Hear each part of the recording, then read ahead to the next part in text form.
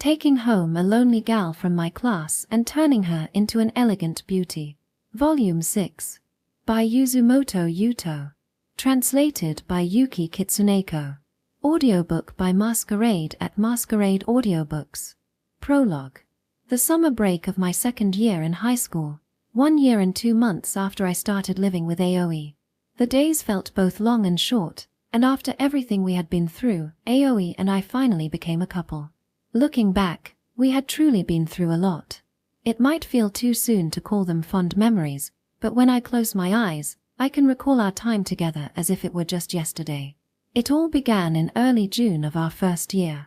On a rainy day when the hydrangeas were in full bloom, I saw Aoi sitting alone in a nearby park without an umbrella and brought her home.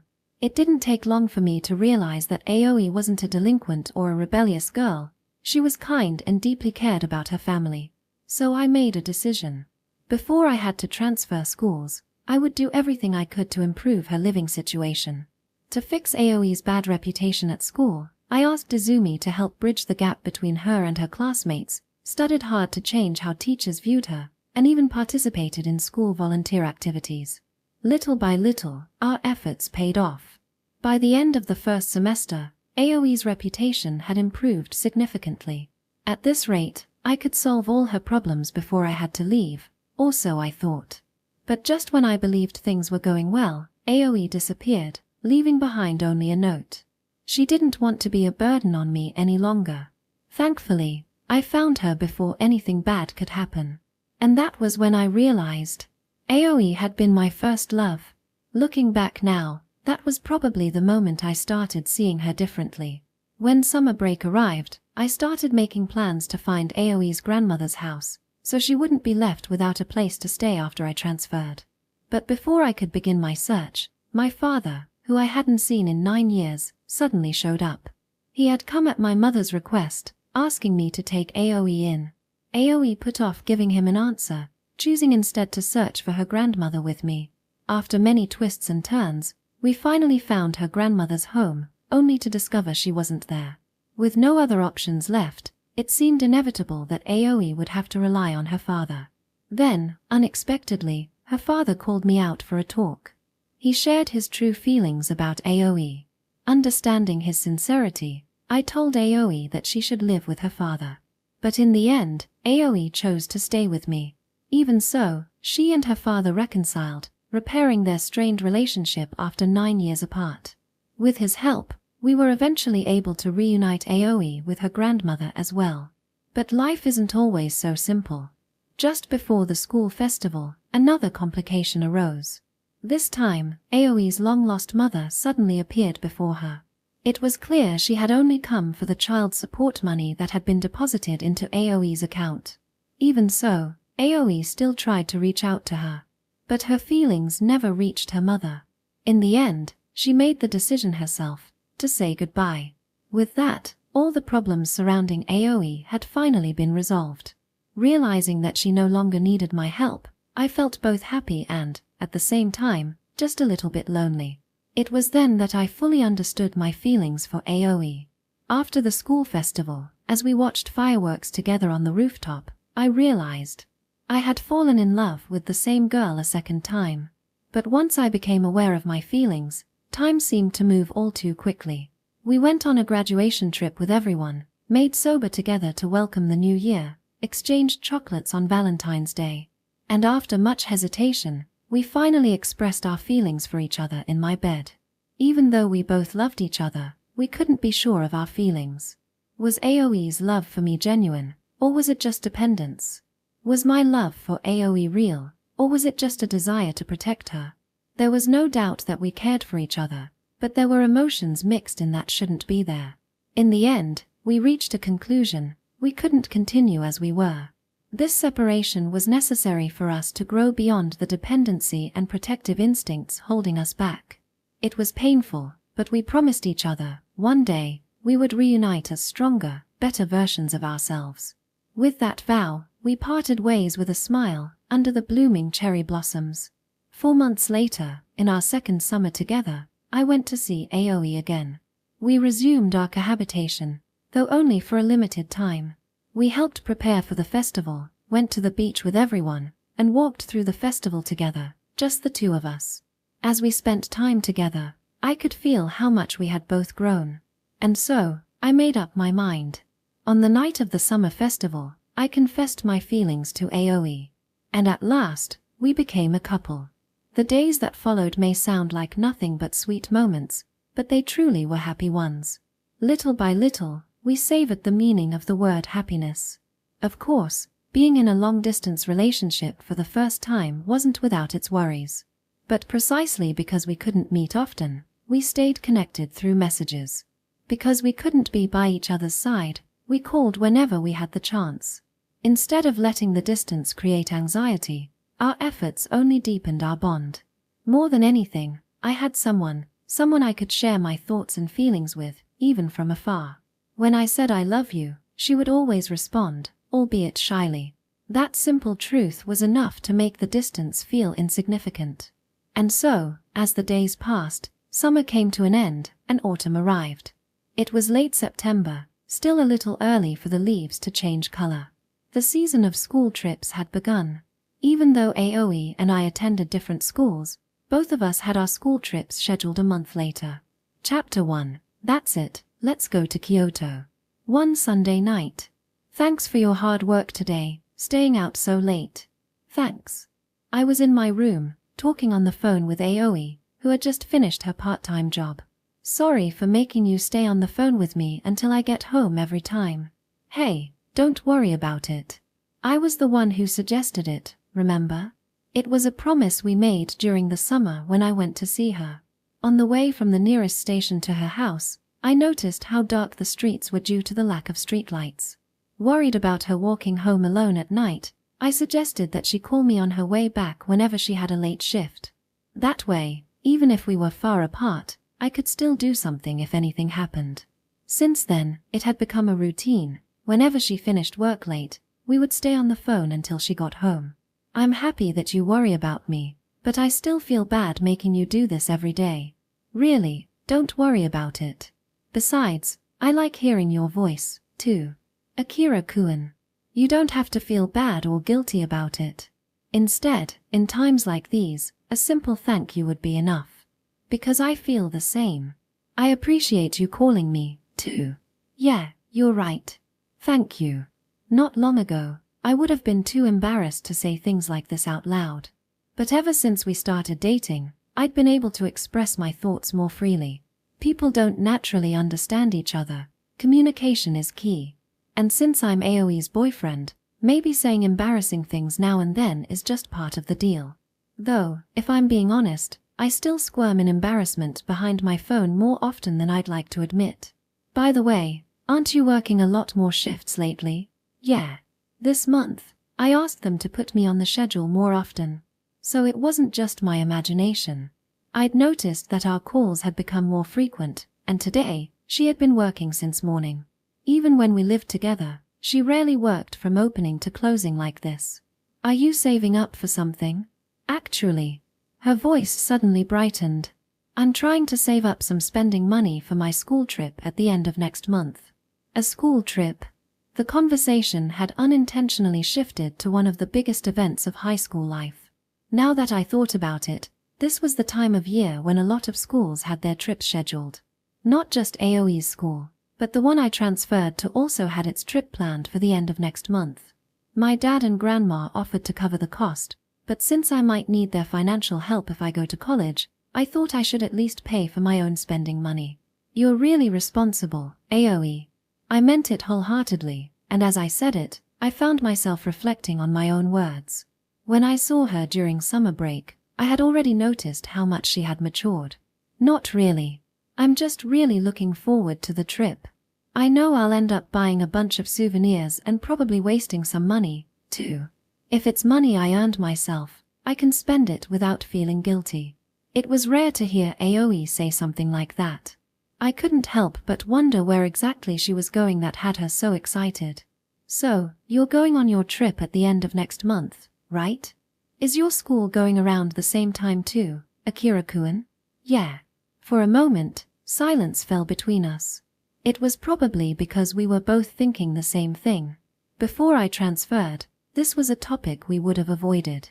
But now, thanks to everyone's support, I could look at my transfer in a positive light. If I hadn't transferred, we could have gone on the school trip together. Yeah, I know it can't be helped, but I really wish we could have. Rather than avoiding the subject, we were able to talk about it openly now. It wasn't just about sharing happy moments. Being able to share regrets and disappointments like this was proof of how much we had grown. By the way, where is your school trip taking you? Let's see.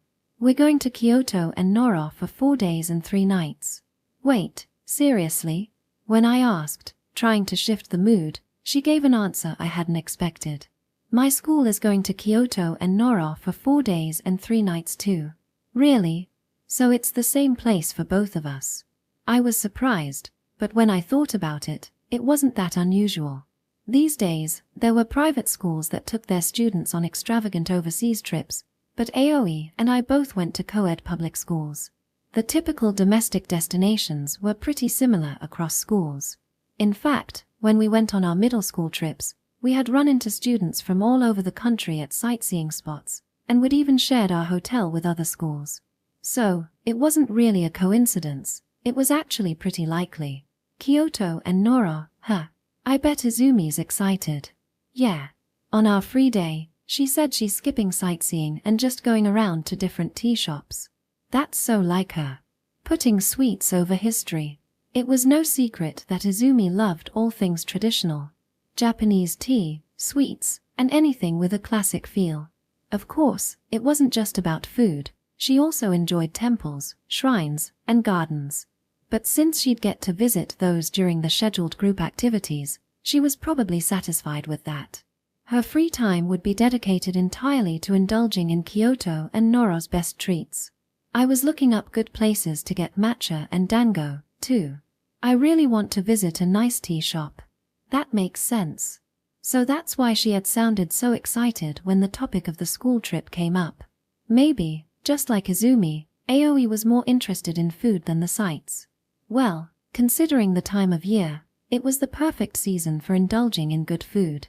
Matcha, huh? Hiyori asked me to bring back matcha sweets as a souvenir. If I find a good place, I'll let you know. Thanks. That'd be a huge help. Rather than searching for a place myself, I figured I'd have better luck relying on someone who genuinely loved matcha. Ever since the school festival, Aoi had become a big fan of it. I decided to take full advantage of her knowledge. So, we're both going to Kyoto and Nara? If our trips end up being on the same dates, we might even run into each other. The moment she said that, our conversation came to a stop. When are your travel dates, Akira-kun? The last week of October, from Tuesday to Friday. Ha! Aoi let out a small sound of surprise, followed by a long silence. It was so quiet that I wondered if the call had disconnected. I instinctively checked my screen, but we were still connected. Aoi, actually, our trips are on the same dates. No way. I couldn't help but raise my voice in shock. It wasn't unusual for our destinations to be the same, but for the dates to align perfectly, I hadn't even considered the possibility. Now, I couldn't stop myself from getting my hopes up. Aoi, your free activity day is on the second day, right? Yeah, we have free time in Kyoto on the second day. I knew it. If our schedules were the same, then our free days had to line up too. And that meant only one thing. Do you think we could meet up somewhere and explore together? Just the two of us? She sounded genuinely caught off guard. We'd have to be careful not to get caught by the teachers, so we'd probably need our classmates' help to cover for us. But if we plan it right, we might be able to have a little school trip date in Kyoto. As I spoke, I could feel my excitement rising. Still, I made sure to keep myself in check. I didn't want to pressure her into anything. Aoi was a class representative, so if she got caught, it could turn into a big problem. That's why I wasn't going to push the idea. It was entirely up to her if she wanted to go along with it. But my worries disappeared the moment she spoke. Yeah, I'd love to go around with you, Akira-kun. From the other end of the call, Aoi's enthusiasm burst through. I couldn't see her face, but I could easily picture her smiling from ear to ear. Earlier, you said, if we were at the same school, we could have gone on this trip together, right? Yeah. Every time we talked about the school trip in class, I kept thinking the same thing. When I realized you felt the same way, I was so happy. If we can meet up there, I definitely want to spend the day with you. Even through the phone, I could feel her emotions. I couldn't help but soak in the happiness of having her in my life. I'll talk to my group tomorrow and see if they can help cover for me. I'll ask my group too, but I think I'll be fine on my end. Really? Yeah. For some reason, Aoi hesitated. Or rather, she sounded a little flustered. Well, everyone knows that we were really close back in our first year, right? Yeah, that's true. So even after you transferred, they kept asking me about you. And when I told them recently that we started dating, all the girls in my class took me to karaoke to celebrate. Oh. So that's why she was acting shy. She was embarrassed. Hearing it said in such an adorable way made me feel kind of flustered too. They all said they'd help if I ever needed anything, so I think it'll be fine. That's reassuring. And also a little embarrassing. Yeah, it is a bit embarrassing. Talking about our relationship like this felt natural now, but getting teased about it, that was something else entirely. Well, if anything, it just showed that Aoi had a lot of close friends she could talk to about love. That was a good thing. A little embarrassment was a small price to pay for that. Alright, let's talk to everyone first, and then we'll plan the details. Yeah, sounds good. After that, we kept chatting until Aoi got home. The idea that we might actually meet in Kyoto on our school trips. It wasn't even set in stone yet, but just thinking about it filled me with excitement. Section. The next day, during lunch break. Hey, I need a favor. You got a minute? I was on the rooftop of my school, eating lunch. A favor? That's rare coming from you. Alright, leave it to me. Answering with unwavering confidence, despite not knowing what I was about to ask, was my classmate, Yuki. Back when I first transferred to this school at the start of the semester, he was the first person to talk to me when I didn't know my way around. Since then, he'd looked out for me a lot, and over time, we naturally became friends. He was loud and always full of energy, but at heart, he was a dependable, older brother type who enjoyed taking care of people. Honestly, I probably wouldn't have adjusted to this school as quickly as I did without him. I appreciate the enthusiasm, but at least hear me out first. Fair enough. Alright, let's hear it. The thing is, I have a girlfriend. A girlfriend? Yuki reacted as if I had just set off a landmine. His voice exploded across the rooftop, making me wince.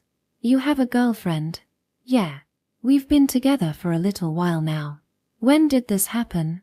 His expression was a mix of shock, betrayal, and envy, as if he wanted to yell, "You went and got a girlfriend all on your own." Actually, scratch that. His face said it all without him needing to say a word. Who is she? Where did you even meet her? She was a classmate from my old school. We got together when I visited during summer break. I mean, I told you before that there was a girl I was close with and that I was going to see her during the break, right? Yeah, you told me that much. But you never said you started dating. Oh, guess I forgot to mention that part. My bad. I could have sworn I had told him, but now that I thought about it, maybe I really hadn't. I did feel a little bad about that, but still, he needed to calm down. Yuki was so shaken that the hand holding his yakisoba bread was trembling violently. Stray bits of noodles were flying everywhere, scattering across the rooftop floor. A nearby sparrow eyed the mess hungrily, watching and waiting. Honestly, I wouldn't mind if it cleaned up for us, less work for me. Damn. I'm so jealous. Alright, tell me everything. After his initial outburst, he slumped his shoulders, looking utterly defeated. His mood swings were so extreme I was starting to feel whiplash. Come on, Yuki. If you actually tried, you could get a girlfriend too. TCH. It's not like that with her. We're just childhood friends, nothing more. Yuki muttered his response while awkwardly avoiding my gaze, looking a little embarrassed.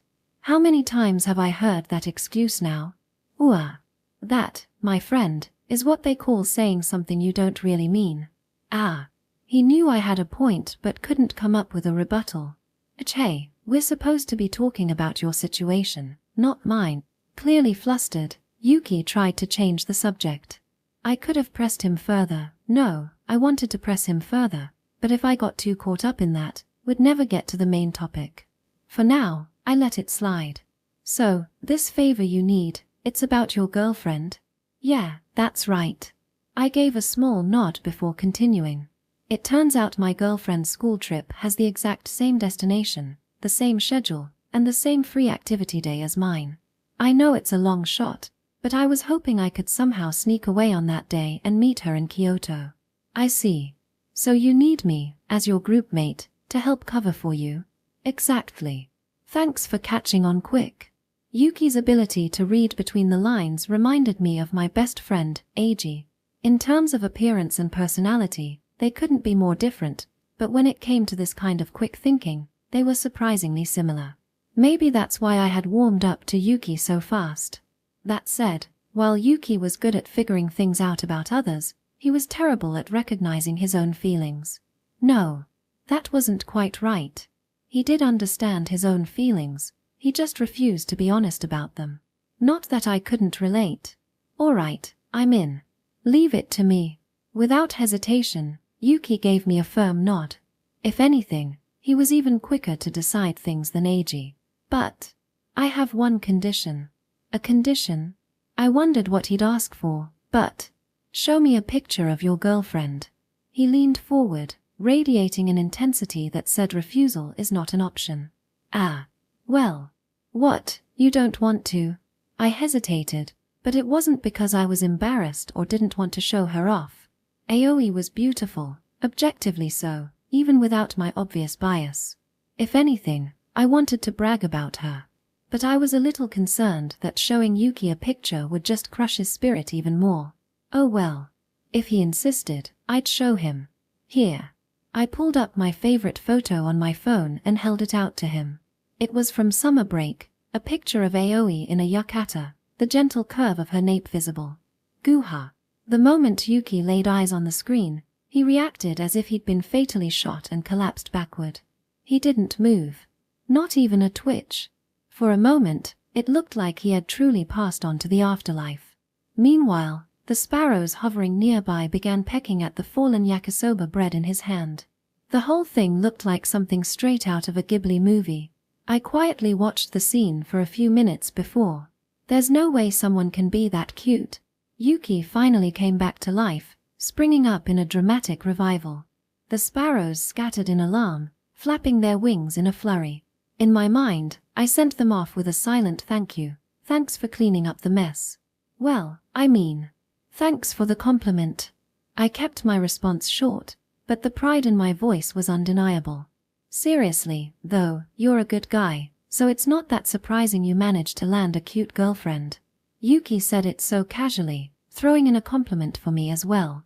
If he could just direct a fraction of that charm toward girls, he'd probably be insanely popular. It wasn't just empty praise. Yuki was blunt, dependable, and had a straightforwardness that was undeniably appealing. In fact, I knew for a fact that there were girls who liked him because of that. Yuki, you're a good guy too. You could get a girlfriend anytime if you actually tried. Man, you're really laying it on thick today. If I pushed any further, I'd probably end up annoying him, so I decided to let it go. Anyway, our homeroom period today is for discussing the school trip, right?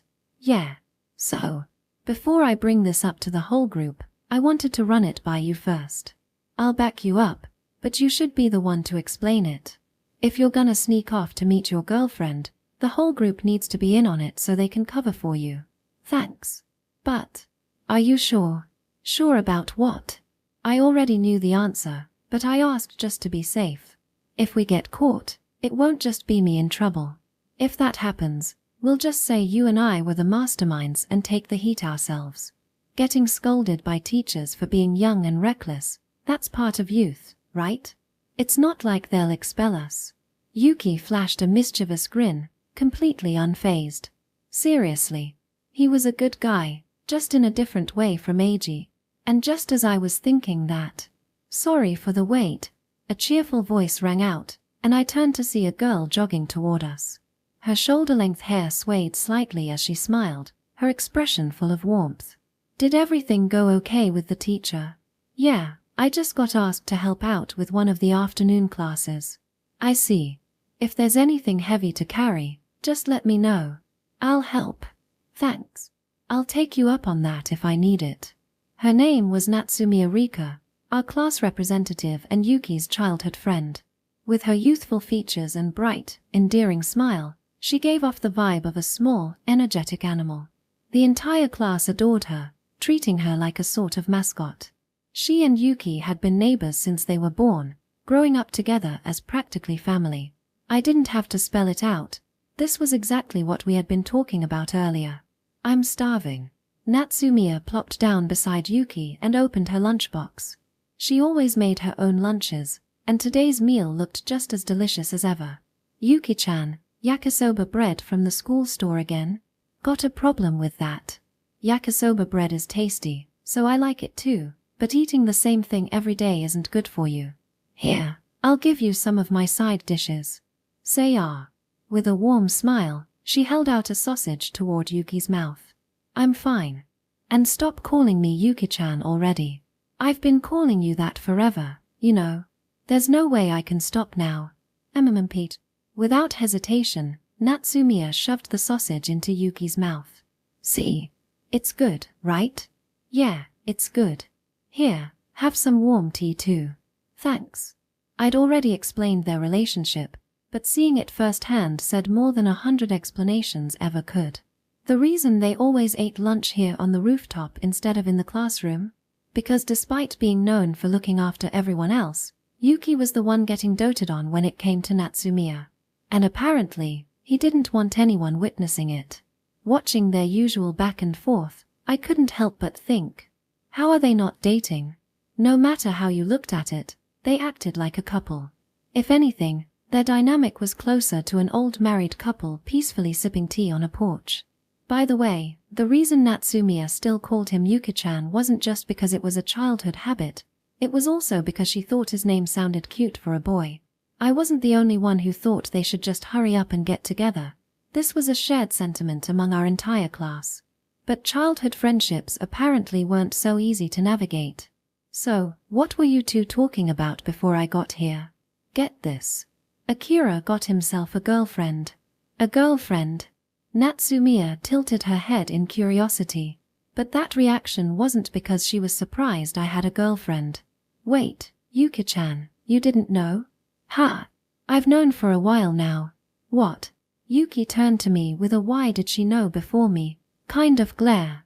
So yeah, Natsumiya wasn't surprised that I had a girlfriend. She was surprised that Yuki was the only one left in the dark. I never actually told her myself, though. Then how does she know? Well, after summer break, Akira-kun looked way too happy, so I asked. And he told me. That's all it took. I hadn't realized I was that obvious, but apparently, girls had a keen eye for these things. Though, if she was going to say I asked and he told me, I had a few objections. A more accurate way to describe it would be, I was cornered in the classroom, subjected to hours of questioning, and interrogated with a relentless smile. Natsumiya loved romance talk. I had tried to play dumb, but she had locked onto me like a detective sniffing out a case, refusing to let me go until she had extracted every detail. In the end, she walked away looking satisfied, while I sat there utterly drained. My condolences. The fact that you understand is my only solace. I didn't even need to describe the situation. Yuki immediately got the picture. So, what about Akira-kun's girlfriend? Well, the memory of that interrogation flashed through my mind, making me hesitate. You should tell Natsumiya too, since she's in our group. Yeah, you're right. So, I explained the situation to her as well. If that's the case, I'll help however I can. Natsumiya responded with a bright smile. Well, since that's settled, I'm heading back. Yuki-chan, you're leaving already? Yeah. Take your time finishing your lunch. With that, Yuki quickly made his exit. Natsumiya watched his retreating figure, looking just a little lonely. I wonder if he doesn't like being around me anymore. She lowered her gaze to her lunchbox, murmuring softly. There was a clear sadness in the way she slouched forward. That's not it. If he didn't like being around you, he wouldn't eat lunch with you every day. Today. Well, sorry. I kind of teased him earlier, so I think he's just embarrassed. Really? Yeah. You don't need to worry. Okay. That's a relief. Natsumiya let out a small breath of relief, smiling again. I didn't need to spell it out. Anyone could tell that she had feelings for Yuki. Her endless questions about Aoi back then weren't just idle curiosity. She was looking for insight, hoping to learn something from my experience. And, in her own way, she was asking for my support. Ever since then, I had been quietly giving her advice. Yuki likes you too. He just needs to be honest about it. Akira-kun, you always say that, but do you really think so? Yeah. No doubt about it. If he didn't care, he wouldn't be running away. If anything, this current situation was actually a sign of progress. Before, Yuki had seen her purely as a childhood friend, not even as a girl. Sure, she might feel frustrated that he was acting distant now, but compared to being completely overlooked as a romantic interest, this was a step forward. The worst thing that could happen was if he never saw her as a woman. All you need is the right moment. A moment. Her. Natsumiya let out a small sigh, gazing up at the sky. When you've been together forever, those moments just never seem to come. Yeah, I get that. Changing a relationship that had been set in stone for years was tough. For some, an unchanging relationship was comforting, a sign of stability. But the moment you decided you wanted something more, that stability became an obstacle. Humans naturally fear change, after all. If the moment presents itself, would you confess to him? Yeah. I think just waiting around won't get me anywhere. Her eyes held a firm resolve, strong, yet vulnerable. It was the look of a girl deeply in love. Maybe the school trip will be that moment. Yeah. Let's both do our best. Thanks, Akira-kun. Natsumiya smiled brightly before returning to her lunch. Thinking about it, I had probably looked just as uncertain to Eiji and Izumi not long ago. Now, it was my turn to support someone else. When the lunch break ended, we had our homeroom session for the 6th period. Just as I had with Yuki and Natsumiya, I explained the situation to the rest of our group. Thankfully, no one objected. Everyone was on board with helping me. But then, a problem arose. If we're gonna cover for you, we need to see a picture of your girlfriend. Just like when Yuki had asked to see it, I wasn't against showing the picture. So, deciding it was no big deal, I handed my phone over. As expected, the guys in my group took one look at the photo and collapsed in despair, their expressions utterly defeated. Once again, I was reminded. Aoi really was a beauty, even without the bias of being her boyfriend. But more importantly, it looked like I'd be able to slip away during the second day's free activity without any issues. Now, all that was left was Aoi's response. I couldn't wait to hear what she'd say. Section. That night, I sent Aoi a message. Telling her the results over text felt a little too impersonal, so I simply wrote, "Are you free to talk today?" and hit send. Almost immediately, she replied with, "I still have some housework to do, but I should be free after 9 p.m. along with a cute cat sticker." Although her grandmother usually handled the household chores, Aoi didn't want her overexerting herself. On days when she didn't have work, she made it a point to help out as much as possible. That was just the kind of person she was. Kind, thoughtful, and always looking out for others. I replied, "Got it. Just let me know when you're free," and decided to take a bath while I waited. 30 minutes later, I stepped out of the bathroom and checked my phone. There was a single missed call. Unlocking the screen, I saw a message from Aoi. "I finished earlier than expected, so I'm free anytime." It had been sent 10 minutes ago. Without even drying my hair, I hurried back to my room and called her back. "Hello. Akira-kun?" She must have been waiting with her phone in hand. She answered before the first ring had even finished. "Sorry, I took a little longer. I wanted to get my bath out of the way first." "Don't worry about it. I was the one who kept you waiting. Without wasting any more time, I got straight to the point. About the school trip. I should be good to go. Really. That reaction was unusually enthusiastic for Aoi. At that moment, I already knew her answer before she even said it. My group mates agreed to help cover for me. Actually, even some people from other groups offered to help. So, if you're good on your end, we should be able to meet up in Kyoto. I'm good too. Everyone's willing to help. No way. Even though I had expected it, I couldn't help but overreact myself. They told me to be careful not to get caught and to have fun. Oh, and they also said to tell you hello. They said they'd be happy if we happened to run into each other, even by accident. Wow. They really said that. I felt a warmth rise in my chest, my eyes almost stinging from the emotion. Even after 6 months since I transferred, they still thought about me. That alone made me unbelievably happy. So, that means we'll see each other on the second day in Kyoto? Yeah. Just 1 more month to go. MHM. Since it's settled, let's start planning where to go. Yeah, let's. After that, we got completely wrapped up in our conversation. With our phones in hand, we browsed through sightseeing spots, excitedly throwing out ideas. Let's go here. Oh, but I want to see this too. Talking like a couple of kids who couldn't wait for their school trip. It would be my first time seeing Aoi in 2 months, since summer break. There was still a whole month to go, but I already couldn't wait. But, at the same time, there was one small thing I couldn't help but feel a little disappointed about. If only our free day had been just 1 day later. I knew it was a selfish thought.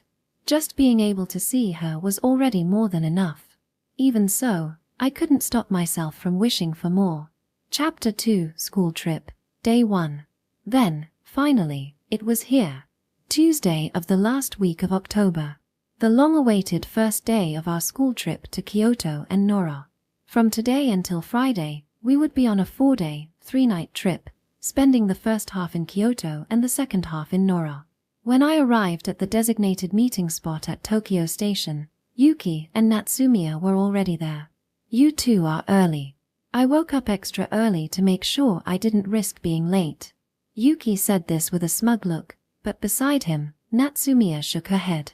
Yu-chan, you couldn't sleep because you were too excited, right? How do you know that? You've been like that since elementary school, always too excited to sleep the night before a trip. As expected of childhood friends, she knew everything without him even needing to say a word. To be honest, I hadn't been able to sleep much last night either. The excitement had kept me wide awake. Just don't start saying you're sleepy halfway through, alright? No way. I'll be having too much fun to get tired. He had a point. Maybe it was just the adrenaline, but I didn't feel sleepy at all. As we chatted, more of our classmates began to gather. Once the teachers confirmed that everyone had arrived, we headed toward the platform and boarded the Shinkansen.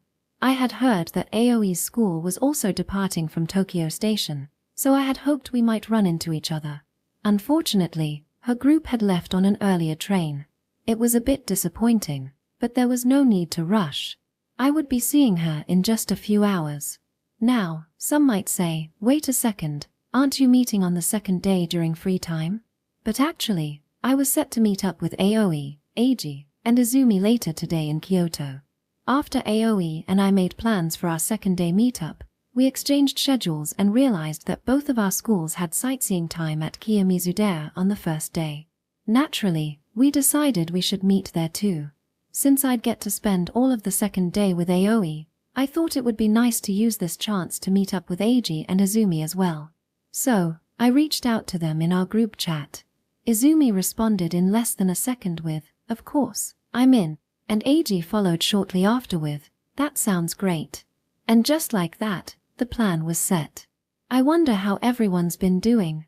Sitting by the window, I watched the scenery pass by and muttered to myself. The anticipation was getting to me. My heart was pounding in excitement. Section. After about 2 hours on the Shinkansen, we arrived at Kyoto Station without a single dip in excitement. From there, we transferred to a bus, reaching the parking lot near Kiyomizu-dera at around 11 a.m. Kiyomizu-dera really is the Kyoto landmark, right? There are lots of other Kyoto-esque places, but yeah, this one's a classic. As we stepped off the bus, Yuki made his comment, and Natsumiya nodded in agreement. Alright, I'll catch you guys later. We had 2 hours of free time here, including lunch, until 1 p.m.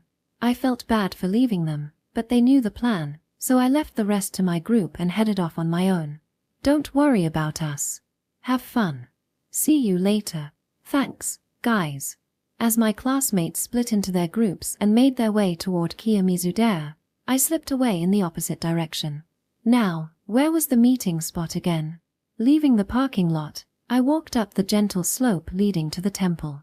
Even though it was still too early for the autumn leaves, the place was already packed with tourists.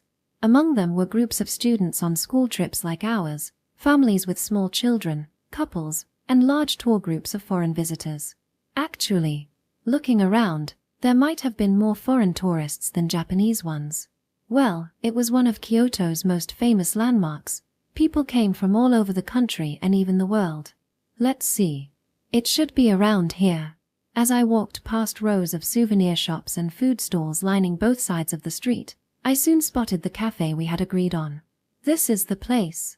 At first glance, it looked like a stylish modern cafe, but the traditional Norin curtain hanging over the entrance gave it a distinctly Japanese feel. Beneath the cafe's name, the words Japanese cafe were written in English, probably to cater to foreign visitors. The menu board outside was also in English. Regardless of the signage, this was definitely the meeting spot. I slid open the wooden door and stepped inside, glancing around the shop. Akira-kun. Over here. A familiar voice called my name. Turning toward the sound, I saw Izumi waving enthusiastically, her usual energy on full display. Seated at the 4-person table with her were Eiji and, of course, Aoi. Sorry, did I keep you waiting? As I asked, I slid into the seat next to Aoi. Nope. We just sat down and placed our orders. Good. Glad I made it in time. Eiji handed me a menu, and I flipped through it. As expected of Kyoto, there were tons of matcha-based items. What did you get, Aoi? I ordered a matcha latte and matcha tiramisu. That sounds good. I'll have the same.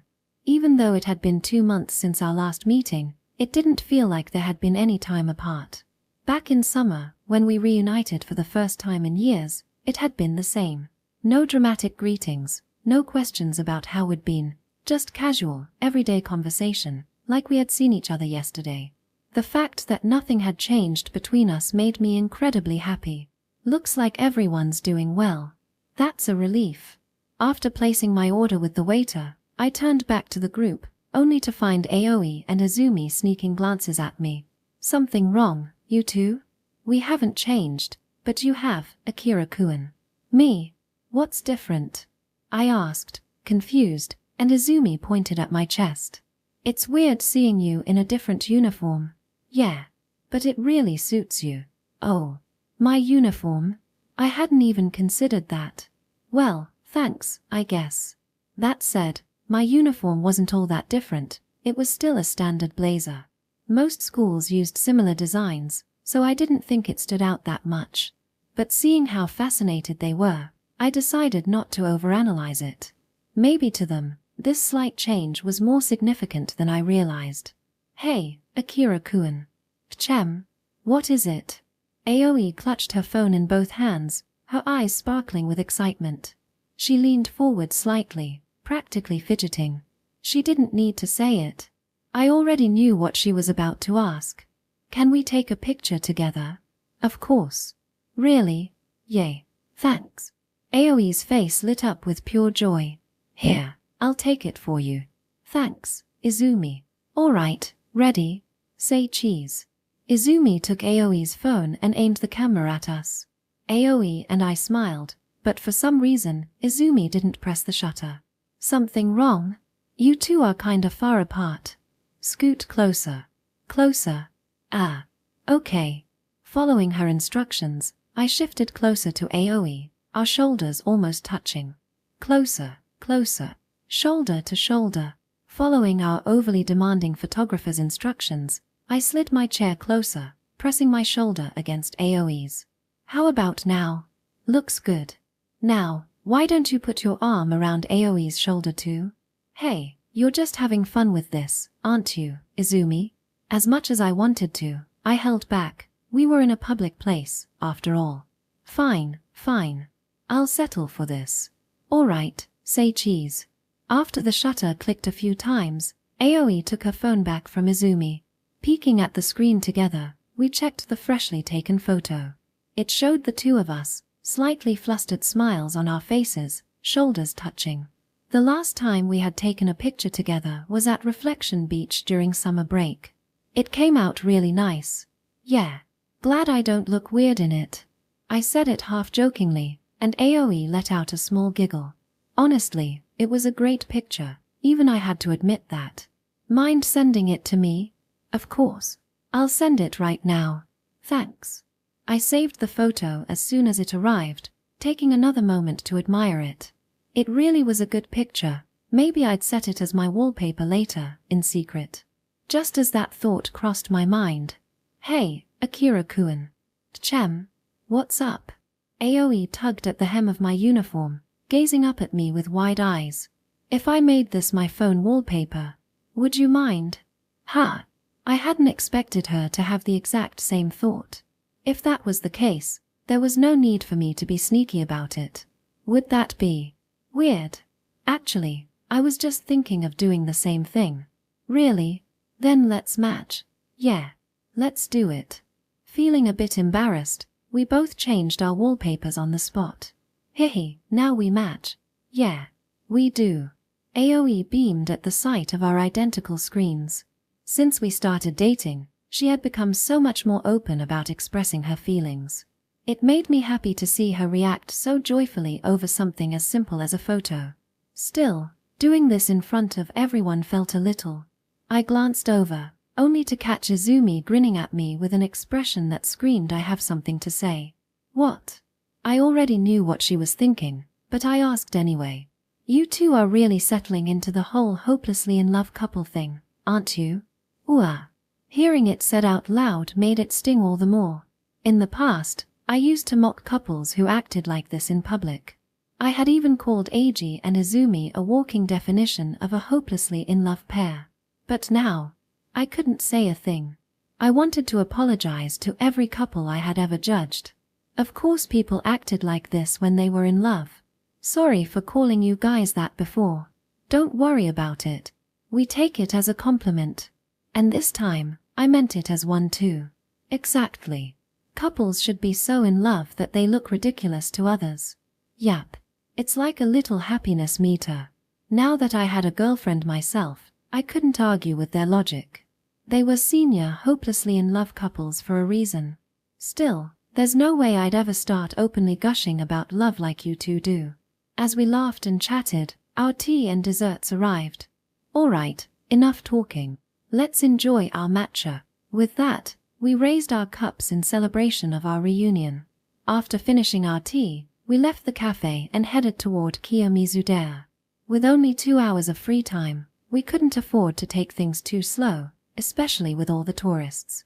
If we didn't hurry, we might not even have time for lunch. Picking up the pace, we made our way up the stone-paved slope leading to the temple. The first thing to catch our eyes was a grand, vividly red structure. At its entrance stood 2 imposing Kongarikishi guardian statues. Nyaman Gate. Seeing it in person is so much more impressive. Yeah, it looks way bigger than in the textbook photos. Aoi and I both murmured in awe. It probably seemed even larger because we were viewing it from the bottom of the stairs. While we were marveling at its presence, Izumi was already striking a pose in front of the statues, snapping pictures. With her leading the way, we moved on, passing the West Gate, the 3-tiered pagoda, the Bell Tower, the Sutra Hall, Tomua Hall, and Osakura Hall, each historical structure leaving us more and more in awe. Before long, we arrived at the temple's famous main stage. Kiyomizu no Butai. Ooh. All 4 of us let out a collective breath of admiration. The sight before us was breathtaking. From the stage that jutted out over the cliff, we could see a vast sea of greenery. In the distance, Kyoto's cityscape stretched out toward the horizon. The trees were just starting to turn, signaling the beginning of autumn. In another 2 or 3 weeks, the entire landscape would be ablaze with red and gold. During peak foliage season, over 1,000 maple trees would transform the scenery into a stunning display of fiery hues. At night, around 500 lights would illuminate the entire area, creating a magical sight different from the daytime view. That was what the travel guide had said. With each season, Kiyomizu-dera offered a completely different experience. It's already beautiful now, but I bet it's even more amazing when the leaves are at their peak. Yeah. We should come back one day, just the 2 of us. Yeah. Let's do that. Being able to talk about the future like this. It was one of the little joys of being in a relationship. Just as I was cherishing this moment. Yuki-chan, be careful. Don't lean too far over. Stop calling me that, even here. A familiar voice. A familiar argument. What does it matter? You're still Yuki-chan, no matter where we are. I mean, you're not wrong, but, wait, that's not the point. I turned around and sighed. There they were. Yuki and Natsumiya, bickering as usual. Shaking my head, I walked over to them. Come on, guys. Can't you save the married couple routine for later? Wait, who's married to who? Wait, Akira and Akira's girlfriend. The moment Yuki shouted in shock, Natsumiya reached over and pinched his cheek. Ow. What was that for? That's no way to talk to a girl you just met. Be polite. Scolding him like a mother, she didn't let go until he stopped struggling. Then, turning to Aoi, Natsumiya bowed deeply. Sorry about that. Our Yuki-chan can be a little tactless sometimes. Our Yuki-chan? Forget being like a mother, she was 1 at this point. It's all right, don't worry about it, Aoi replied gently. Seeing how familiar I was with them, she had probably realized they were my classmates. She then gave me a glance, as if silently confirming whether she should formally introduce herself. I had thought there was a chance we might run into them somewhere, but I didn't expect it to happen so soon. All right, let me introduce everyone. Standing between the 2 groups, I began the introductions. These 2 are my classmates from my new school, Tabi Yuki and Natsumiya Rika. We're in the same group for the school trip, and they were the ones who helped cover for me so I could meet you all. Nice to meet you. I'm Natsumiya Rika. Tabi Yuki. Then, I turned to introduce Aoi and the others. And these are my friends from my old school. Kusagishi Eiji and Asamiya Izumi. And of course, though you've probably figured it out by now, this is my girlfriend, Suto Maoi. Asamiya Izumi. Thanks for always looking after our Akira-kun. Izumi was the first to step forward, full of energy as usual. In situations like this, her high social skills were always a huge help. That said, the way she called me our Akira-kun made her sound like my mom. She was probably just trying to make Natsumiya feel comfortable by using the same speech style, but still. After her, Eiji and Aoi followed suit with polite greetings. I've heard a lot about you all from Akira-kun. It's nice to finally meet you. We're glad too. It's reassuring to know that Akira-kun has such good friends in his new school. While Izumi and Natsumiya kept the conversation flowing smoothly, I turned to Yuki, noticing something off. Yuki, it's just you and Natsumiya. Where's the rest of your group? With the crowds as packed as they were, I figured they had just gotten separated. Yeah, about that. 1 second they were there, and the next, poof, gone. Ah, I see how it is. Yuki furrowed his brows in confusion, but the reason was obvious. They hadn't just disappeared. They had deliberately left Yuki and Natsumiya alone. It was their way of saying, just get together already. I knew this tactic well. Around this time last year, during the school festival, our classmates had done the same thing to me and Aoi. Back then, I had just been annoyed by it, but now that I was on the other side, I understood their intentions a little better. Hey, Akira. Can I talk to you for a sec? Chem, what's up? Making sure Natsumiya was busy chatting with Aoi, Yuki took a step closer and whispered. Help me. Please. Help you. With what? Being alone with Rika like this is so awkward.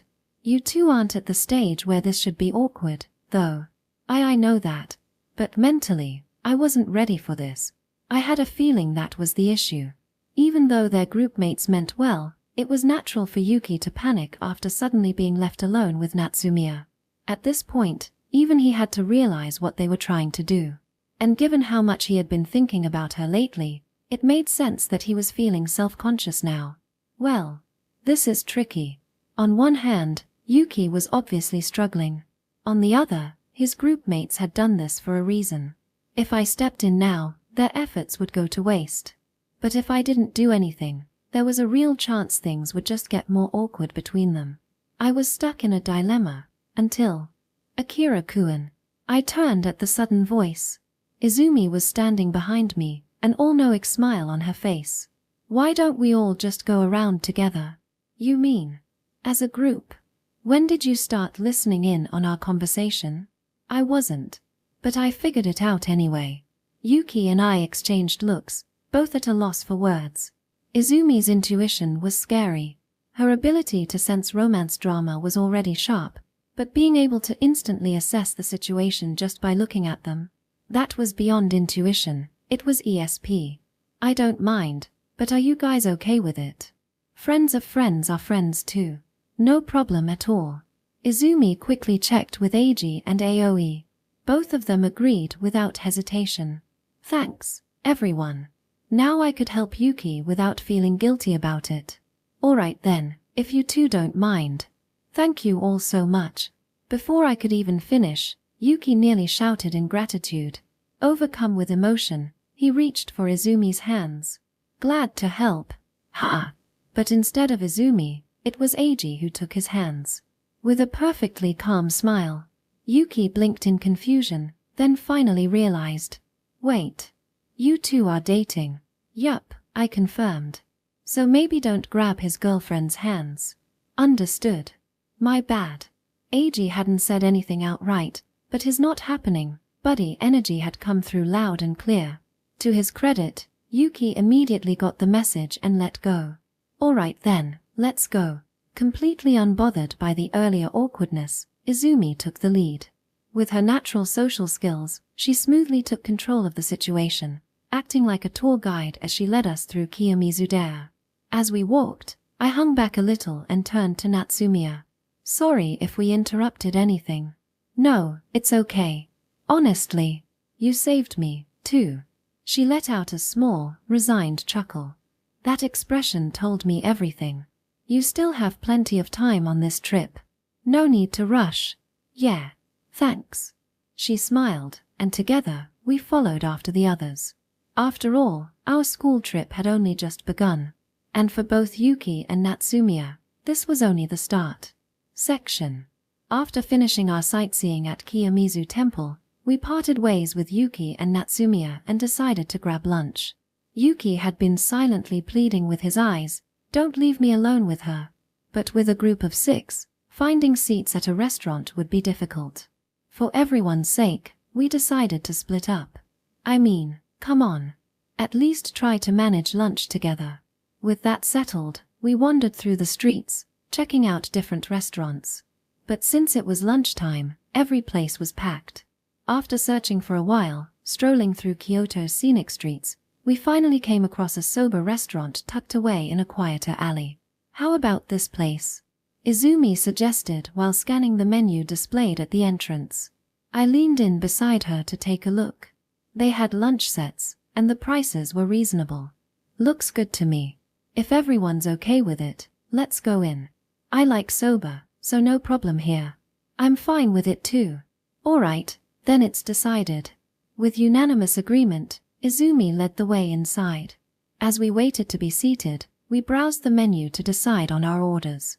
Since Aoi, Eiji, and I had just had something sweet at a cafe, we opted for a light meal, zaru soba. Meanwhile, Izumi, who seemed to have an endless stomach for sweets yet still had room for a feast, ordered a hearty zaru soba set with tempura. Once seated and having placed our orders, we passed the time chatting. Having soba together like this feels kind of nostalgic. The last time was when we made New Year's soba at Akira's house. Hard to believe that was 10 months ago already. Saying it out loud made it feel like a long time, but in reality, it had passed in the blink of an eye. Before we knew it, time would slip away again just as quickly. By this time next year, we'll all probably be busy preparing for entrance exams. Not even next year. Once this trip is over, we'll have to start focusing on them. Eiji had a point. There were various theories about why school trips were scheduled when they were, but one reason they took place in the second year instead of the third was to avoid interfering with university entrance exams. If anything, it already felt a little late to be thinking about them. Can we not talk about exams while we're on a fun school trip? Izumi sighed, looking uncharacteristically dejected. But you don't have anything to worry about, right? You're good at studying. Just because I can study doesn't mean I like exams. Fair enough. Not to ruin the mood even more, but since we're on the topic, has everyone decided on their plans after high school? We didn't usually talk about this, so I figured it was a good chance to ask. I'm planning to go to university. Same. I'm narrowing it down to schools in the Kanto region. Eiji and Izumi answered first. Aoi, you got the okay to go to university, right? Yeah. I mentioned it to you a little over summer break, remember? I talked to my dad and grandma, and they agreed to support me. I haven't decided on a school yet, though. I see. That conversation came back to me. After visiting the children's home, we had talked about her future. Aoi was the type of person who could truly understand and support others. Whatever job she chose, I felt certain it would be something where she could help people. Going to university would be a great way for her to broaden her knowledge and experiences. Right now, it seemed like she was still considering her options. What about you, Akira? I'm planning to go to university too. Right now, my first choice is one in Tokyo. Hearing that everyone planned to continue their studies made me think. It was something I'd considered every time I thought about the future. If we all went to universities in Tokyo, we'd still be able to stay together. Of course, that wasn't a reason for everyone to aim for the same place. We all had our own paths to follow, and some of us might choose universities outside the city. It was just a passing thought, something that would be nice if it happened by chance.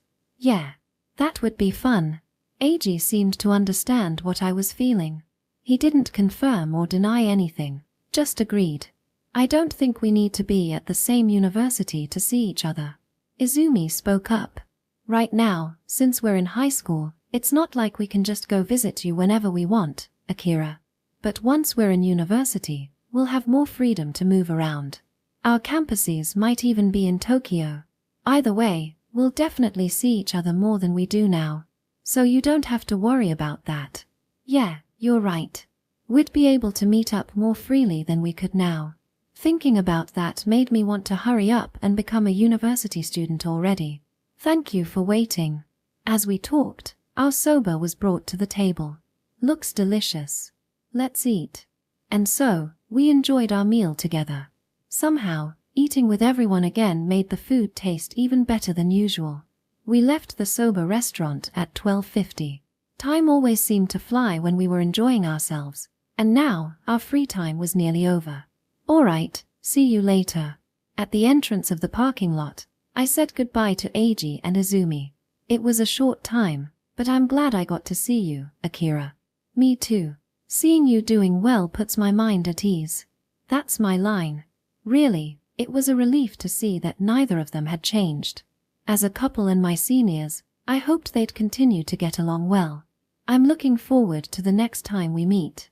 Eiji said that as he extended his right hand toward me. I grasped it firmly before turning to Aoi. See you tomorrow, Aoi. Yeah, see you tomorrow. I'll message you later. If only we could meet the day after tomorrow too. But there was no way I could say something that selfish, so instead, I turned my back on the three of them and headed for the bus. Feeling lonely at times like this was nothing new, but I had long since gotten used to it. After all, that loneliness was just the other side of the same feeling, proof of how much I valued these relationships. The more I missed someone, the stronger those feelings were. And the longer I spent looking forward to seeing them again, the greater the joy would be when we finally reunited. That's why I didn't see loneliness as something negative anymore. Besides, I'd be seeing Aoi again tomorrow. Did you have fun? Just as I was thinking that, I returned to the bus and heard a familiar voice. Waiting outside for me was Yuki. Yeah. Thanks to you, I got to enjoy a long overdue reunion. I really appreciate it. No need to thank me. If anything, I should be the one saying that. Yuki lowered his head deeply as he spoke. I'm sorry for getting in the way back at Kiyomizu Temple, and thank you. You really don't have to thank me. It goes both ways, doesn't it? Even so, I knew Yuki wouldn't feel at ease unless he said it. It's just, being alone with Rika is hard for me. His voice, still lowered, lacked its usual energy. Like I said earlier, there's no reason for you to be embarrassed about being with her, right? You've spent more time together than apart since you were kids. Even now, I see you two together all the time. If you're suddenly feeling awkward, does that mean something changed? Even though I already knew what he was feeling, I deliberately asked. Unless Yuki said it out loud himself, I couldn't help him. On the other hand, if he did, I could finally support him properly. Yeah, you're right. He had made up his mind. For the first time, he admitted it openly. But now, I have no idea how to act around her. In other words, you have feelings for Natsumiya beyond just childhood friendship. As soon as I asked, Yuki's face turned red, and he averted his gaze before giving a small nod. I might be slow when it comes to other people's feelings, but I'm not clueless about my own. The reason he felt awkward was because he had become aware of his feelings for her. Seeing him like this, I couldn't help but find it a little amusing. Maybe Eiji and Izumi had looked at me the same way back then. This is the first time I've ever felt this way about someone, or even been so aware of them. He admitted, his voice both embarrassed and serious. I don't think you had these feelings back when I first transferred here. When did you start seeing Natsumiya differently? After you told me about Aoi. His response caught me completely off guard. Back when you told me about your past before transferring, how you met Aoi, and how much you two cared about each other. I realized I was jealous. I wanted a love like yours. And when I thought about that, the first thing that came to mind was Rika's smile. That's when I finally understood. And honestly, it shocked me more than anything in my life. I see. I never imagined I would be the reason for it. But now, I don't know how to change things between us. That was the first time Yuki had ever been so honest with me. And that uncertainty, it wasn't just him. Natsumiya probably felt the same way. To our classmates, it might seem obvious. Just confess already and be done with it. But I understood better than anyone that things weren't that simple. Love never goes the way you want it to. I don't want to sound like I'm trying to act superior, but if there's one piece of advice I can give you. Right now, I had something to say.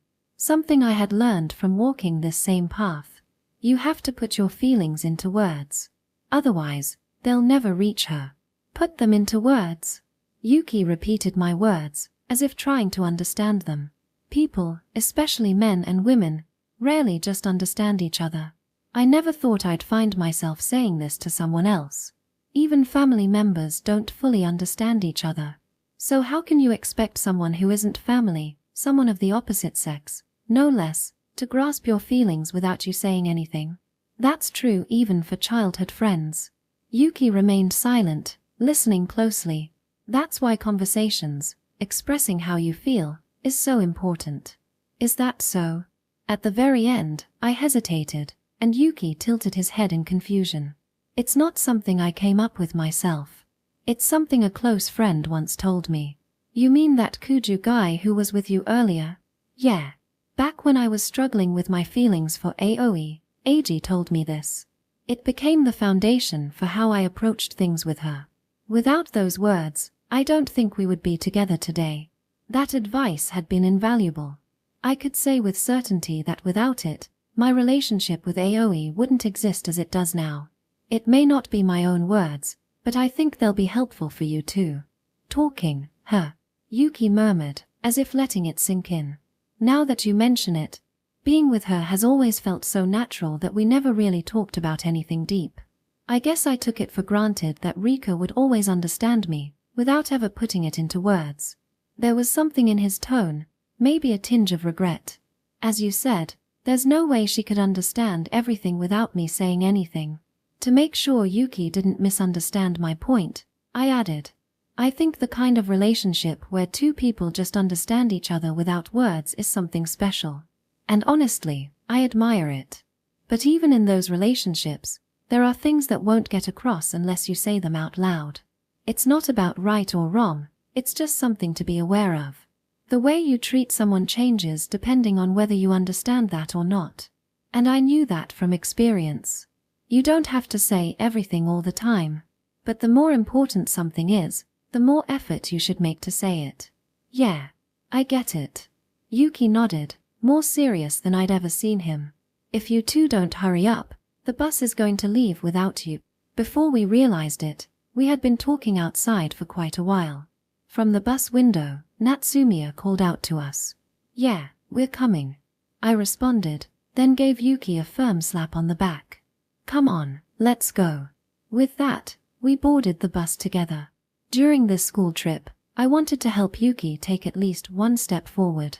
Since I was the one who made him realize his feelings, it only felt right that I do something about it. After that, we visited a few more sightseeing spots before arriving at our hotel.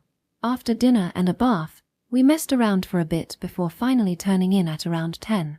Even though I went to bed early to prepare for tomorrow, I couldn't sleep at all. Just thinking about my Kyoto date with Aoi had me too excited.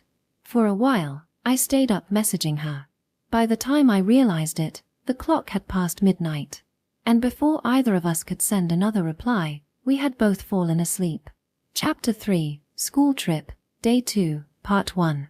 The next morning, after finishing breakfast and getting ready, we left the hotel. I was standing with my group in a small alley a short distance from the hotel. Alright, I'm counting on you guys. Don't worry about us. Just go and enjoy yourself. Say hi to Aoi-san for us. Thanks. I'll get going, then. Leaving things in the hands of Yuki, Natsumiya-san, and the others, I headed toward Kyoto Station for our meeting. The station wasn't far, just about a 10-minute walk from the hotel. While I was on my way, I got a message from Aoi-san saying she was waiting in front of the ticket gate. The thought of seeing her again made me happy. I wanted to see her even a second sooner, and before I knew it, I had started running. Soon after, I arrived at the station and followed the signs to the meeting spot. From a distance, I saw Aoi-san standing in front of the ticket gate, glancing around. Aoi-san, I called out as I approached, and when she noticed me, she gave a small wave in front of her chest. As I rushed over, I couldn't help but smile. Sorry, did I keep you waiting? No, not really. I haven't been here long. That's good to hear. I wiped the light sweat off my forehead, and Aoi-san took a handkerchief from her bag to help wipe it away. You know, when I was waiting for you at the station back in my hometown during summer break, I realized something. I think I really like waiting for you, Akira-kun. I came a bit early today, too. So, don't worry about it. I see. Thanks. Since we started dating, Aoi-san had become more open about sharing her feelings with me. As her boyfriend, I couldn't be happier, but it was still a little embarrassing when she said things like that to my face. Alright, let's go. Yeah. We passed through the ticket gate and boarded the train. The day had only just begun, but I was already having so much fun that I could hardly contain it. Our destination was Arashiyama, a spot we'd agreed on beforehand. We chose Arashiyama, which lies on the western side of the city, a bit farther from our hotel. That's because the northern area, including the famous Kinkakuji Temple, is packed with popular tourist attractions. In other words, popular attractions mean a higher chance of running into our teachers. In fact, many of our classmates had planned their itineraries around that area. We also ruled out Fushimi Inari Shrine to the south, since we'd be visiting it as part of our group itinerary on the third day before heading to Noro. That left Arashiyama as the best spot to enjoy our time together without worrying about being seen. After about 20 minutes on the train, we arrived at Saga Arashiyama Station. The moment we stepped out of the station, we saw not only Japanese tourists but a large number of international visitors as well. Just like yesterday at Kiyomizu Temple. Kyoto really is popular with foreign tourists. Well, for people from other countries, it's probably one of the go-to destinations when visiting Japan. Arashiyama flourished as a retreat for nobles during the Heian period, and it's famous for its historical shrines, temples, and stunning natural landscapes. It's also considered a prime spot to experience Japanese culture, making it highly popular with international tourists. That's what I read online, and judging by the crowd, it seemed spot on. Unlike some of the flashier attractions, Arashiyama has a calm, relaxed atmosphere that makes it easy to enjoy. Aoi-san. I called her name and held out my hand. Now that we were here, we didn't have to worry about anyone recognizing us. Okay. Aoi-san blushed slightly as she took my hand. It had been a while since we'd held hands like this. The warmth of her touch brought back memories of our time together during summer break. Hand in hand, we headed toward Nagatsuji Street, the main thoroughfare lined with souvenir shops catering to tourists. Hey, Akira-kun. As we walked, Aoi-san gave my hand a gentle squeeze. What's up? There are so many people wearing kimono. You're right. Now that she mentioned it, I took a look around and saw it, too. Groups of college girls on trips together, couples strolling side by side, and families with young children. Everywhere we looked, people were dressed in kimono. Even some of the international tourists were wearing them.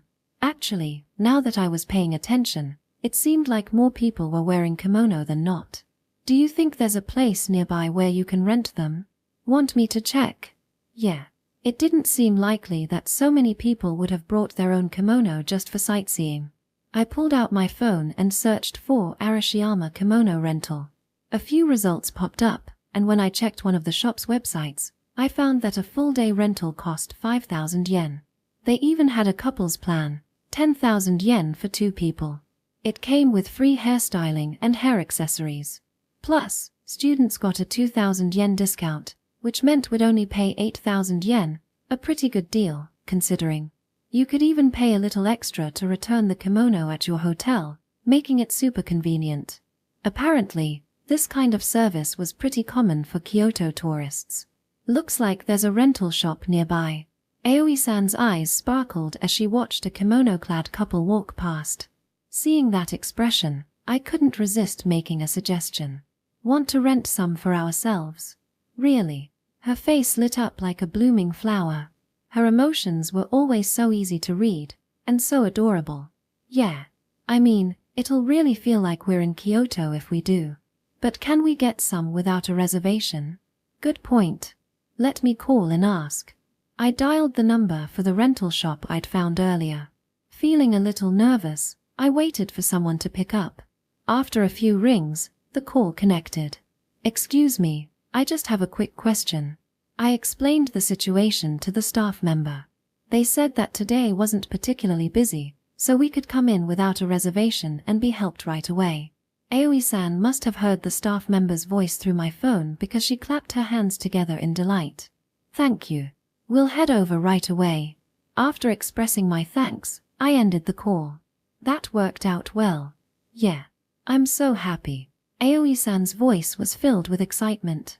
Seeing her this happy made me glad I took the time to look it up. Shall we go? Yeah. In an unusually high-spirited mood, Aoi-san practically skipped ahead. Well, maybe it's not that unusual. Just earlier, at the station, she said she liked waiting for me. Compared to when we first met, she's become much more open about her feelings. Back then, Aoi-san used to apologize constantly, even when she was thanking someone. Her smile always looked a little troubled. But now, knowing she feels comfortable enough to be herself with me makes me incredibly happy. It made me want to be just as open with her about my own feelings. It's not because Yuki mentioned it, but communication really does stay just as important after you start dating. This must be the place. Looks like it. Lost in thought, we arrived at the rental shop. The 2-story shop had an open entrance, allowing passers-by to see the rows of kimono displayed inside, a clever design to attract potential customers. Sure enough, we weren't the only ones peeking inside. Through the window, we could see tourists browsing the selection. Excuse me, I'm Akamori. I called earlier. Ah, yes.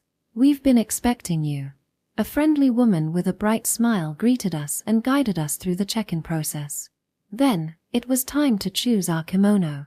There were far fewer options for men, so I figured picking one wouldn't take long. But the women's section had easily over 100 choices. Finding the perfect pattern could take a while. And sure enough, there are so many. I can't decide. Aoi-san frowned slightly as she scanned the racks, inspecting each kimono one by one. Eventually, she stopped in front of one. Find something you like. This one. I think it's beautiful. The kimono she held up had a hydrangea pattern. The fabric was mostly white, adorned with large blue and purple hydrangea flowers.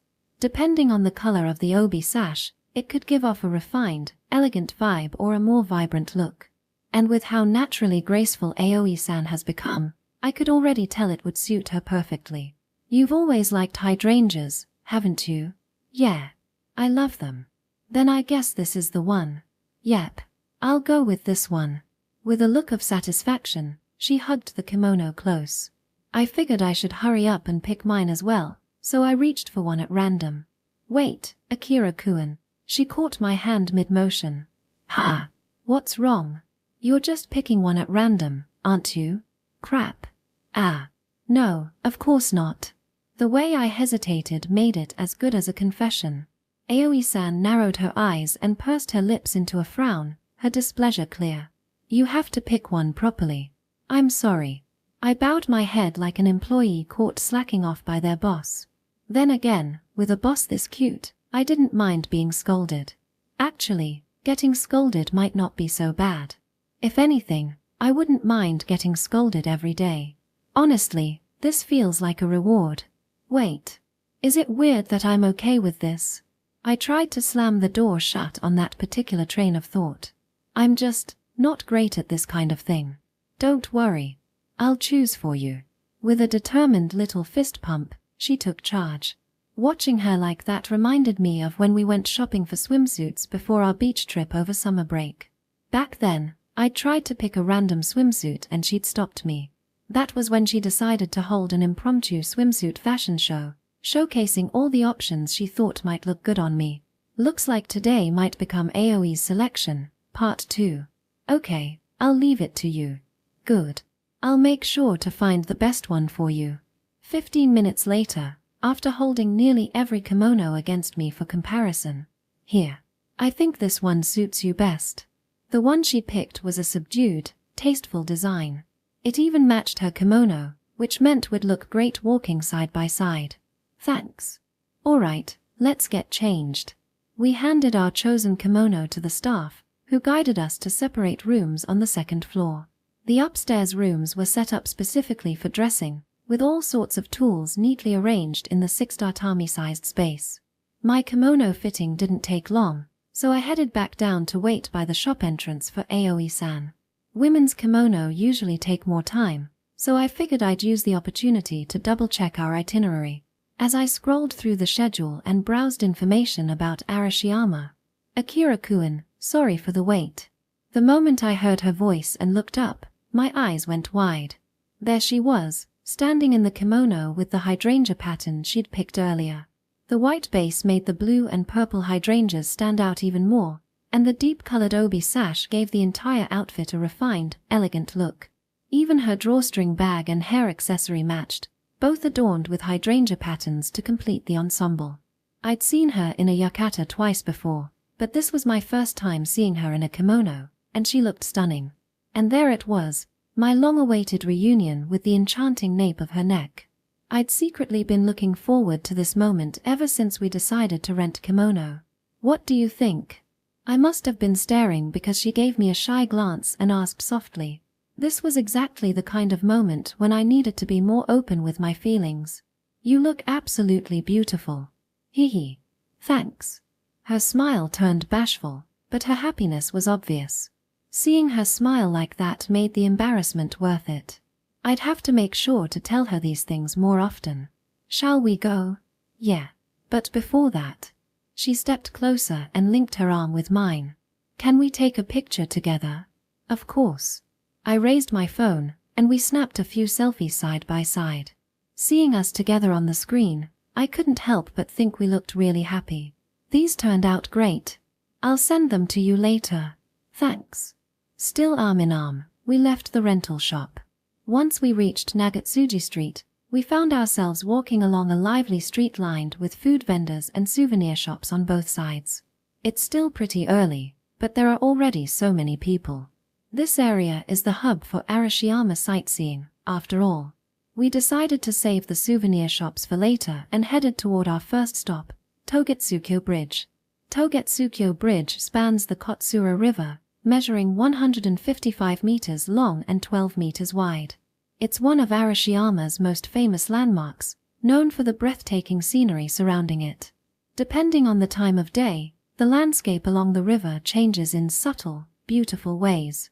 As we walked south along Nagatsuji Street, we soon caught sight of the area's namesake, Arashiyama. Whoa! This is amazing. Once we reached the base of the bridge, the scene spread out before us, a long wooden bridge stretching across the river toward a small island, with the Kotsura River flowing peacefully beneath it. The mountains in the background were just beginning to show their autumn colors, painting the landscape with vibrant splashes of red, orange, and yellow. The gentle sound of the river only enhanced the view's timeless charm.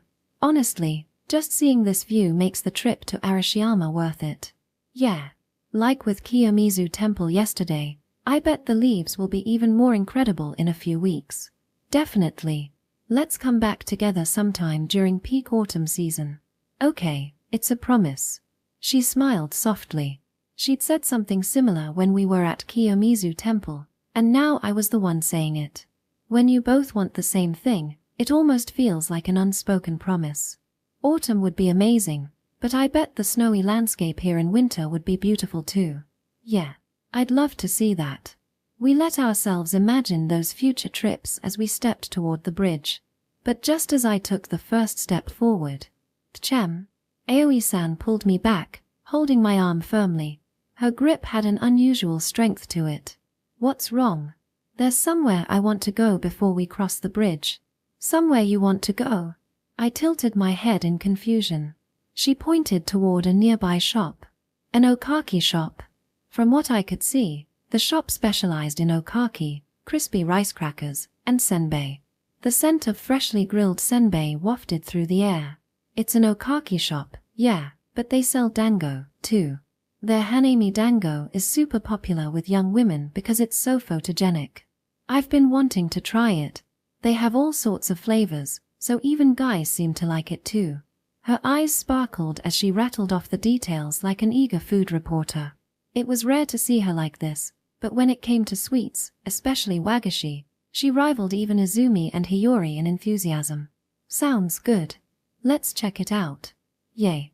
As expected for a trendy, photo-worthy snack spot, a line of young women stretched out in front of the store. From the back of the line, we peeked through the gaps to look at the display case. Inside were dozens of colorful skewers, each topped with various kinds of anko paste in soft pastel hues, pink, yellow, green. Elegant, Kyoto-style sweets at their finest. But one type stood out above the rest, the hanami dango. The toppings on these dango were shaped like flower petals, with tiny silver dragées sprinkled across them, like the decorations you'd see on fancy cakes or ice cream. It was practically edible art. Yeah, I can see why people say it's Instagram-worthy. Right. Of course, they also had the classics, like soy sauce dango, mitarashi dango, and tricolor dango. Speaking of tricolor dango, I bet not many people know what the colors represent. The pink stands for cherry blossoms in spring, the white represents snow in winter, and the green symbolizes summer's lush greenery. Wait, what about autumn? Curious how I know this. It's written right there on the sign next to the display. Let's line up. Okay. While we waited, Aoi-san looked genuinely distressed as she debated her choice. Have you decided what you want, Aoi-san? I don't know. Her serious expression made me chuckle. What about you, Akira-kun? Know what you're getting? Yeah, I've already decided. Let's see. I definitely want the hanami dango, but the classic tricolor dango sounds good too. And the mitarashi dango, the soy sauce dango, the isop dango. Oh, they even have chocolate dango. And look, purple sweet potato anko and sakura anko. She listed the options like she was casting a complicated spell. By the time she finished, it was already our turn at the counter. Hello. What would you like to order? I'll have the hanami dango, and Aoi-san grew flustered as she stood in front of the smiling shop clerk. I'll take one of each, please. Her shocked voice rang out the moment I placed the order. But more than surprise, her expression was brimming with joy. Wait, Akira-kun, you're getting all of them. I figured if you couldn't decide, we might as well just buy them all. There's so many, though. Are you sure? We can handle it between the two of us. Yeah, I guess you're right. And with that, we purchased all 12 varieties of dango. As we left the shop with our order in hand, we couldn't help but attract attention from the other customers. Carrying this much food while walking around seemed impractical. We'd need to find somewhere to sit down and enjoy them properly. I glanced around and spotted a row of benches along the Kotsura River across the street. How about we sit over there? Sounds good. Hugging the bag of dango like it was precious treasure, Aoi-san eagerly hurried toward the benches. We sat down side by side and laid the skewers out on our laps. With the colorful dango lined up before us, it almost felt like a mini picnic. Which one do you want to try first, Aoi-san? It's tough to choose, but I think I'll go with the hanami dango. I figured as much. Aoi-san's the type who likes to eat her favorite things first.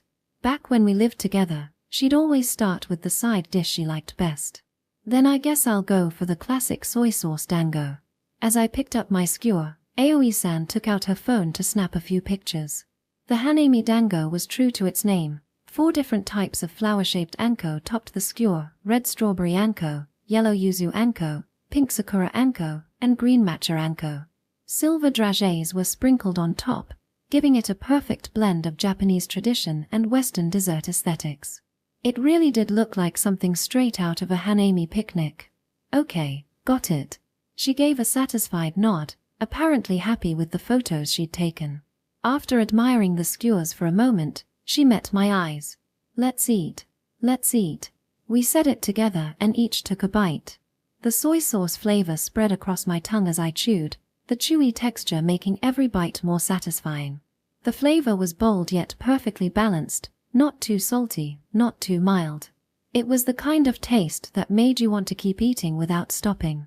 I was about to go in for my second bite when I noticed Aoi-san sitting beside me with her hand on her cheek, her eyes half closed in bliss. Her expression practically defined happiness. Is it good? How's yours? It's great. Her gaze shifted toward the soy sauce dango in my hand. She didn't say anything, but the curious look in her eyes gave her away. I didn't even need to ask. She was dying to know what it tasted like. I should have bought 2 of each flavor. But if we ate that much, we'd probably be too full for lunch later. Besides, carrying around even more sweets would just add to our baggage. I was still debating what to do when Aoi-san held out her hanami dango to me. Want to trade bites? What? The realization hit me. If I took a bite, it'd be an indirect kiss. But then again, what was I even getting flustered about? We were dating. And we'd already kissed, for real, once before. The moment that memory surfaced, my face grew warm. Still, sharing food like this was completely normal for couples. There was no reason to get nervous. Then again, we hadn't been dating that long, so maybe feeling a little awkward was inevitable. Aoi-san seemed just as embarrassed, blushing faintly as she held out the skewer. Okay, let's do it. Yeah, you can go first, Akira-kun. Thanks. I leaned forward and took a bite. The moment I bit into it, the refreshing aroma of yuzu anko filled my senses. How is it? It's delicious. The sweet aroma combined with the chewy texture created a distinctively Japanese flavor. And knowing Aoi-san had shared hers with me made it taste even better. Here, your turn. Thanks. I held out my soy sauce dango, and she took a bite. Her eyes widened as she chewed, and she nodded over and over with pure delight. It was only now that I realized. I really liked watching Aoi-san eat when she was enjoying her food. At this rate, I might end up spoiling her just to keep seeing that smile. The soy sauce flavor's really good. It's so comforting. Here, you can have the last one if you want. Really? I'll happily take you up on that. I don't know. Something about this moment really hit me. Sitting here by the river in the crisp autumn air, watching the mountains gradually shift into their autumn colors, with the gentle sounds of flowing water and chirping birds in the background. And right beside me was the person I cared about most, smiling at me. I guess this is what happiness feels like. I took another bite of dango, savoring both the flavor and the moment itself. Okay, which one should I go for next? As I reached for a skewer, I noticed something strange. There were already 2 empty skewers lying there. 2. Aoi-san, is that your third one? She froze mid-bite, mouth half open, guilt written all over her face. I didn't mind if she ate as much as she wanted, but wasn't that a little fast? It's just, they're so good I can't stop. Her cheeks flushed with embarrassment as her eyes darted away. And then I noticed something even more incriminating. She was holding a 4th skewer in her other hand. Well, having a good appetite is a healthy thing, right? Yeah, it's the season for big appetites. I get it. Right, it's autumn, so I can't help it. With that excuse in mind, Aoi-san happily powered through, eventually eating 8 skewers on her own. She even said she could keep going, but I suggested we stop while we were still at pleasantly full rather than regrettably stuffed. After all, there were plenty more tempting foods around here. Alright, now that we've finished, let's cross Togetsuko Bridge. Yeah, let's go. With our stomachs content, for the moment, we headed across the bridge toward Arashiyama Park, which sits on the little island in the river. As expected, though, we came across even more food stalls along the way, and our self-control crumbled. By the time we reached the park, we'd gone from 4/10 full to 6/10 full. Autumn really is a dangerous season for one's appetite.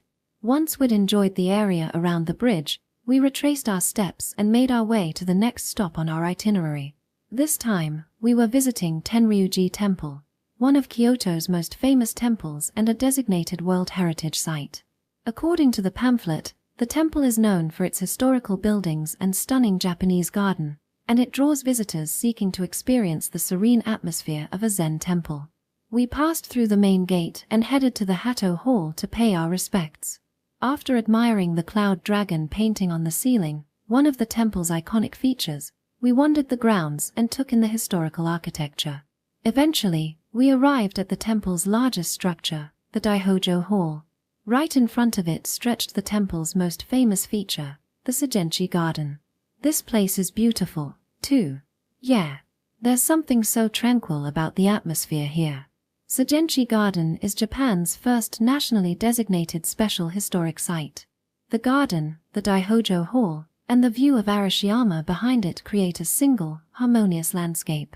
Its beauty changes with the seasons, which is said to be a key reason why Tenryuji was recognized as a World Heritage Site. Once we finished exploring the temple grounds, we exited through the north gate. Beyond the gate lay the bamboo grove path. Whoa. Yeah. It's incredible.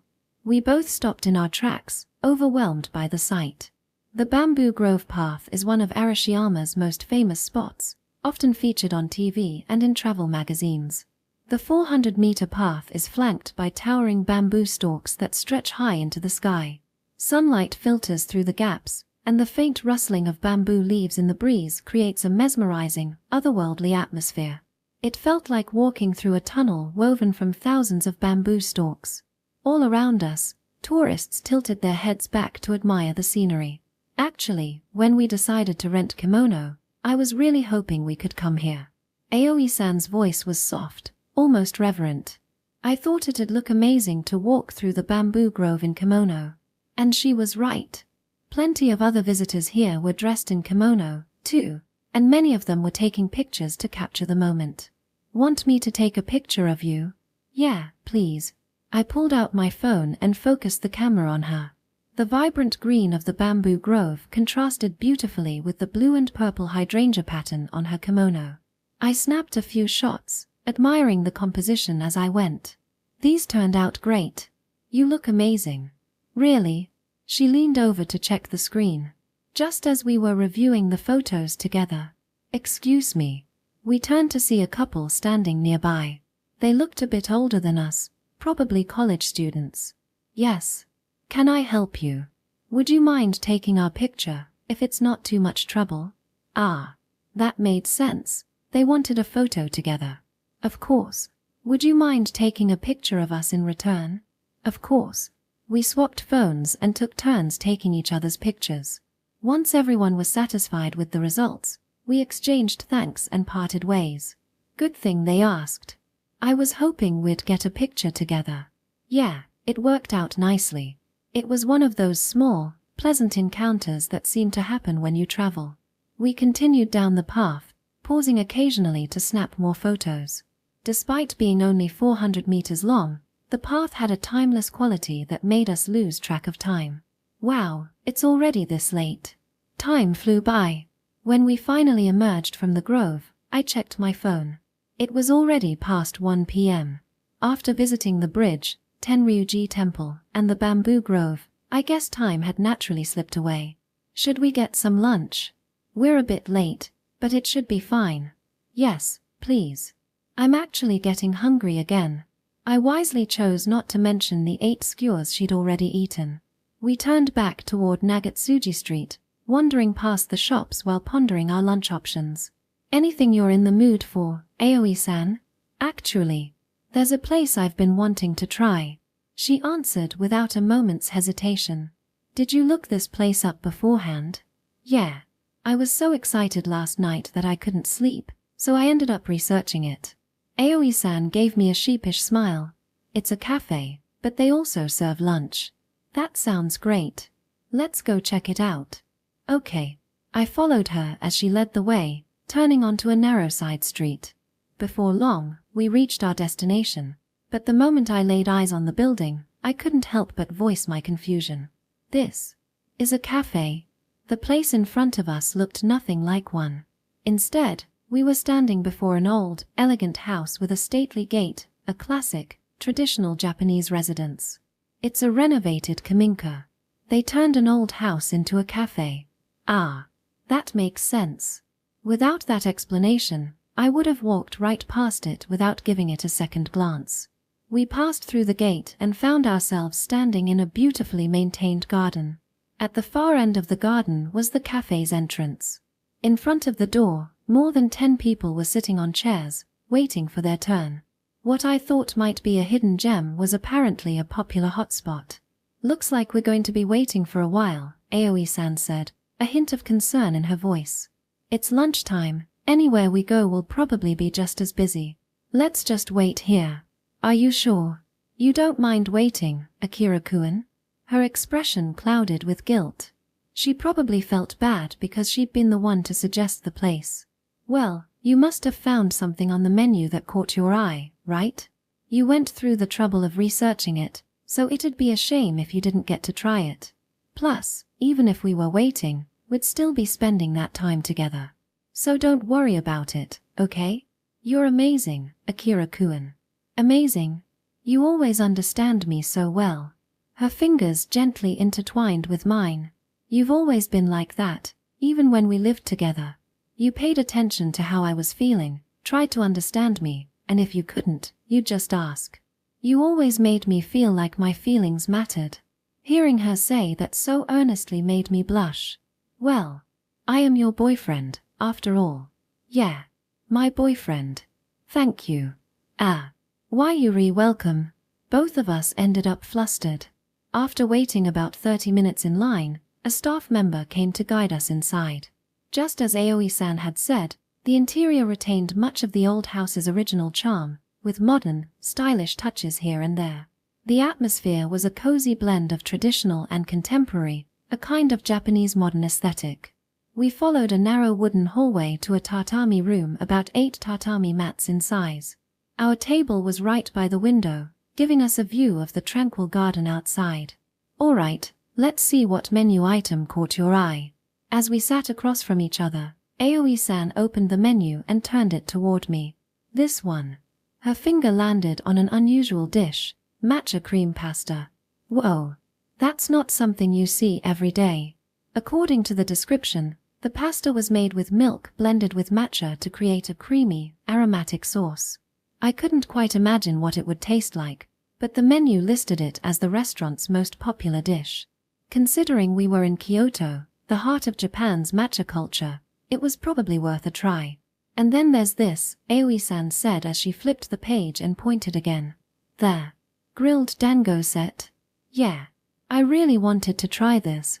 The photo showed a set of skewers, 3 white dango and 3 yomiga-flavored green dango, served alongside a cup of matcha. But what made the dish stand out was the miniature tabletop grill that came with it. The dango was served raw, and you could grill them yourself before dipping them into various toppings, like sweet soy sauce glaze or anko. That does sound fun and delicious. Right. I've never had a chance to grill my own dango before, so I've been curious about it. Well, we did eat a lot of dango earlier, but this is grilled dango, so it's totally different. Exactly. It's a separate stomach for dessert, right?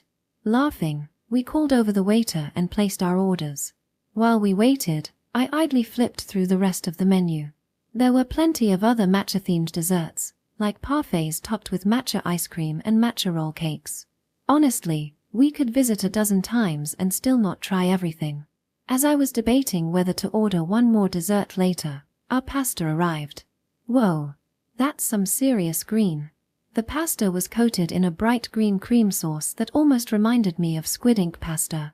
The dish itself was relatively simple: sautéed onions, bacon, and prosciutto, garnished with a drizzle of olive oil. Beneath the aroma of matcha, I could pick out the faint scent of garlic. Even without the matcha, the ingredients alone looked promising. The question was how well the matcha flavor would blend with everything else. Let's eat. Let's eat. We said it in unison and dug in. Whoa.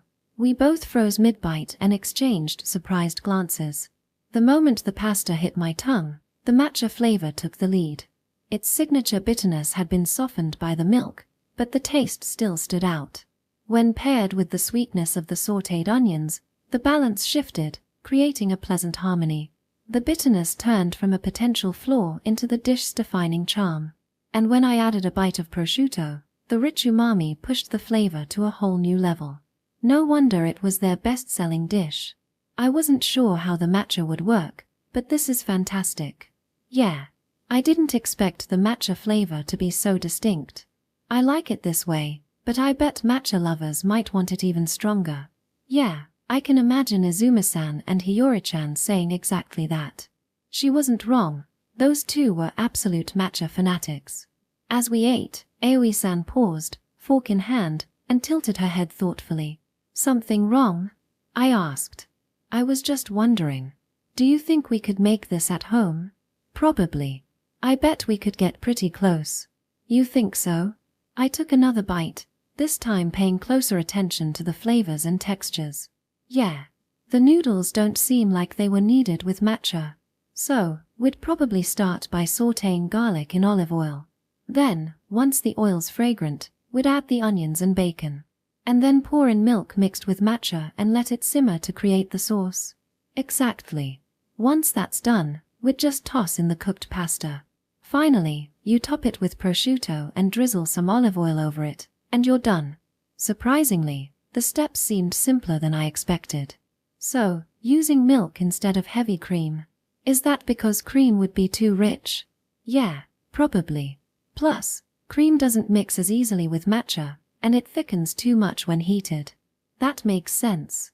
Even though heavy cream is made from milk, it behaves differently when cooking or baking, so people tend to use them for different purposes. Exactly. The pasta was so delicious that before we knew it, Aoi-san and I were analyzing the recipe together. Back when we lived together, Aoi-san couldn't cook at all. But after moving in with her grandmother, she learned how to cook over time, and by summer break, she'd improved so much it had genuinely surprised me. And now, here we were, discussing a recipe like seasoned home cooks. It made me happy. I never thought I'd see the day when we could bond over cooking like this. When I get home, I'm definitely going to try making this. Let me know how it turns out. If it goes well, I want to make some for Hiyori. Of course. I'll send you the recipe. After savoring the pasta down to the last bite, we leaned back for a breather. Just as we were catching our breath, our next dish arrived, the grilled dango set. Whoa, whoa. Our reactions came out in perfect sync. We'd seen pictures of the set, but seeing the real thing still left us in awe. Perched on the tray was a tiny, one-person-sized Sichuan grill.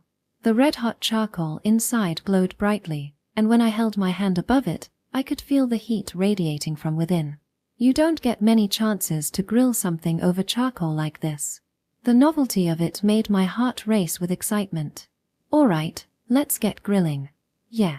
After the server explained how it worked, we each took a skewer and placed it on the grill.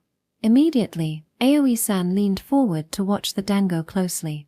Her gaze was unusually intense. She peered down at them from above, then bent to inspect them from the side. She even lifted one skewer just slightly to check the underside without disrupting the cooking process. Her determination to avoid burning the dango was almost palpable. The passion she had for good food burned just as brightly as the coals beneath the grill. Careful, it's hot. Thanks. I'll be careful. I smiled as I watched her monitor the skewers like a scientist conducting an experiment. Soon, the sizzling sound of the dango cooking joined the rich, toasty aroma wafting through the air. Think it's time? Yeah, let's give it a try. She gently turned one of the skewers. The once pale dango had transformed, now sporting a beautiful golden brown sear. Looks perfect. I flipped mine, too, and after a few more minutes of grilling, we had 6 perfectly toasted skewers. Let's eat. Let's eat. We both dipped our dango into the mitarashi sauce and took a bite. The warm, chewy texture paired beautifully with the sweet and savory glaze, which spread across my tongue the moment I bit down. The warmth of the freshly grilled dango brought out the sauce's sweetness even more. The flavor was fantastic, but the simple act of grilling the skewers ourselves made the whole experience even better. While I chewed, I glanced at Aoi-san. She sat there, head tilted back, eyes closed, with her hands pressed against her cheeks. Pure bliss. Her expression made it look like she was about to ascend to heaven then and there. Seeing her enjoy herself so much made the 30-minute wait worth it. Even the staff member clearing a nearby table was watching her with a smile. Okay, next I'm trying the anko. Aoi-san swirled the next skewer through the red bean paste and took another bite. The contented smile on her face said everything. We didn't need words to know how delicious it was. With cups of matcha in hand, we slowly savored every bite of the dango. And just like that, our morning adventure in Arashiyama came to a satisfying, sweet conclusion. Although, considering how much we'd already eaten, I was starting to wonder if we were leaning a bit too hard into the autumn appetite thing. Chapter 4, School Trip, Day 2, Part 2. After enjoying our lunch, we left the cafe and wandered along Nagatsuji Street. By the afternoon, the streets had reached their peak crowd density. It was noticeably more packed than in the morning, and we had to pay close attention while walking to avoid bumping into people. With so many tourists around, I spotted a few groups of students on school trips, but just as expected, none were from our school. Good. Looked like we'd get through the day without anyone finding out. Even if someone we knew passed by, they'd probably overlook us because of the kimono. As we chatted about that, I checked the time, 2:30 p.m. It was about time to start thinking about the end of the day. What time do you need to be back at the hotel again, Aoi-san? 6 o'clock. I'm meeting my group near the hotel a bit before that. Got it. Same as me, then. That gave us about 3.5 hours. Factoring in the train ride back to Kyoto Station, we'd need to leave Arashiyama around 5 p.m. And with the time it'd take to return the kimono, we had roughly 2.5 hours left for sightseeing. The moment I realized the day was winding down, a sharp pang of sadness stabbed at my chest. I wanted to end the day with a memory that would stay with us. Since it's getting late, how about we check out some souvenir shops? Yeah, let's do that. Aoi-san squeezed my hand just a little tighter. That tiny gesture was enough to tell me she felt the same way.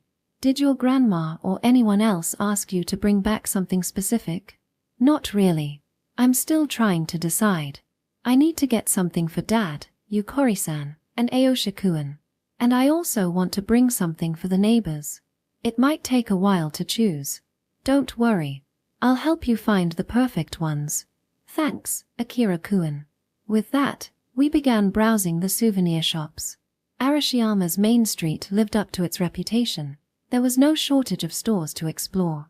We passed shops selling local foods, traditional crafts, and all kinds of Kyoto-themed goods. The first one that caught our attention was a store specializing in Kyoto's most iconic souvenir, yatsuhashi. Yeah, you can't go wrong with yatsuhashi.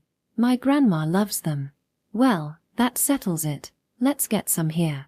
We stepped inside the shop. Alongside the classic baked yatsuhashi, there was an impressive variety of fresh nama yatsuhashi. There were traditional options stuffed with red bean paste, alongside more unusual fillings like strawberry and sakura flavor tanko. And then there were the wildcard flavors, chocolate, soda, and other quirky combinations that made me wonder if they were just marketing gimmicks. It reminded me of the colorful dango we'd seen earlier near Togetsuku Bridge.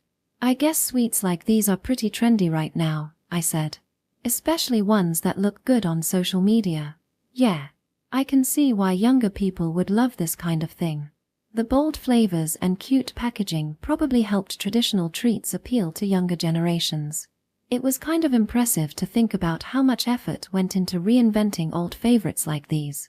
We agreed on getting a box of regular nama yatsuhashi but hesitated over the other flavors. Ha! My gaze landed on one particular box. Hey, look, matcha nama yatsuhashi. Matcha.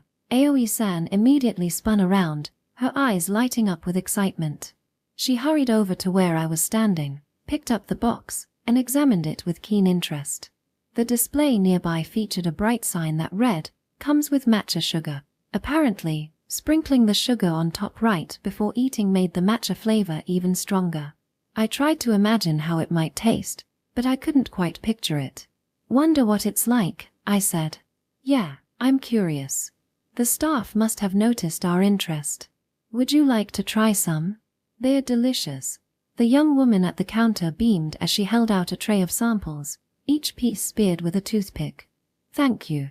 We both accepted the offer and thanked her.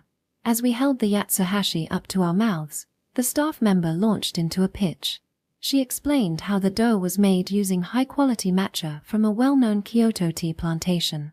The dough and filling were both flavored with matcha, but adding the included matcha sugar could further intensify the flavor. Her description raised our expectations to the max. We each took a bite. We both let out a hum of surprise at the same time. The moment we bit in, a burst of rich matcha flavor filled our mouths. The texture was soft and chewy, with just the right amount of bounce. The slightly bitter matcha paired perfectly with the sweetness of the anko filling. The bitterness was mild enough that even people who usually avoided matcha might enjoy it. As the clerk had said, adding extra matcha sugar would bring out the flavor even more. Beside me, Aoi-san pressed a hand to her cheek and savored each bite with blissful concentration. Her eyes sparkled as she sprinkled a second helping of matcha sugar onto her piece and took another bite. Like it. Love it. She answered with the enthusiasm of a kid in a candy store. Okay, I'm getting some. What about you, Akira-kun? Yeah, I think I will. Hiyori immediately came to mind. She was a sucker for matcha, so she'd probably love these. Just to be sure, I sent her a quick message asking if she'd be interested. Her reply came back almost instantly. Yes! Exclamation marks and all. Guess she really wanted to try them. I grabbed one box while Aoi-san picked up two. One for your grandma, and the other for yourself. Chem. She tilted her head in confusion. It took her a second, but she finally caught on. Oh, right. I need to get one for grandma too. Flustered, she quickly grabbed another box, bringing her total to 3. Wait. Were both of those boxes originally for yourself? Ooh. She lowered one of the boxes to hide the lower half of her face. I mean, it was just so delicious. Yap. Both boxes had been for herself. Can we just blame it on the autumn appetite again? The classic scapegoat strikes once more. At this point, Autumn was probably crying from being blamed so often. Still, Seeing her try to cover her embarrassment like that was adorable, so I decided to let it slide. If she liked them that much, they must be good. I added another box to my purchase. Aoi-san, meanwhile, picked up a few individually wrapped ones, saying she'd snack on them during the rest of the trip. Though honestly, I doubted they'd survive until tomorrow. After paying, we left the store. We moved on to other shops and ended up buying matcha langue de chat, warabai mochi, monju, monaca. Basically, we snatched up every Kyoto sweet that caught our attention. By the time an hour had passed, our hands were overloaded with shopping bags. Okay, this is getting ridiculous, I said. Yeah, and it's only the second day. Aoi-san laughed at the absurdity of the situation. Honestly, I couldn't help but laugh too. Well, it just means we're having fun, right? If we end up buying even more later, we can always have the hotel ship it home for us. Better to overdo it a bit than regret not getting enough later. You're right.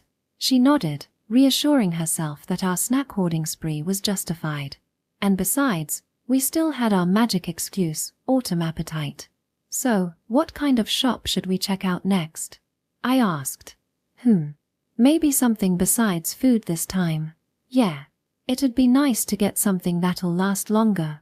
As we strolled down the street, something across the road caught my eye. Chem. What's up, Akira-kun? That shop over there. I wonder what they sell.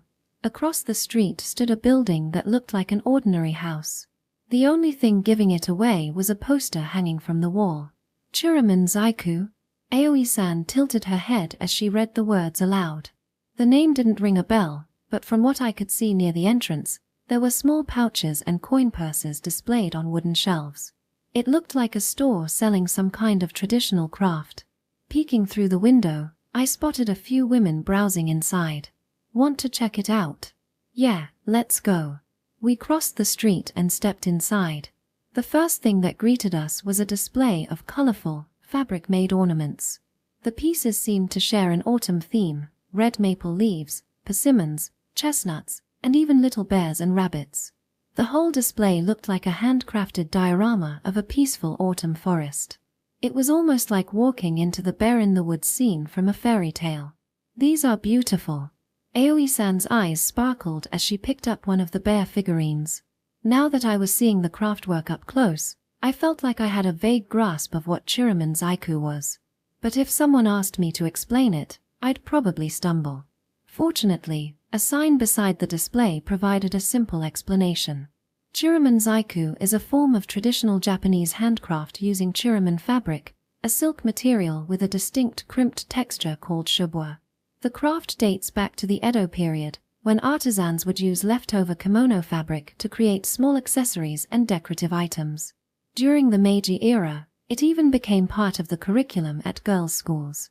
Though the tradition nearly faded away due to modern lifestyle changes, it has experienced a revival in recent years as people rediscover its charm and cultural significance. So, in short, every item here was handmade from kimono fabric. Preserving traditions like this must be tough, I said. Yeah. If no one passes it on, it just disappears. That, and these days, mass production and cost-cutting are the norm. No matter how valuable a craft is, if it's handmade, it's harder to keep the business going. I remembered something from a social studies class. Japan's world-class craftsmanship had once been a point of national pride. But as the workforce shrank and production shifted overseas, many of the small businesses that had upheld those traditional skills were forced to close. And with their closure, a piece of that heritage disappeared too. Buying something here won't make much of a difference, but maybe it'll help a little. Yeah. Admittedly, the thought of helping preserve tradition was more of an excuse. The truth was, I just really liked the look of these pieces. We walked toward the back of the store, curious about what else they had. And what we found exceeded all expectations. Whoa! The view stopped me in my tracks. The shelves were packed with vibrant, colorful items, an overwhelming variety of products. There's so much to see, Aoi-san murmured. From small pouches to coin purses and drawstring bags, the selection covered all the classics. There were even makeup bags clearly designed with younger women in mind. Other shelves displayed decorative dolls, animal figurines, and cute little toys.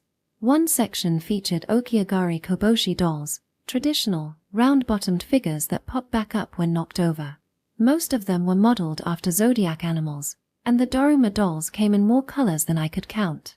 I briefly considered getting one for each family member's zodiac sign. As I mulled over the choices, "Hey, Akira-kun, look at this." When I lifted my head, I saw Aoi-san smiling and waving me over. She must have found something interesting. "Did you find something you liked? Look at this." In her hand was a tiny sushi-shaped trinket, specifically, a piece of Meguro sushi made from chiramen fabric. The red silk had delicate white stitches running across it to resemble the grain of tuna, and it sat perfectly atop a white chiramen rice base. The craftsmanship was so detailed that you could identify it as tuna sushi at a glance. Even as a traditional craft, it had a playful charm to it. "That's adorable." "Yeah. The details are amazing." I gave it a light squeeze. The soft texture suggested it was stuffed with cotton. The shelf in front of us displayed other sushi pieces: salmon, ikura, negitoro, hamachi, uni, you name it. There was even a set arranged on a miniature wooden sushi platter, the kind you'd see at a sushi counter. One shelf featured a colorful round container packed with assorted sushi pieces, like a takeout set. "They're so cute. I'd be tempted to collect them all." "Yeah. Once you get one, you want the whole set. A little kid could have a blast with these. They'd be perfect for sushi shop roleplay." That thought was so her, a natural instinct after all her time volunteering at the orphanage. I suddenly remembered the day we went there together and ended up playing house with some kindergartners. Back then, when they asked if I was her boyfriend, I panicked. If they asked me now, I'd answer with confidence. We decided to leave the sushi trinkets for later and explore the rest of the shop. "It'd be nice to get something matching," Aoi-san suggested. "Yeah. Something we can actually use regularly would be great." We wandered through the aisles until a display of phone cases caught my eye. Phone cases. I picked one up to examine it more closely. Since Aoi-san and I had the same phone model, matching cases seemed like a good idea. Especially because I'd spotted one featuring her favorite flower, hydrangeas. The case had an elegant fabric backing with blue and purple hydrangeas, arranged in a traditional Japanese style. The pattern was so delicate and intricate that I figured even Hiyori would love it. "Aoi-san, come here for a sec." She walked over from the next aisle. "Did you find something?" "Yeah. What do you think of this?" I handed her the hydrangea patterned case. Her eyes lit up the moment she saw it. "It's beautiful. Exactly the reaction I was hoping for. Want to get these as a matching set? We'll use them every day, after all." "Good idea. Let's do it. Would you mind if I bought a third one for Hiyori? I bet she'd love it." "I think she would, too. And I'm sure she'd be thrilled to know we all have matching cases." I thought the same. She loves being connected like that. And honestly, I love the idea of matching with both you and her. Aoi-san smiled warmly. With that, our shared souvenir was settled. We were about to head toward the register when something on the wall caught my attention. "Taiken KB." A sign hanging near the stairs displayed those words, "Experience Workshop." It said that the second floor housed a craft studio where customers could try their hand at making chiramen zaiku. Workshops were held daily, giving visitors a chance to create handcrafted items similar to the ones displayed in the shop. The sign mentioned the next session started at 3:45 p.m., would last about an hour, and cost 2,000 yen per person. I checked the clock hanging near the counter. It was 3:40 p.m., just in time. This might be the perfect way to make a memory that lasts. "Akira-kun? What is it?" Aoi-san had noticed me staring. "Check this out," I said, pointing to the sign. "Taiken KB." She tilted her head, then read the sign again before breaking into a smile. "Oh. This sounds fun. Let's do it. If you're up for it, I'll ask if there's room for us." She nodded eagerly. I approached one of the staff members and explained that we were interested in joining the workshop. Luckily, today's group was smaller than usual, so we could join on the spot. We quickly paid for the phone cases and headed upstairs. Our good luck from the kimono rental earlier was still holding strong. At the top of the stairs, we passed shelves lined with accessories made from chiraman fabric. Looks like they sell accessories up here, too. There were earrings, hairpins, and decorative kanzashi, as well as trendy scrunches for younger customers. This scrunchie is so cute. Can we look around more after the workshop? Of course. Let's do that. For now, we continued toward the back room. There, we found a larger space with tables and chairs neatly arranged. Tools like tweezers and trays were laid out at each seat, ready for the participants. Shelves along the walls held colorful fabric pieces and decorative parts for the workshop. All right, everyone, the workshop is about to begin. Please take your seats. A staff member in an apron welcomed us. We sat down alongside the other participants. The instructor started with a brief introduction about the history of chiraman zaiku and the steps we'd be following. Next, we were asked to choose which type of accessory we wanted to make. There were 4 options: earrings, pierced earrings, kanzashi hairpin, okiagari koboshi doll. What are you thinking, Aoi-san? I'll go with earrings. Then I'll try making a kanzashi. With our choices made, we got to work. Our task was to create flower-themed accessories using chiraman fabric. The process started with folding small squares of silk with tweezers to form petals. Once we'd made several petals, we'd combine them into flowers and attach them to the base. But first, we had to decide which flower to make. Has to be hydrangeas, right? I suggested. Definitely. No discussion needed. Hydrangeas were the obvious choice. We browsed the selection of fabric pieces, picking out blue and purple ones for the petals and green ones for the leaves.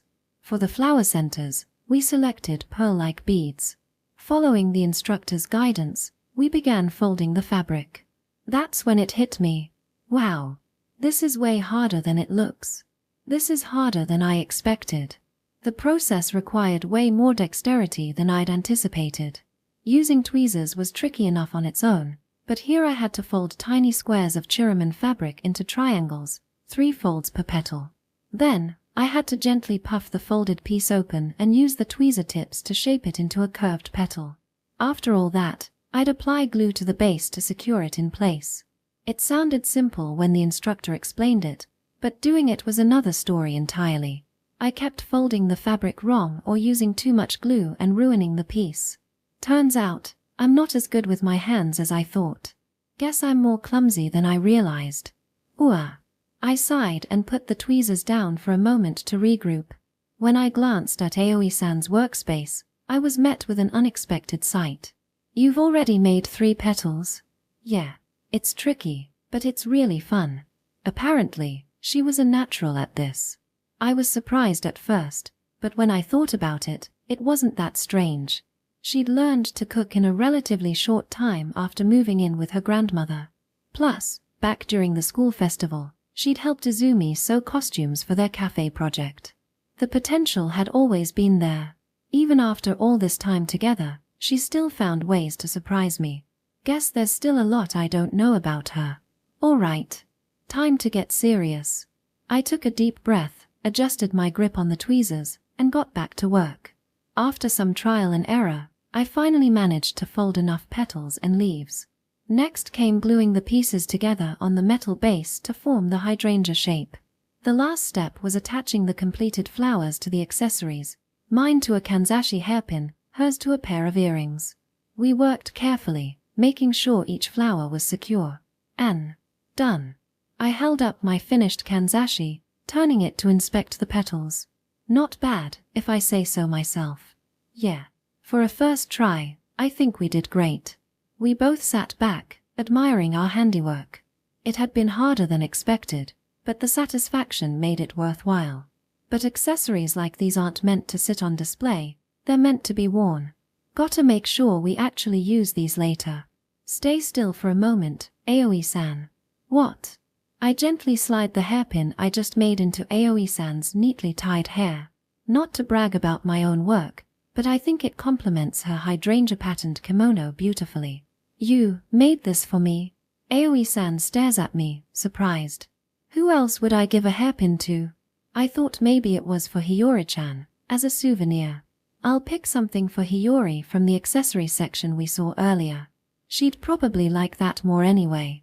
Is it really okay? It's not the best work, but I'd be happy if you accepted it. That's not true. Thank you. I'll treasure it. Aoi-san touches the earrings she made herself, then pulls a small hand mirror from her drawstring bag to check her reflection. As she gazes at herself, she lets out a soft foo-foo and smiles happily. Seeing her this happy makes all the effort worth it. And so, we enjoyed our first experience making chiraman crafts together. Afterward, we bought a souvenir for Hiyori and left the shop around 4:50 p.m.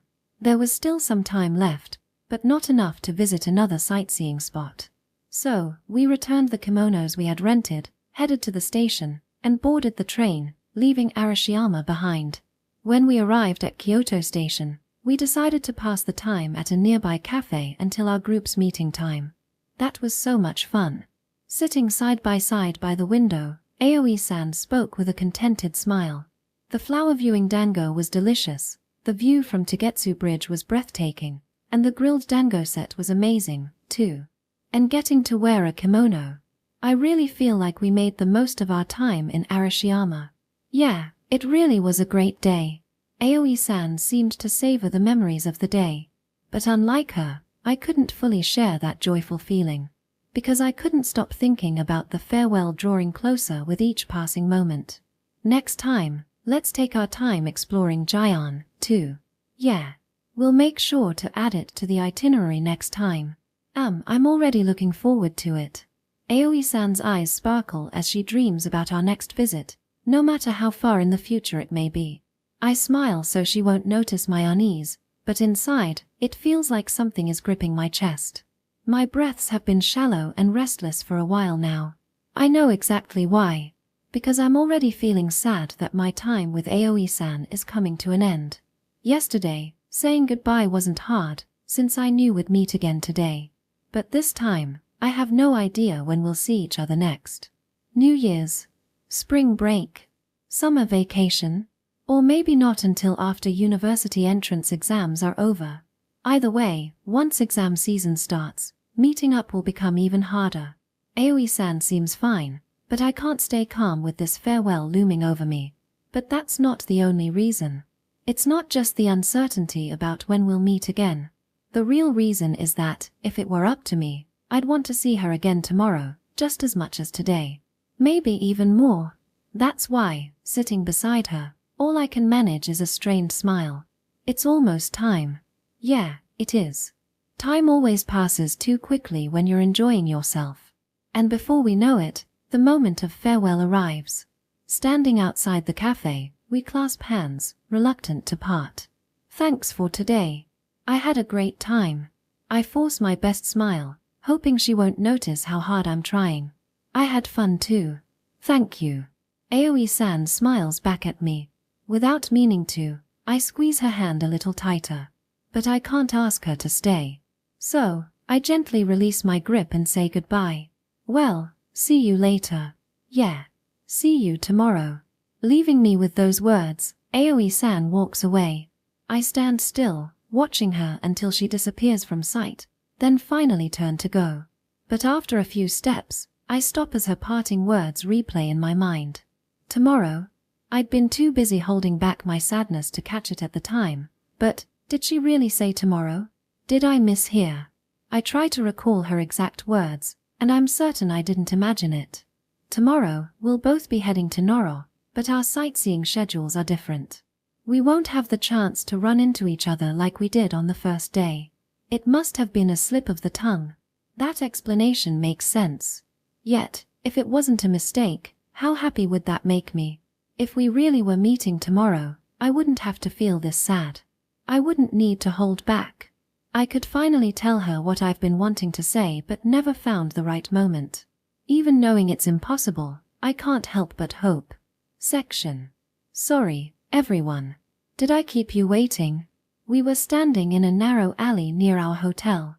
When I arrived at the spot where I'd parted with Yuki and the others this morning, I found my group already there. Don't worry about it. We just got here ourselves. Yuki gave me a reassuring pat on the shoulder and grinned. So, how was your Kyoto date? Thanks to you, we had a great time. I appreciate it. No problem. I'm glad you enjoyed it. You can relax, we didn't get caught by the teachers. Thanks, too, Natsumiya-san. Judging by how casual Yuki and Natsumiya-san seemed, they must have acted normally all day. Yesterday had been chaotic after the group suddenly left us alone together. So, after that mess, I'd asked everyone not to do it again. I get it. Watching those two makes you want to meddle. I feel the same way sometimes. But right now, it's a sensitive situation, and pushing too hard would only backfire. Looks like everyone followed through and left them alone. Now we just need to walk back to the hotel like nothing happened. Yeah. Let's go. Following Yuki and the others down the street, a thought crossed my mind. Thanks to everyone, I got to enjoy my date with Aoi-san today. Without Yuki and Natsumiya-san's help, I probably wouldn't have even managed to meet her. So, for the rest of this trip, I want to return the favor by helping their relationship move forward, even just a little. I don't have a plan yet, but as their friend, I want to lend a hand. Just like Eiji and Izumi once did for me, now it's my turn. With that thought in mind, our second day of the school trip came to an end. Section. Audiobook by Masquerade at Masquerade Audiobooks. Chapter 5, School Trip, Day 3, Part 1. The next morning, the third day of the school trip. Today's the big day. Yeah. I'll do my best. Natsumiya-san and I had finished getting ready and arrived at the hotel entrance a bit earlier than everyone else. The meeting time was 9 o'clock, but when I glanced at the clock above the front desk, it was only 8:30. We were 30 minutes early, but we weren't just standing around, we were having a strategy meeting. The topic, of course, was how to help Natsumiya-san and Yuki grow closer. I'd decided to support their relationship during the trip, so last night, I messaged Natsumiya-san to ask if she could meet me before we set out. Why talk to Natsumiya-san instead of Yuki? The reason was simple. I thought things would go more smoothly if I worked from Natsumiya-san's side. Judging from how they interacted on the first day, the odds were better this way. I think the best opportunity will be during the free time at Fushimi Inari Shrine. Yeah, I think so too.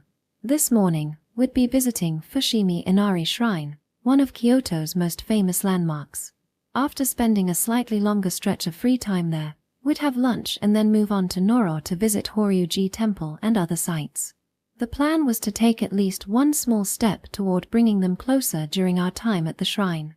But, do you really think it'll go well? Natsumiya-san slumped her shoulders, looking discouraged. It was understandable. Someone as upbeat as her feeling this down spoke to the gravity of the situation. After spending the last 2 days with them, I realized one critical issue. We absolutely can't leave them alone together. Everyone tried to help us out at Kiyomizu Temple, but it didn't go well. Even though they both like each other, being alone makes them too self-conscious to function. Yuki, in particular, was hopeless. At Kiyomizu Temple, when everyone deliberately left the two of them alone, he got so flustered that he begged me to stay with them and walk around together. I couldn't help but feel bad for Natsumiya-san. Then, when I asked about yesterday, it turned out that while the group setting prevented things from getting awkward, their relationship hadn't progressed even a little. It's a common story, mutual feelings that go nowhere without the right moment.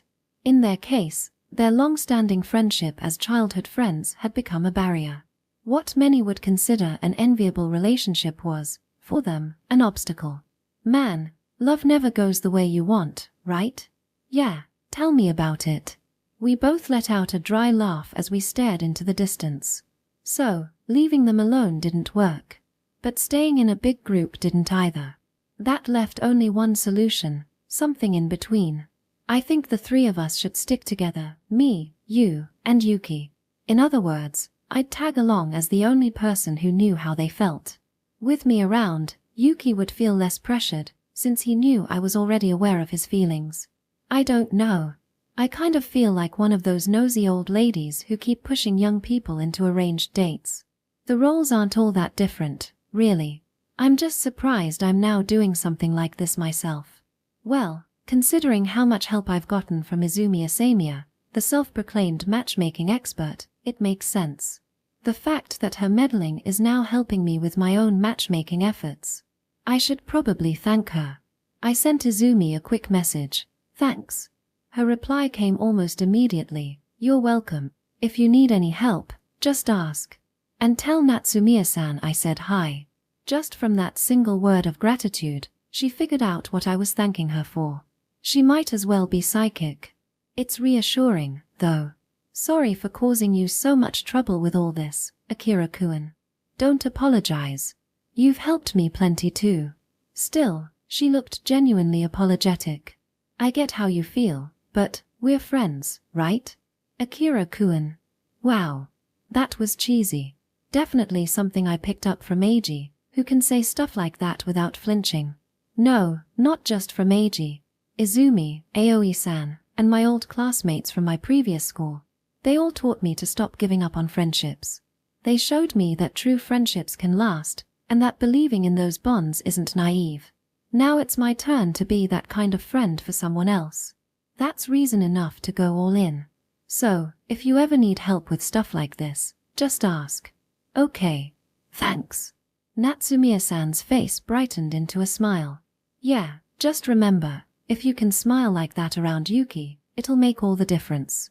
Guys are simple creatures. Seeing a smile from the girl they like is enough to motivate them to push through anything. Okay, maybe that was a bit of a generalization, and some guys would probably take offense, but it's true from personal experience. Alright, let's get into the details. From there, we spent the rest of our time fine-tuning the plan. I'd do my best to steer conversations toward fun, engaging topics. If things got going between them, I'd quietly step back. And if a good moment presented itself, Natsumiya-san would try to take his hand.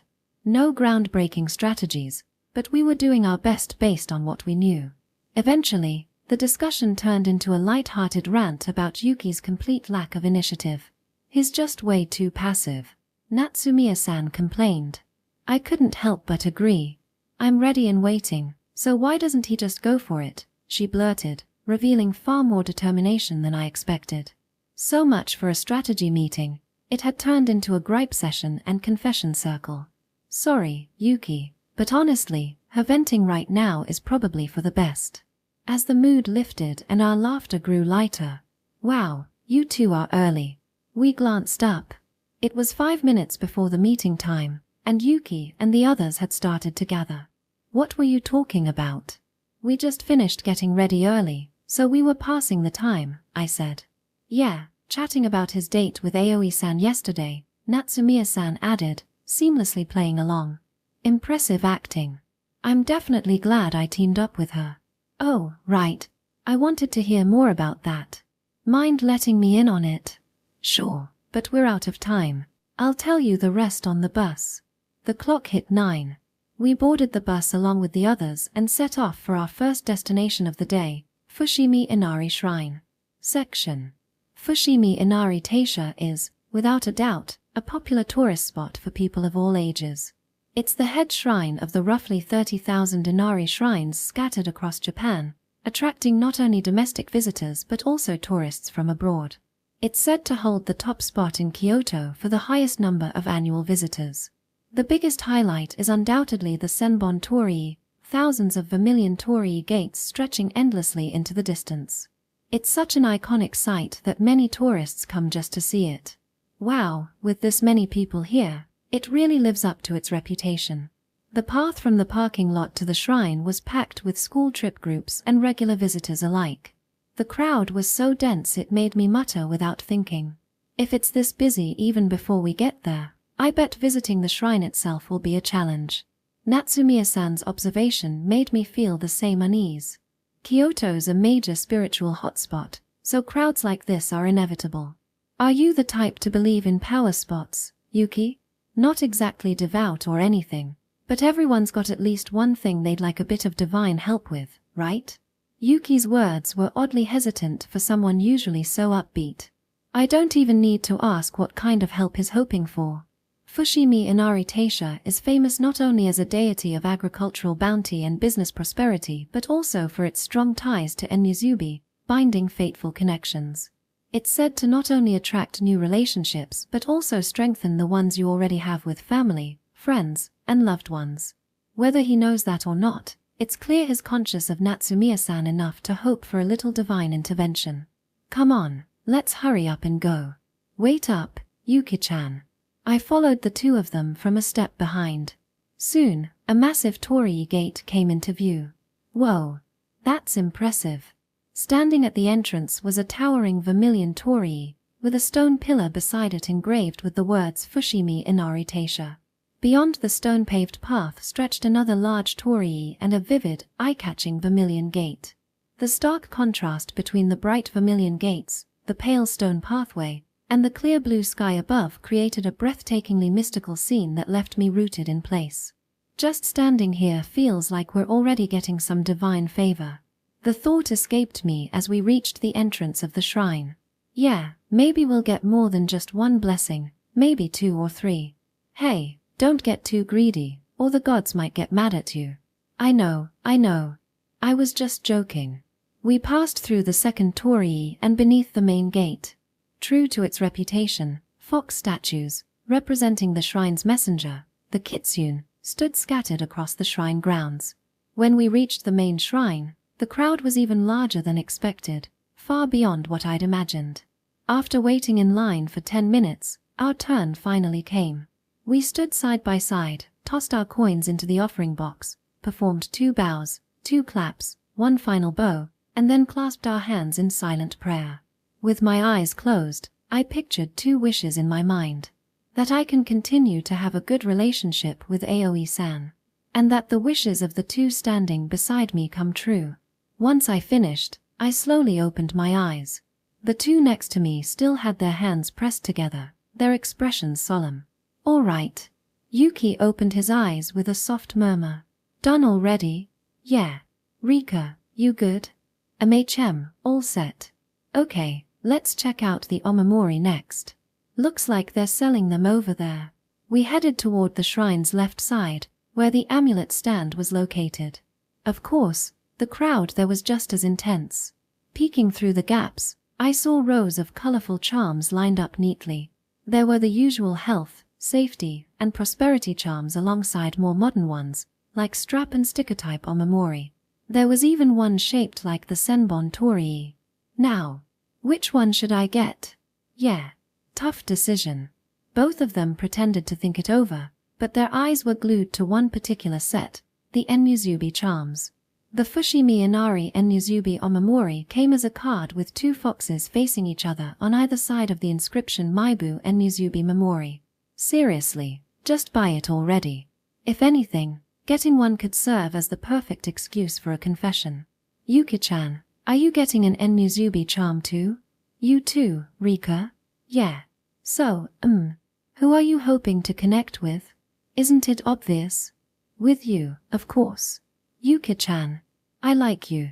Yeah, it's cliché, but I could totally see it going down like that. Not that I'd know firsthand. Easy to imagine when you're not in their shoes, though. Standing next to the person you like and buying an Enuzubi charm? That takes guts. The frustration of watching the 2 flounder made me want to tear my hair out. So this is what people mean when they say exasperating. Right. So, which one are you getting, Akira? Yuki suddenly turned to me, clearly flustered and looking for a distraction. I guess the academic success charm. And maybe the Enuzubi one, too. The Enuzubi charm? You've got Aoi-san, though. Why would you need it? This charm isn't just for new connections, it also strengthens the ones you already have, like with friends or loved ones. It helps maintain good relationships and make them even better. You sure know a lot about this stuff. Yeah, I looked it up online beforehand. Yuki's voice trailed off into something uncertain. I figured I'd handed him a golden opportunity, but he didn't take the shot. We're students, after all. With exams next year, the academic success charm makes the most sense. Alright. I'll get one too, then. And so, both of them chickened out and bought the academic success charms. Sigh. I let out a deep, weary sigh from behind them. Alright, let's move on. Yuki turned to leave, though he kept glancing back at the Enyuzubi charms. Geez, guess I've got no choice. I'm gonna hit the restroom. You two go on ahead. Got it. We'll walk slowly, so take your time. Thanks. I watched the two of them leave the amulet stand, but instead of heading to the restroom, I stayed behind alone. Seriously, you two are such a handful. Excuse me. I bought 3 Enyuzubi charms from the saleswoman. One was for myself, of course. As for the other 2, well, you can guess. After slipping them into my wallet, I hurried to catch up with the others. Whoa, that was fast. Yeah. The restroom wasn't crowded. I brushed off the question with a casual lie, and the 3 of us continued toward the inner shrine. After climbing several flights of stairs, we reached one of Fushimi Inari Taisha's most iconic sites, famous on TV and social media alike, the Senbon Torii, the 1,000 Vermilion Torii gates. A vivid line of torii stretched endlessly into the distance. Wow. Yeah. It's like it could swallow you whole. Yuki and Natsumiya-san whispered their awe. The atmosphere had an ethereal feel to it, as if the path really did connect to another world. But why are there so many torii lined up like this? Good point. I mean, this many gates is kind of overkill. A question probably everyone who comes here asks. The one who answered, surprisingly, was Yuki. Torii are meant to be passed through, right? So, after the Edo period, people started donating torii to pray that their wishes would pass through smoothly. And when those wishes came true, they donated torii again as a sign of gratitude. In other words, the sheer number of torii here represents the wishes people have made, and the ones that have come true. Proof that human hopes and prayers never run dry, no matter the era. Yuki-chan, you sure know a lot. Just something I picked up online. Come on, let's go. He really did his research. I'd read up a bit myself before coming, but I hadn't gone that far. Though, if he'd done that much homework, it's weird that he didn't know about the Enyuzubi charm's significance. I recalled his awkward reaction when I brought it up earlier. Wait. Was he just playing dumb? Why are you looking at me like that? Ah, it's nothing. Did I make her self-conscious with that comment earlier? All right. If you say so. Sorry about that. I gave him a mental apology as I followed the two of them through the Vermilion gates. As we walked, I noticed Natsumiya-san's pace gradually slowing. The incline was getting to her. Yuki, let's slow down a bit. Yuki glanced back and immediately understood. Rika, you okay? Yeah. Sorry, I'm slowing us down. She smiled despite the fatigue on her face. Don't push yourself. Going at your own pace is important. Let's take it easy. Thanks. I appreciate it. Yuki matched her steps with Natsumiya-san's, staying close beside her. This is it. Now's the time to hold her hand. Watching from behind, I could only sigh in exasperation.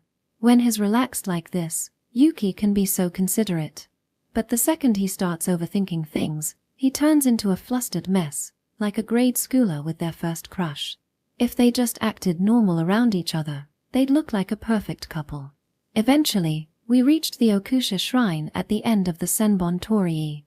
Is this the end? Nope, the trail keeps going deep into the mountains. But if you go the full route, it's a 2-hour hike. Most people either turn back here or take the Mitsutsuji trail down. Wanna go as far as Mitsutsuji, then? Sure.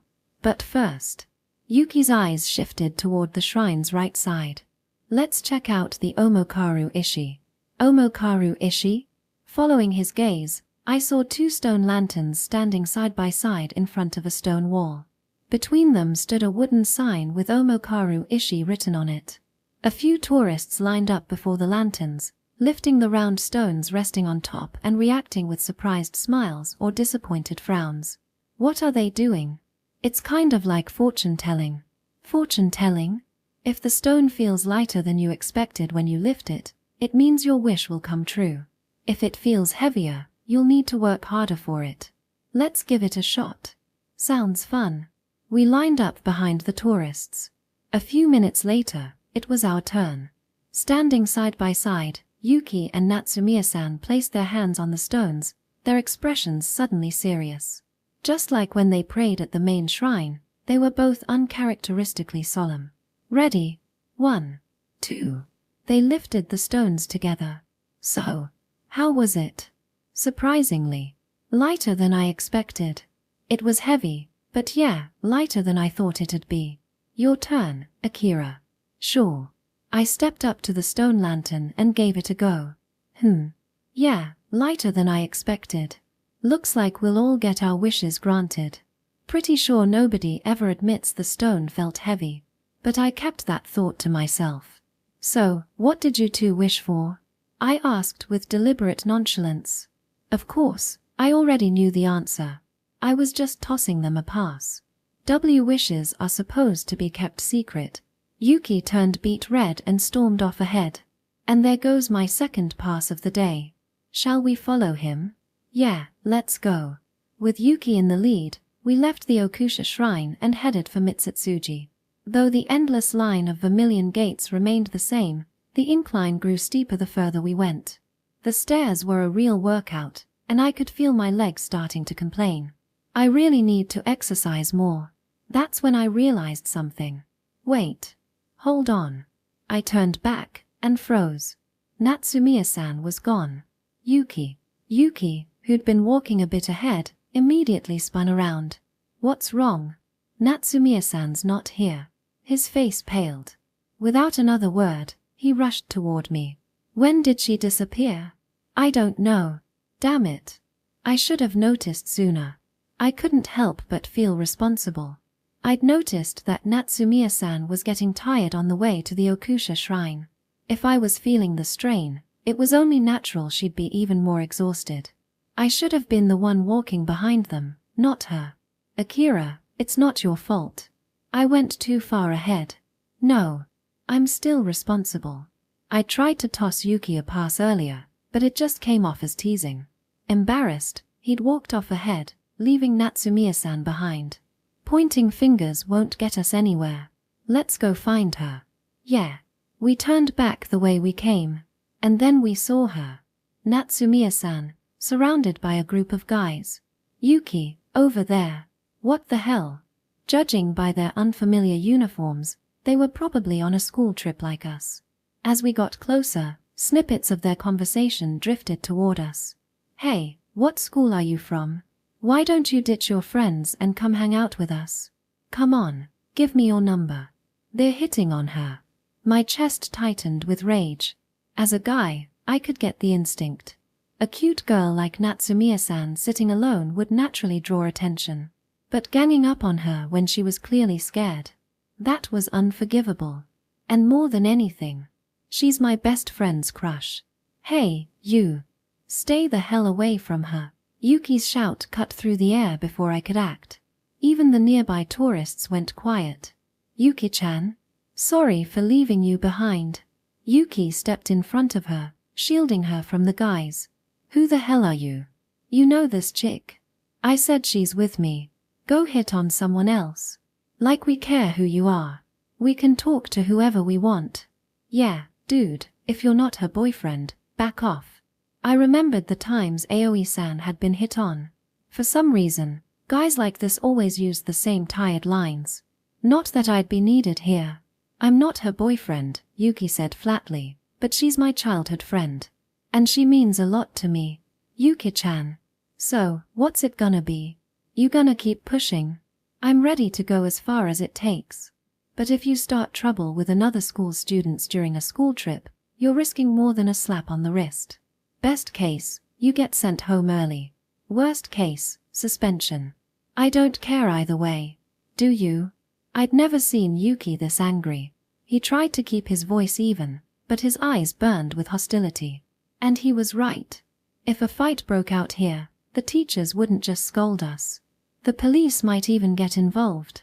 The guys must have realized he was serious. Whatever. Who gets worked up over one girl, anyway? If you can't respect her enough to care, you shouldn't be talking to her in the first place. Yuki's words hit like a sledgehammer. The guys scowled but had no comeback. Muttering under their breath, they slunk away. Rika, are you? Yuki turned to check on her. and Natsumiya-san threw herself into his chest. Rika. She must have been terrified.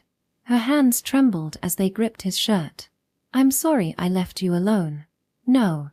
I'm the one who caused trouble for you. Her voice cracked as she tried to apologize. It wasn't trouble.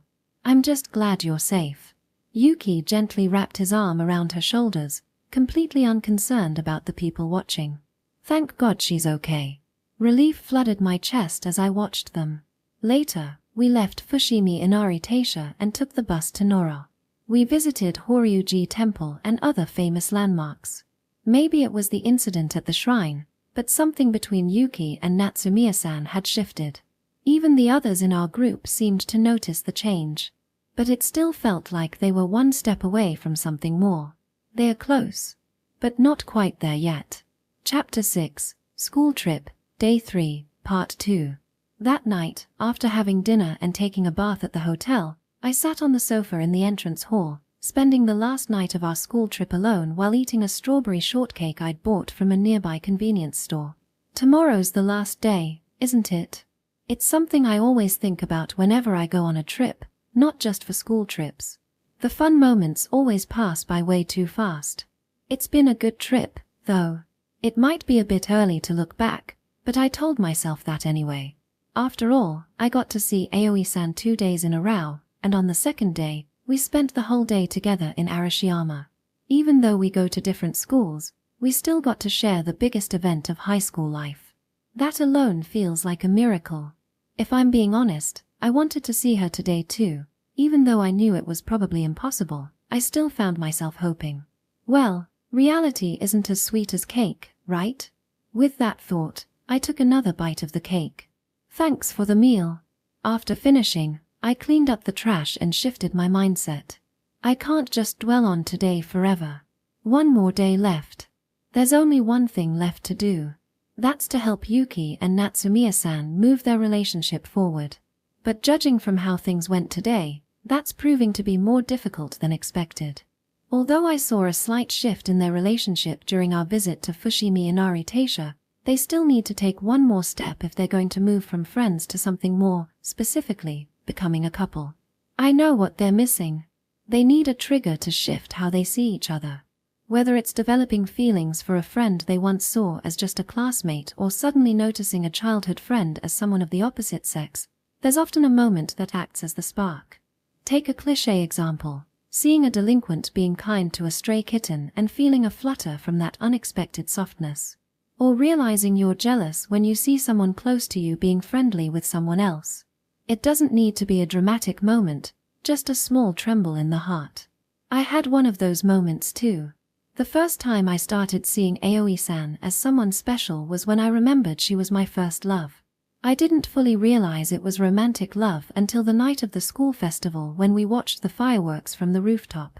But the moment I became aware of her as a girl was definitely back then. After that, it took me a long time to truly understand my feelings, and it was the sense of our growth together that finally gave me the push, the final trigger, to confess. Since Yuki and Natsumiya-san already know their feelings, all they need now is that push. I thought that moment with the guys hitting on her would be it. But it didn't quite work, probably because they're childhood friends. They've been together since they were kids, always helping each other whenever they needed it. For them, that situation just felt like an extension of the usual routine. If they'd been regular friends, that might have been enough to spark something. So it really is tough for childhood friends, heh? It's no wonder childhood friend heroines in manga and romantic comedies often get the short end of the stick. It's so much harder to break and rebuild an existing relationship than to build one from scratch. What should I do? I leaned back on the sofa and stared at the ceiling. Lost in thought, I didn't notice how much time had passed until I checked the clock. It was already 8:30 p.m. I haven't figured out a solution yet, but I should probably head back to my room. Just as I stood up, my phone buzzed with a notification. I glanced at the screen, wondering who it could be at this hour. Aoi-san. Wait, what? The moment I opened the message, confusion escaped my lips. Can you come outside the hotel for a bit? For a second, my mind froze. I understood the message perfectly, but I couldn't process it. No way. I instinctively turned toward the entrance. And there she was, unmistakably standing just outside the glass doors, peeking in with a slightly nervous look. Without thinking, I stood and walked toward the exit. The moment she noticed me, Aoi-san smiled. "Akira-kun, you were fast." She greeted me with her usual smile. Even though she was right in front of me, I still couldn't believe it. I was in the lobby. But more importantly, what are you doing here? I really wanted to see you, so I snuck out of my hotel. She gave me a playful grin. I'm happy to hear that, but so happy I can't stop grinning. Isn't it risky sneaking out like this? It's probably fine. Izuma-san and Eiji-kun are helping me avoid the teachers, so I think they'll manage. But if we get caught, I'm definitely in trouble. You're the class representative. You won't just get a scolding. True. But even if I do, I really wanted to see you, Akira-kun. Why did you go that far just to see me? Let's sit over there and talk. She pointed to a bench near the entrance. Once we sat down, she pulled a small box from her bag, opened it, and handed me a strawberry shortcake. Cake. I tilted my head in confusion. And then, "Happy birthday, Akira-kun." Aoi-san smiled softly as she said those words. I was so shocked I forgot how to breathe, let alone reply. "How did you know?" After a moment, I managed to find my voice. "Today, October 27th, is my 17th birthday. But I never told Aoi-san. Eiji-kun told me." Eiji did. When I asked Izuma-san and Eiji-kun to help me meet you during the trip, Eiji-kun asked if it was because it was your birthday. They both assumed I already knew. When I said I didn't, they were shocked. And that's when I found out that today is your birthday. So, right before the school trip, Aoi-san unintentionally learned it was my birthday. And now, here she is, risking getting in trouble with the teachers just to celebrate with me. I'm so happy. My chest trembles with the mix of surprise and gratitude. At the same time, I can't help but feel a little guilty. Sorry. I wasn't trying to keep it a secret. Don't apologize. I understand. Aoi-san gently takes my hand. You kept it quiet for my sake, right? Aoi-san. Because, around this time last year, I went back to stay with my mom. That's right. It was exactly a year ago. Back when we were preparing for the school festival, Aoi-san's mother showed up out of nowhere.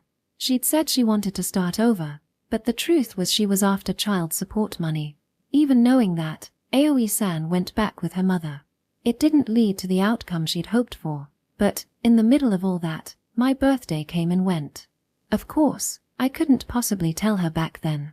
And after that, I just never found the right moment to bring it up. Before I knew it, an entire year had passed. Last year, I couldn't be there because of my family stuff. So this year, I was determined to celebrate your birthday with you, even if it meant getting in trouble. Suddenly, the words she said when we parted yesterday come back to me. See you tomorrow. Was that why you said see you tomorrow yesterday? I already knew I'd be meeting you today. So that's what she meant. I thought you just misspoke. Did I surprise you? All the tension drains from my body in an instant. This is hands down the biggest surprise of my life. Aoi-san watches me with a playful smile. But seriously, as I finally process everything, a sigh of relief escapes me, and with it, a warmth rises behind my eyes. She remembered my birthday. She came all the way here, in the middle of a school trip, knowing full well she might get caught. Of course I'm happy. Of course I'm moved. Don't cry. Don't cry.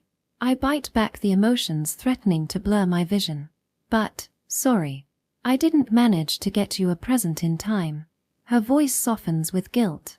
It's not that I didn't have the chance to buy something, but, well, it's my first time picking out a gift for my boyfriend, and I kept second-guessing everything. Before I knew it, the trip was here.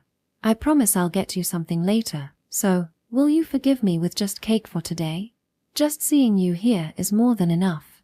Until just a few minutes ago, I'd accepted that I wouldn't get to see her at all today. Getting to spend time with her tonight is already the best gift. Let's eat. Yeah, let's. We sat there under the crisp autumn night sky, sharing the cake. It's strange, isn't it?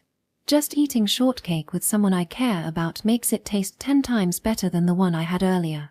By the way, when's your birthday? I realize I don't actually know when Aoi-san's birthday is. I want to make sure I can celebrate it next time. May 5th. What? Her answer leaves me speechless. Wait. That was ages ago. It's okay. I never mentioned it, so don't feel bad. She smiles kindly, probably because my face screams devastation. When we first met, my birthday had already passed.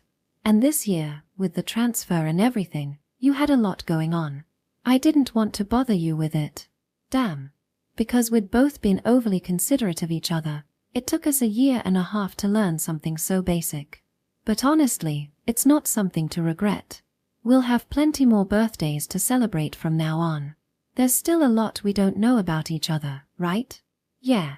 But we can learn together, little by little. Yeah, definitely. But before that, your birthday's already passed, but let me celebrate it properly sometime, okay?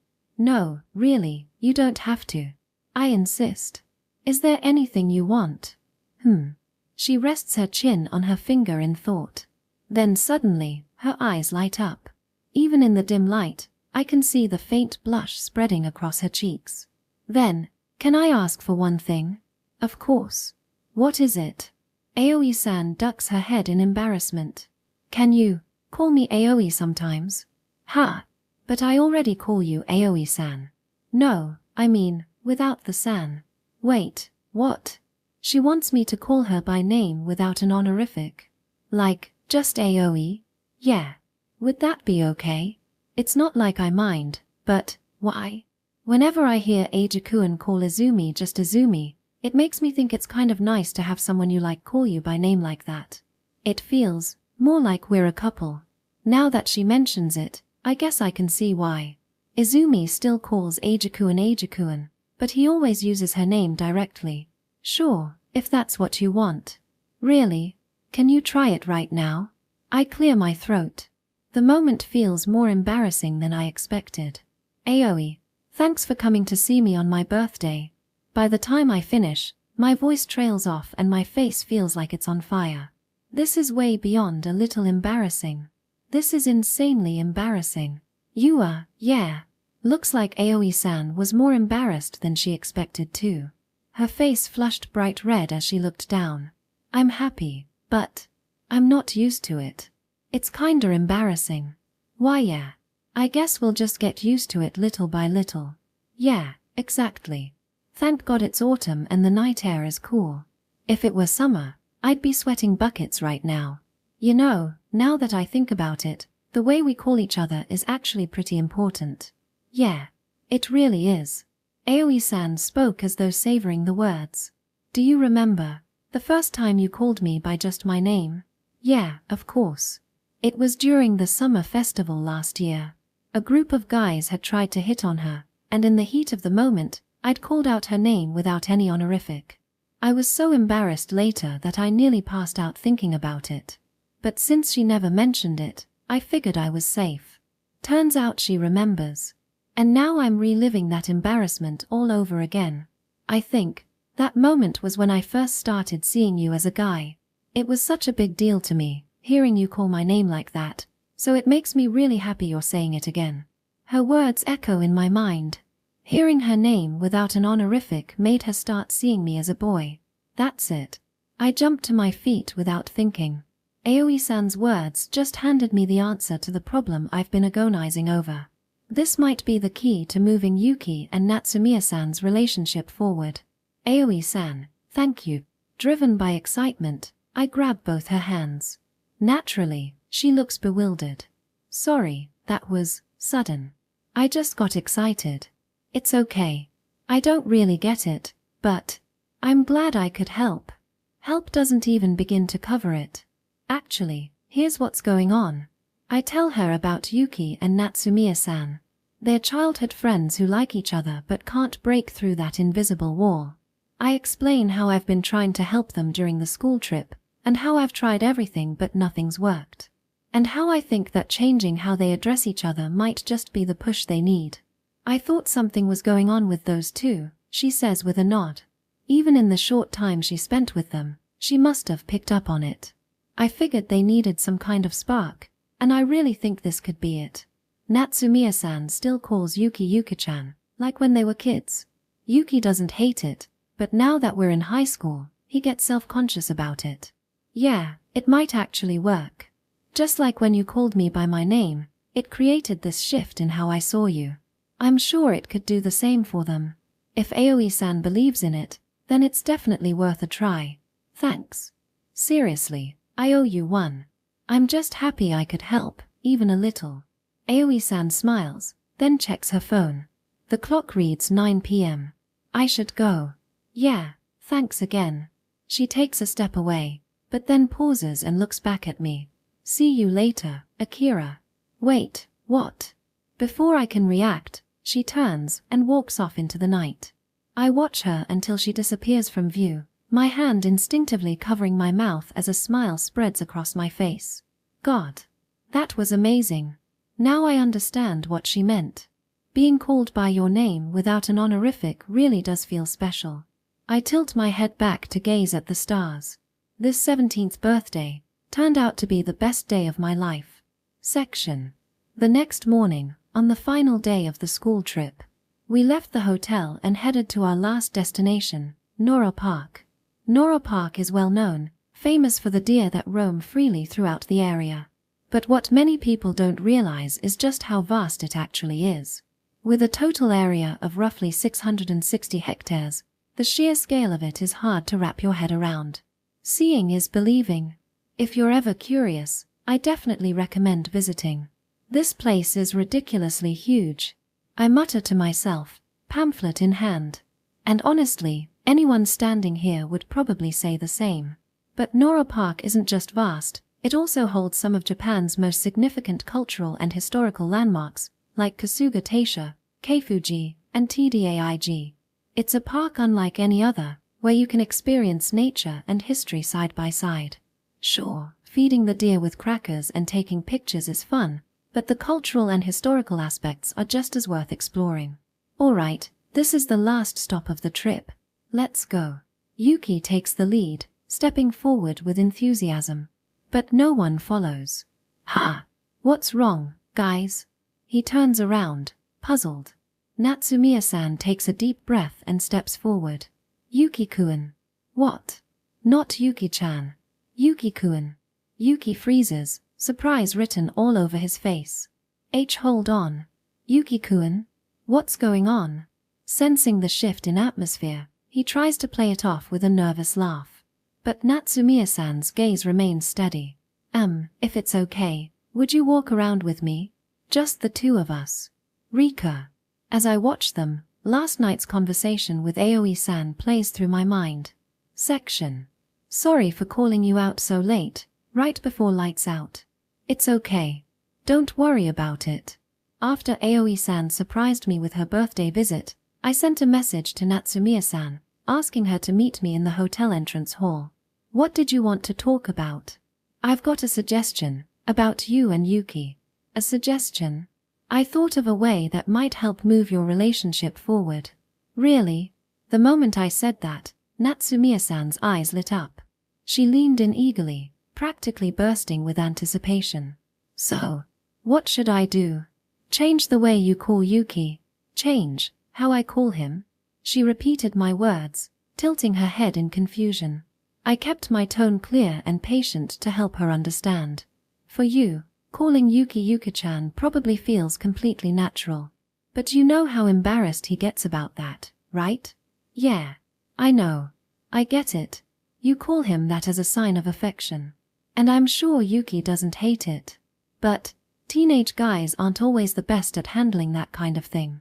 As a fellow guy, I can totally understand why he'd find being called Yuki-chan in front of everyone a bit mortifying. Honestly, I'd be just as embarrassed if it were me. That's why I think changing how you address him could give him that push. Like, just Yuki. The second she said it, her expression twisted into uncertainty. That feels weird somehow. Exactly. I think that weirdness is precisely what's keeping you two stuck. How so? You've been calling him Yuki-chan for so many years that it's become too natural. The way you two interact has been shaped by that familiarity. And now it's acting like a wall, holding you both back from stepping into a new kind of relationship. All those years of shared routines and unspoken understandings had tangled their relationship into a knot too tight to untie. It's not enough to just loosen that knot. If you really want to move forward, you need to shatter it entirely. Shatter the wall of familiarity? Exactly. And changing how you address him could be the perfect first step. Natsumiya-san seemed to be genuinely taking it all in, nodding to herself as though turning the idea over in her mind. Maybe I could try Yuki-kun instead. Yeah. If that feels more natural to you, go for it. She tested it under her breath, saying Yuki-kun a few times. But, will it really work? Her uncertainty didn't sound like skepticism, just genuine worry. From her perspective, my idea probably sounded like little more than a hopeful guess. I get it.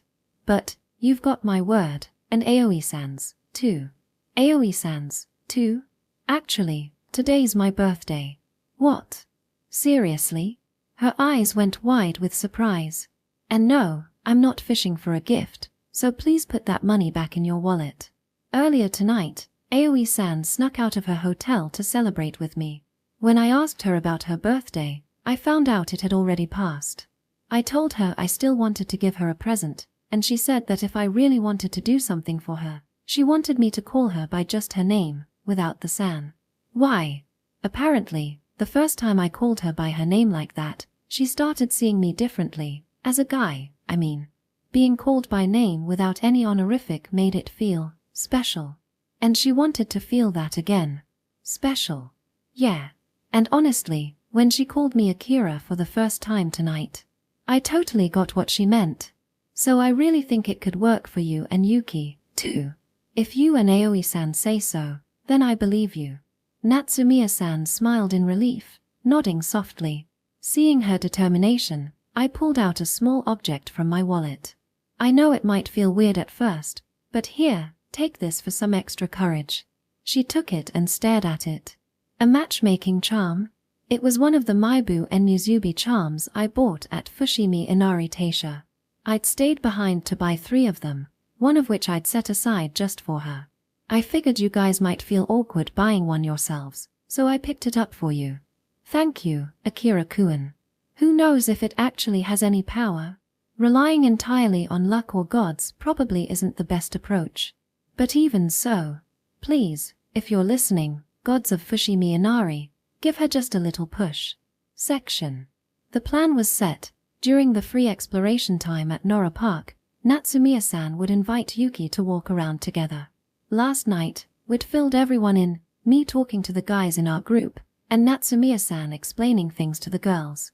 We asked them to help us make sure the 2 of them could spend time alone since this would be their last chance during the school trip.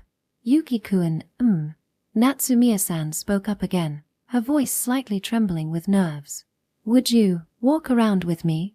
Just the 2 of us? Yuki-kun. Yuki repeated the name, his voice laced with confusion. But there was more than just surprise on his face. Is that okay? She asked softly. It's not like it's a problem, but... Yuki shifted uncomfortably, then cast a questioning glance in my direction. I walked over to him and handed him the same kind of charm I'd given Natsumiya-san the night before, a matchmaking charm. Ha! Why are you giving me this? Like I told Natsumiya-san, you 2 both looked like you wanted one back at Fushimi Inari Taisha, but neither of you made a move. So I bought them for you. Yuki blinked, stunned. Turning to the gods when you're struggling isn't a bad thing, I continued. But if you leave everything up to them, they won't help you either. You've got to meet them halfway. Understanding dawned in his eyes. He gets it. Look, as a fellow guy, I get how you feel. I really do. But if you're ever going to take that step forward, now's the time. This isn't like the first day at Kiyomizu-dera when you ended up alone together by accident. This time, Natsumiya-san worked up the courage to ask you. If you don't respond to that, you're no man at all. Akira. Yuki gripped the charm tightly. The hesitation in his expression melted away, replaced by quiet determination. "Sorry for making you deal with this," he said. "Don't worry about it. You do the same for me." This was as far as I could go. But at this point, they didn't need me anymore. "All right, let's go. Just the two of us." "Thank you, Yuki-kun." We watched them walk away side by side. "Good luck, you two." When they came back later, the air between them felt undeniably different. The reason I thought so was because they both wore smiles as if a weight had been lifted from their shoulders. I don't know what exactly happened while they were away, but judging by those smiles, things must have gone well. I'm dying of curiosity, but I guess I'll hold off on asking until the school trip is over. So this is how Izumi felt when she teased me and Aoi-san. I get it now. Other people's love stories, they're surprisingly entertaining. Chapter 7, School Trip, Final Day. Thus, the 3-night, 4-day school trip came to an end. We boarded the Shinkansen from Kyoto Station and returned to Tokyo Station a little after 5 p.m. While everyone else switched trains to head home, I stayed behind at a cafe inside the station. The reason I didn't go straight home was that I had plans to meet Aoi-san here. During the ride on the Shinkansen, we had been messaging each other and realized that both our schools were dismissing students at Tokyo Station. So we figured we might as well grab a drink together afterward. Since her train was arriving later, I was sitting here waiting alone. That means we got to see each other every day during the trip. The more I thought about it, the more I realized how amazing that was. On the first day, we met during the free time at Kiyomizu Temple. On the second day, we spent the whole day together during the free exploration of Kyoto. Last night, she came to my hotel to celebrate my birthday. And today, we're meeting here at Tokyo Station before heading home. Considering we go to different schools, this feels like a miracle. What an incredible trip this turned out to be. I was basking in that happiness when Akira-kun, a familiar voice called my name, and I looked up. Turning around, I saw Aoi-san pulling her suitcase toward me. "Sorry for making you wait. You don't need to apologize. Honestly, I kind of enjoyed the wait." Aoi-san once mentioned it, and I guess I feel the same. There's something nice about waiting for her. "I'll go grab a drink too. I'll watch your luggage." "Thanks." She handed me her suitcase and headed to the counter. I watched her walk away and waited for a few minutes. "Sorry to keep you waiting." She returned with a cup piled high with whipped cream and sat across from me. It was that seasonal drink they offer every year, a chocolate-based frappuccino with whipped cream and chocolate sauce drizzled on top. Perfect for anyone with a sweet tooth. Honestly, it was more like a dessert than a drink. Good job surviving the school trip. "Yeah, you too, Akira-kun." We tapped our cups together in a toast. Aoi-san then scooped up some cream with her spoon and took a bite. Her face melted into a look of pure bliss, and I almost laughed out loud. "Good." "Yeah," she answered with a beaming smile. Since Kyoto's all about tea, I was drinking tea the whole trip. It was delicious, of course, but I think I was craving something sweet to balance it out. I suddenly got this urge for sweets on the train ride back. I get that. Now that you mention it, I kind of want something sweet too. I considered going to order the same thing when Aoi-san scooped up some whipped cream and held the spoon out to me. "Here, have a taste." "Thanks." By now, I didn't even get embarrassed anymore. I glanced around, feeling a bit self-conscious, and then took a bite. Whoa. The moment it hit my tongue, the intense sweetness of the chocolate sauce spread across my mouth. At first, it felt overwhelmingly sugary, but the whipped cream mellowed it out into the perfect level of sweetness. It was exactly what my sugar-starved body needed.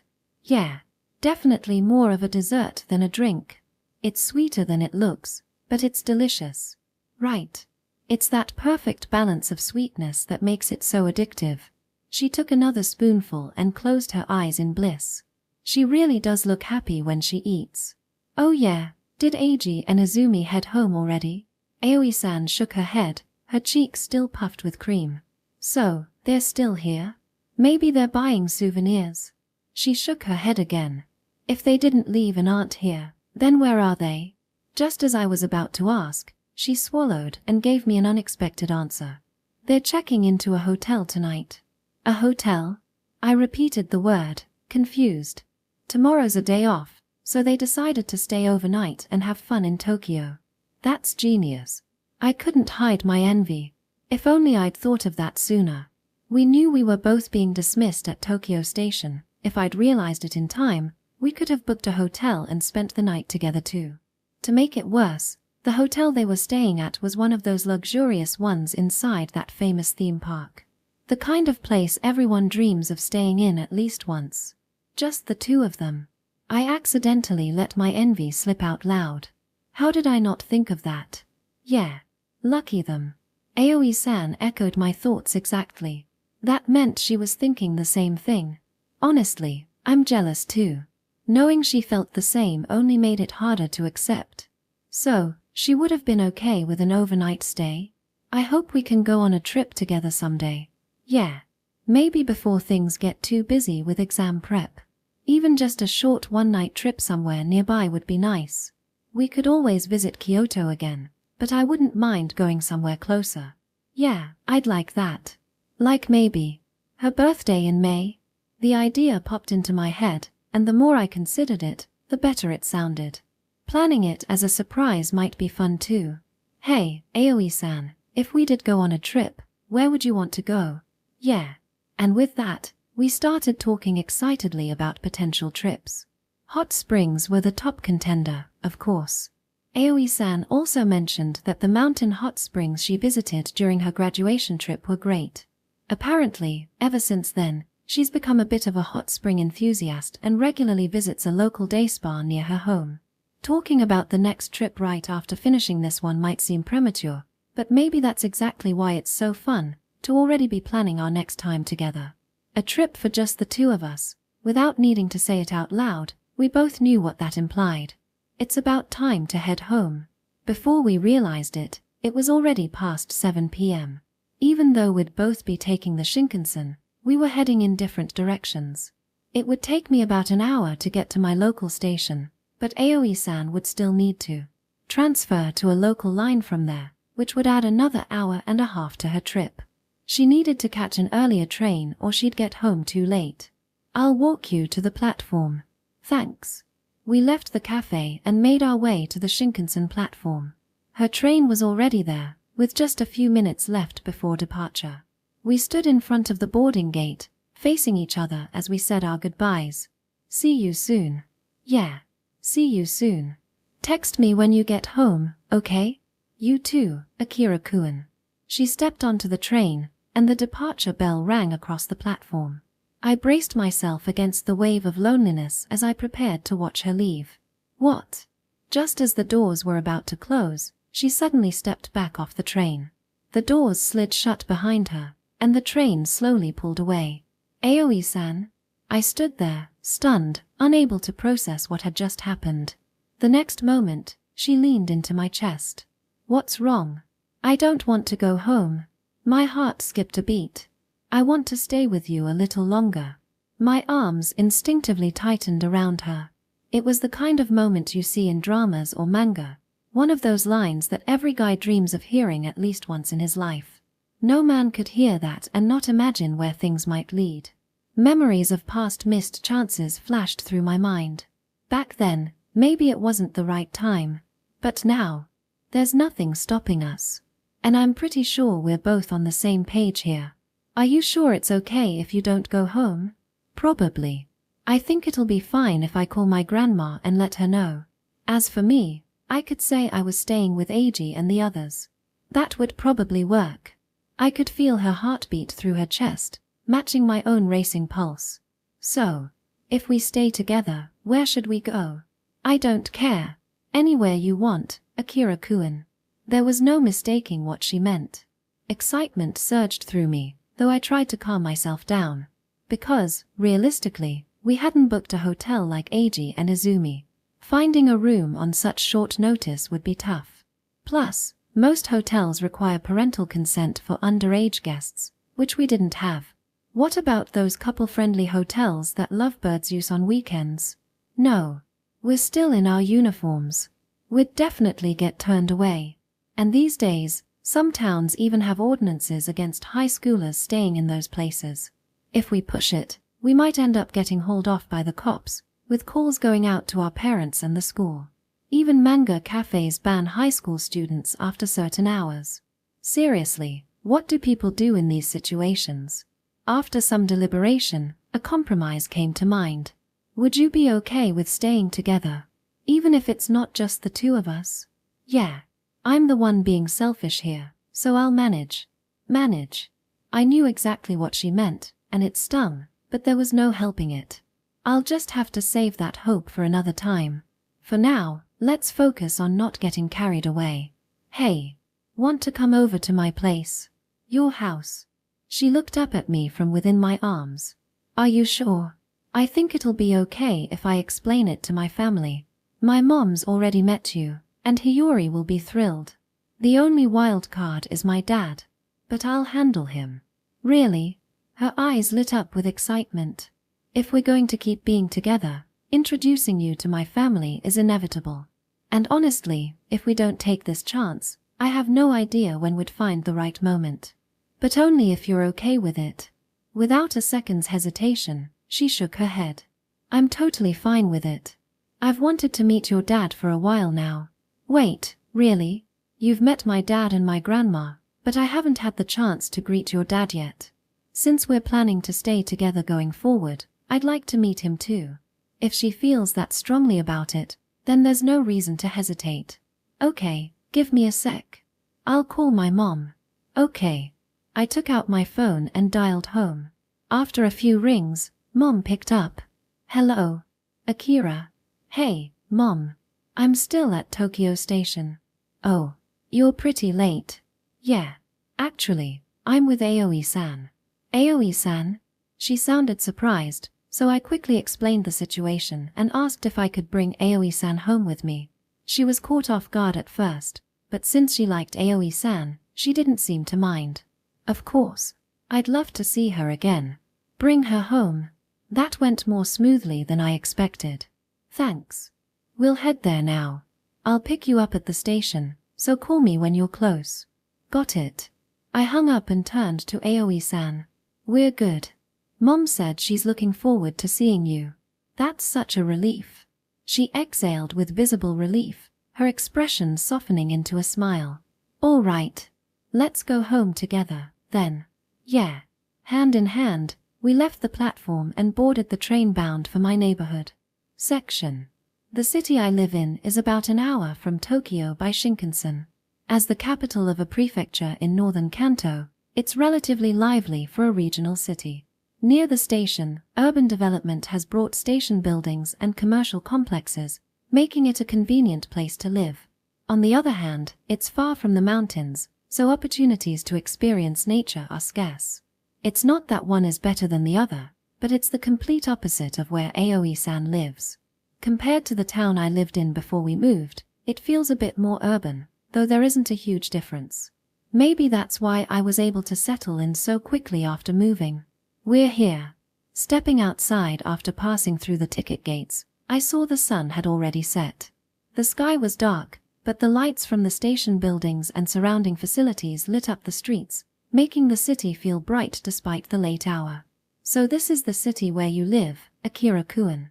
Aoi-san looked around at the scenery, her voice filled with wonder.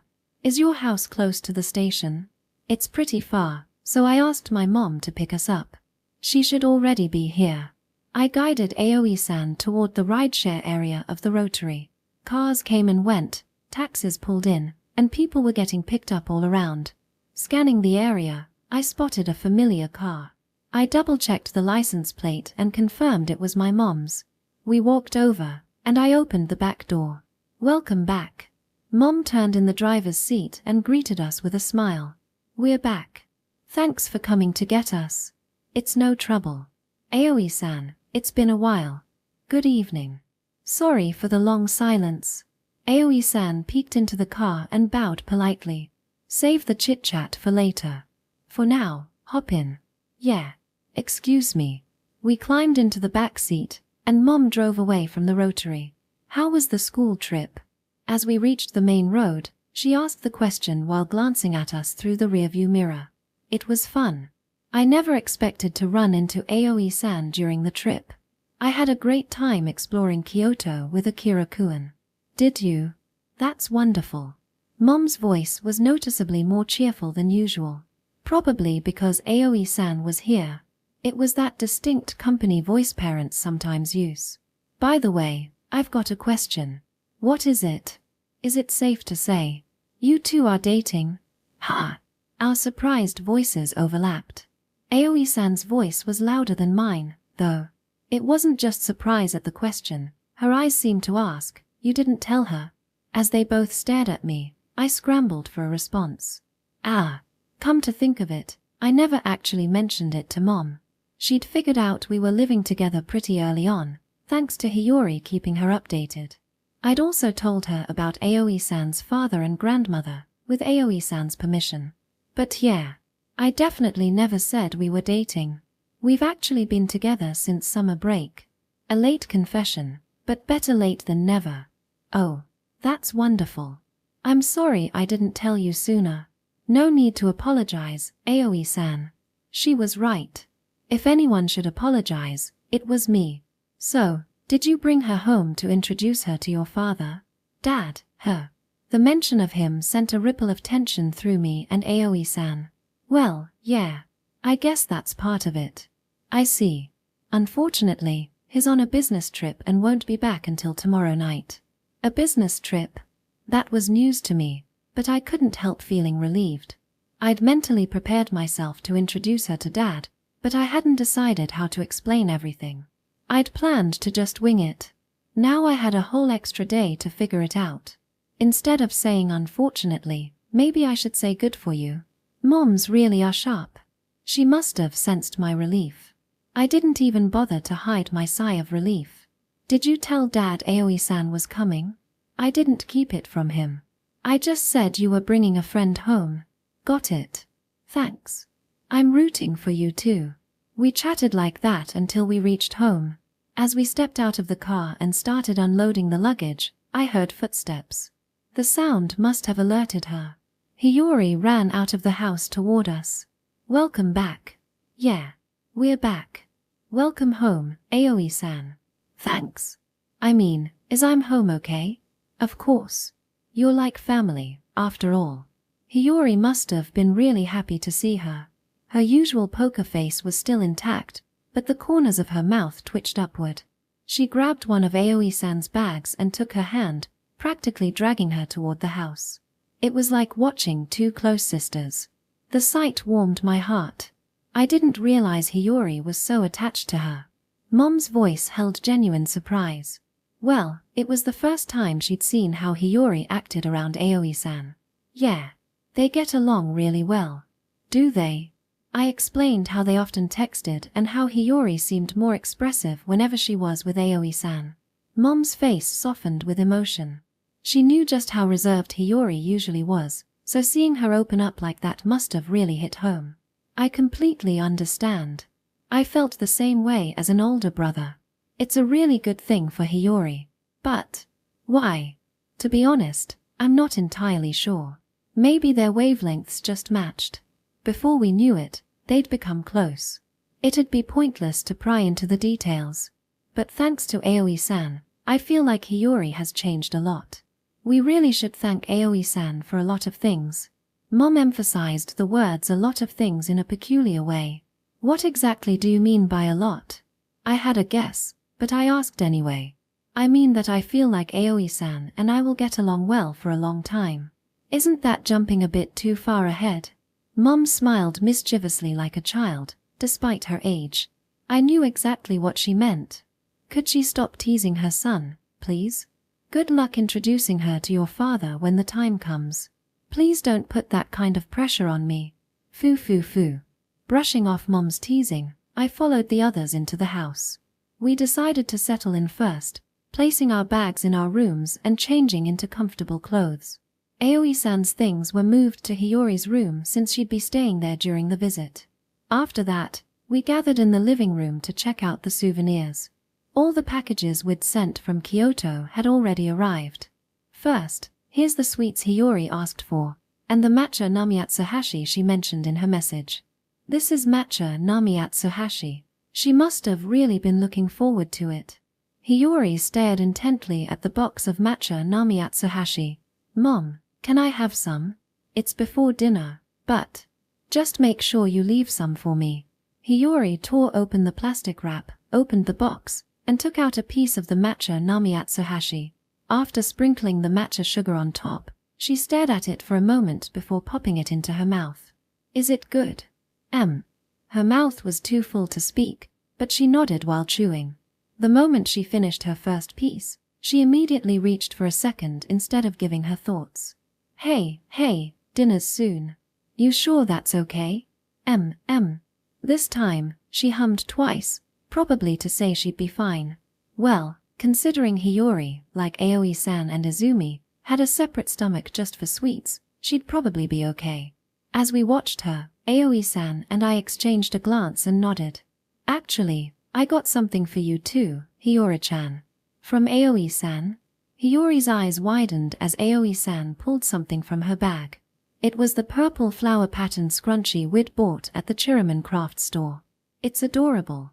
Hiyori accepted the gift with both hands, holding it like a treasure while whispering softly. We went to a traditional crafts shop that uses Chiraman fabric. I thought it was so cute that I got matching ones for you and me. Your hair isn't that long, so I wasn't sure if you'd get much use out of a scrunchie, but I was sure it'd suit you. Hiyori immediately tied her hair up with the scrunchie. Aoi-san also pulled out her matching blue scrunchie and tied her hair with it. How does it look? As always, it was hard to read Hiyori's expression. It looks great on you. Thank you. It looks great on you too, Aoi-san. Thank you. Though her face turned slightly pink with delight. And here's something else, from both me and Aoi-san. I handed her another gift. It was a smartphone case, the one we'd bought as a set for the three of us. Aoi-san and I both got the same one. Let's all match. I pulled out my phone, and Aoi-san did the same, showing her the identical cases. Hiyori immediately swapped her phone case for the new one. It's so cute. Thank you, both of you. You're welcome, we replied in unison. Hiyori held the phone with care, gazing at the case. She seemed to really like it, which was a relief. Later, after Mom finished up in the kitchen, she joined us in checking out the souvenirs. The matcha namiatsuhashi was a huge hit with both Mom and Hiyori, and the two of them started devouring it together.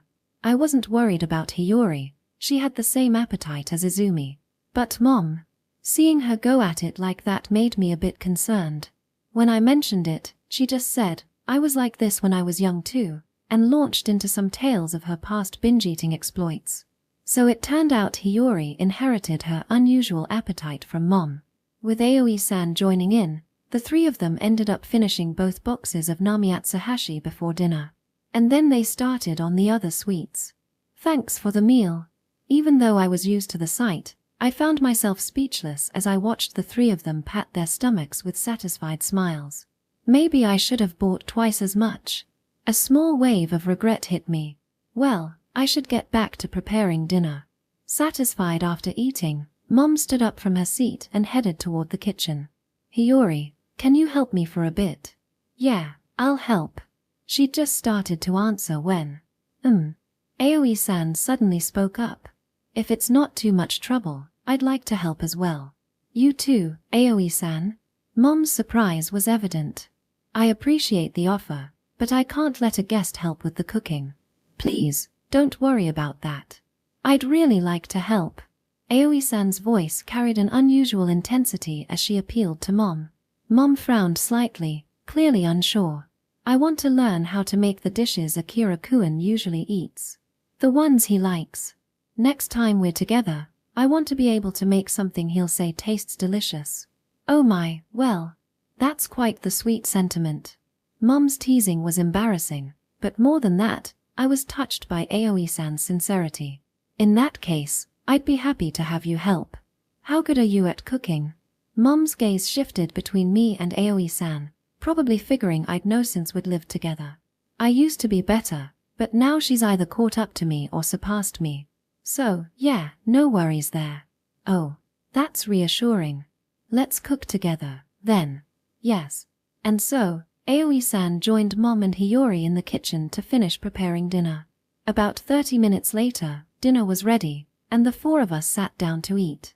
As we enjoyed the meal, a thought crossed my mind. It would make me happy if this scene became a normal part of life someday. Not just because Mom had said something earlier, but simply because that's how I felt. Section. After dinner, we took a short break.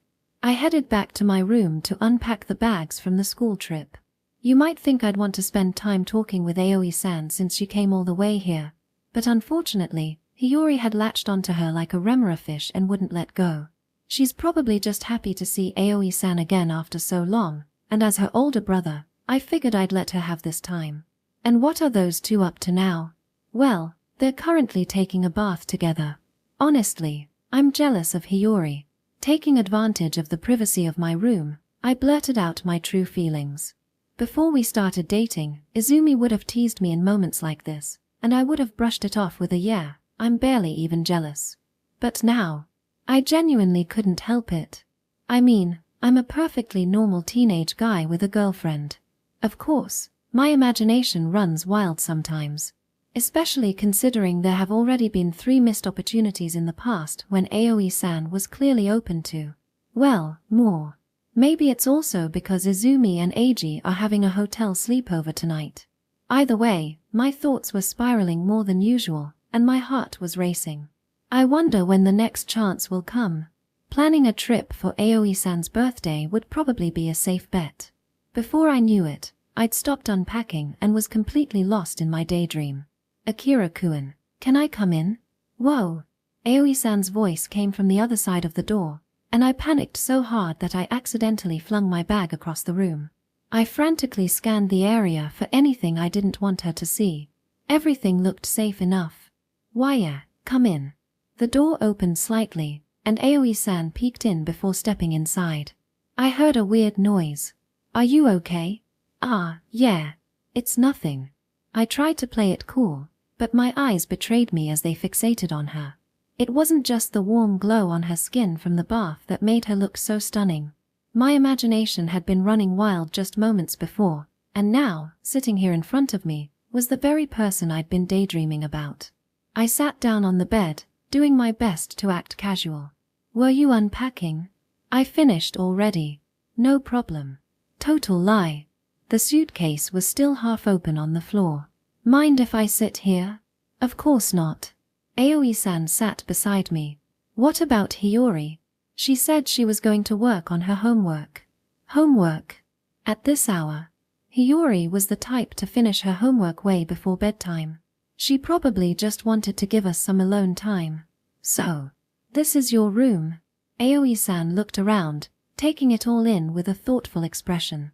"It feels kind of strange. The desk and furniture are the same as when we lived together, so it shouldn't feel that different." "I know, but it's been a long time since I was last in your room."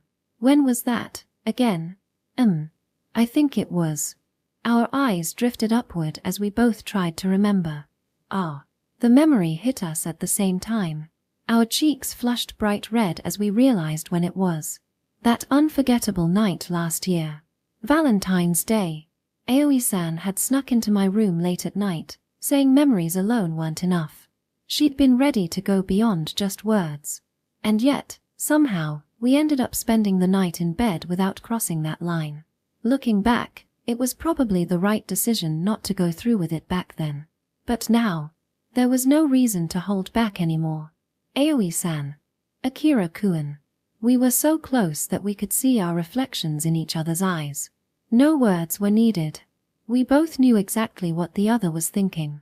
At this age, once those thoughts surface, there's no suppressing them. Our shoulders touched as we instinctively leaned closer. Our hands met on the bed. Starting something here, in my own room, with Mom and Hiyori around.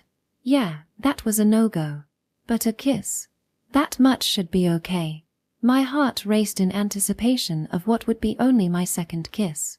For her, it would be the 4th. "Is it okay?" "Yeah." Our lips were just about to touch when, "Akira, Mom said it's time for your bath, Huh. The sound of the atmosphere shattering echoed through the room. Ah. There, in the doorway, stood Hiyori. Her expression was blank, but her voice gave her confusion away. Hand still on the doorknob, she froze in place. We'd just been caught in what was undeniably the #1 scenario you never want your family to witness. On instinct, I threw myself to the opposite side of the bed, burying my face in the mattress. You said you were doing homework. I see. Hiyori's single-word statement of complete understanding hit like a bullet. Please. I'm begging you. Just walk away. I'll tell Mom you'll go later. Will an hour be enough? I'll go right away. Just don't tell her anything. My desperate plea hung in the air. Beside me, Aoi-san gave a shy, embarrassed smile. In that moment, it became crystal clear. There's no way this will ever work at either of our houses. And so, I made a solemn vow to plan an overnight trip for Aoi-san's birthday next year. No interruptions. No siblings. That night, the awkward tension lingered long after the moment had passed.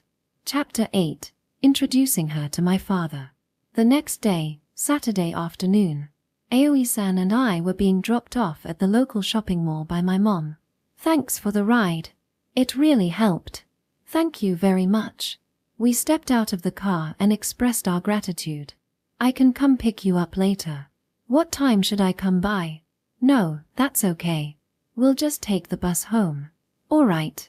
But if you change your mind, just give me a call. Got it. Thanks. We waved goodbye as Mom drove off, then turned toward the entrance. Shall we? Yeah. Why were we at the shopping mall today?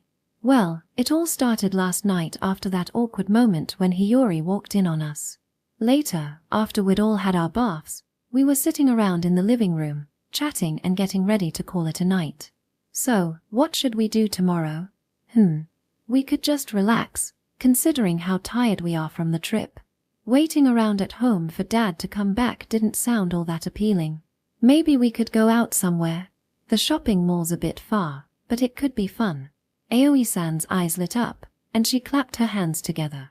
In that case, I want to go buy a birthday present for you, Akira-kun. Good idea. I should pick out something for your birthday too. Then let's go together and pick out each other's presents. Yeah, let's do that. Mom, overhearing our conversation, offered to give us a ride. And here we were. I hadn't forgotten about the presents, exactly, but I was glad Aoi-san brought it up. Wow. It's packed today.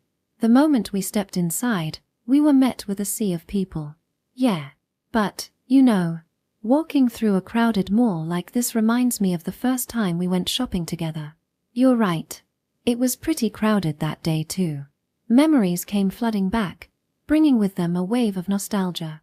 That was the first time we went out together. The day I realized Aoi-san wasn't actually a flashy blonde-haired gyaru. The day she transformed into the calm, elegant beauty she is now.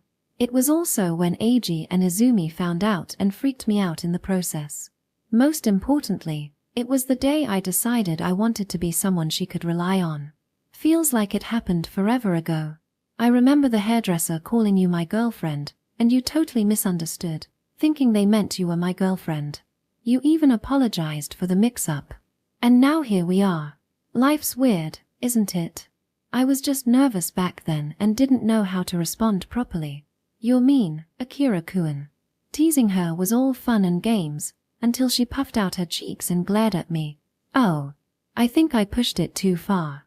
Sorry, I was just joking. I don't care. She turned on her heel and walked ahead, nose tilted slightly upward. This was bad. I'd never seen her this upset before. I'm really sorry. I'll do anything to make it up to you. I repeated my apology a few times until she finally stopped and turned around. Aoi-san? My heart pounded as I waited for her response. Her eyes, sharp like a cat stalking prey, locked onto my hand. Gotcha. With a soft exclamation, she reached out and grabbed my right hand. I tilted my head, confused. Ah. What's this about? If you hold my hand for the entire day, I'll forgive you. Of course. I'd want that even if you didn't ask. Relief flooded me, and I let out a deep breath. Beside me, Aoi-san grinned like she hadn't been upset at all. Wait a second. Was she faking it? Did you pretend to be mad just now? What? No. I mean, what are you talking about? Her gaze shifted, and her cheeks turned pink. She's so bad at lying. Well, your hand looked lonely. Her shy confession gave away the truth. So that was it. She just needed an excuse to hold hands. I get it. Actually, mine felt pretty lonely too. See? I thought so. She's way too cute. I can't handle this. For a split second, I was hit by the overwhelming urge to scream to the world how adorable my girlfriend was. But no. Public outburst equals public humiliation. I refused to become one of those overly affectionate couples like Izumi and Eiji. Sure, Aoi-san and I had our silly moments, but we weren't that bad. Anyway, where should we start? Is there anything specific you want? I've been trying to think of something, but I'd spent time mulling it over, but no ideas came to mind. Honestly, if it's from you, I'd be happy with anything. What about you? Same. If it's from you, I'll love it. Knowing we felt the same made me happy, but it didn't solve the gift dilemma. That's the problem with anything's fine. It makes it 10 times harder to choose. Last Christmas, Izumi came through with a suggestion, and we ended up exchanging matching necklaces. It was the perfect present. Wonder what we should do this time. Both of us let out a thoughtful sigh as we racked our brains. But, if possible, I'd like to get something that matches, Aoi-san murmured softly. That way, even when we're apart, I can still feel connected to you. She clutched the necklace hanging from her neck. Honestly, I felt the same. Every time I put on the necklace, I thought of her. We don't get to see each other often, living so far apart, so having something like these matching necklaces made us feel closer. If we added another matching item to the collection, maybe we'd feel even more connected. Then let's go with something matching. Really? If you're okay with it, I'd love that. So, what kind of matching item should we get? As I asked, I felt her grip on my hand tighten slightly. It wasn't the first time she'd done this. I'd learned by now that whenever Aoi-san squeezed my hand like that, it meant she was trying to communicate something. I glanced over at her and saw her cheeks turning red as she fidgeted. This is just an idea, but did you think of something? Please remember, it's just a suggestion. Of course. I'm listening. And only if you don't hate the idea. You don't have to be so cautious. Her repeated hesitation made me curious. What if we got pair rings? Pair rings? I couldn't help raising my voice. Heads turned. People nearby glanced at us with interest. And no, that's not.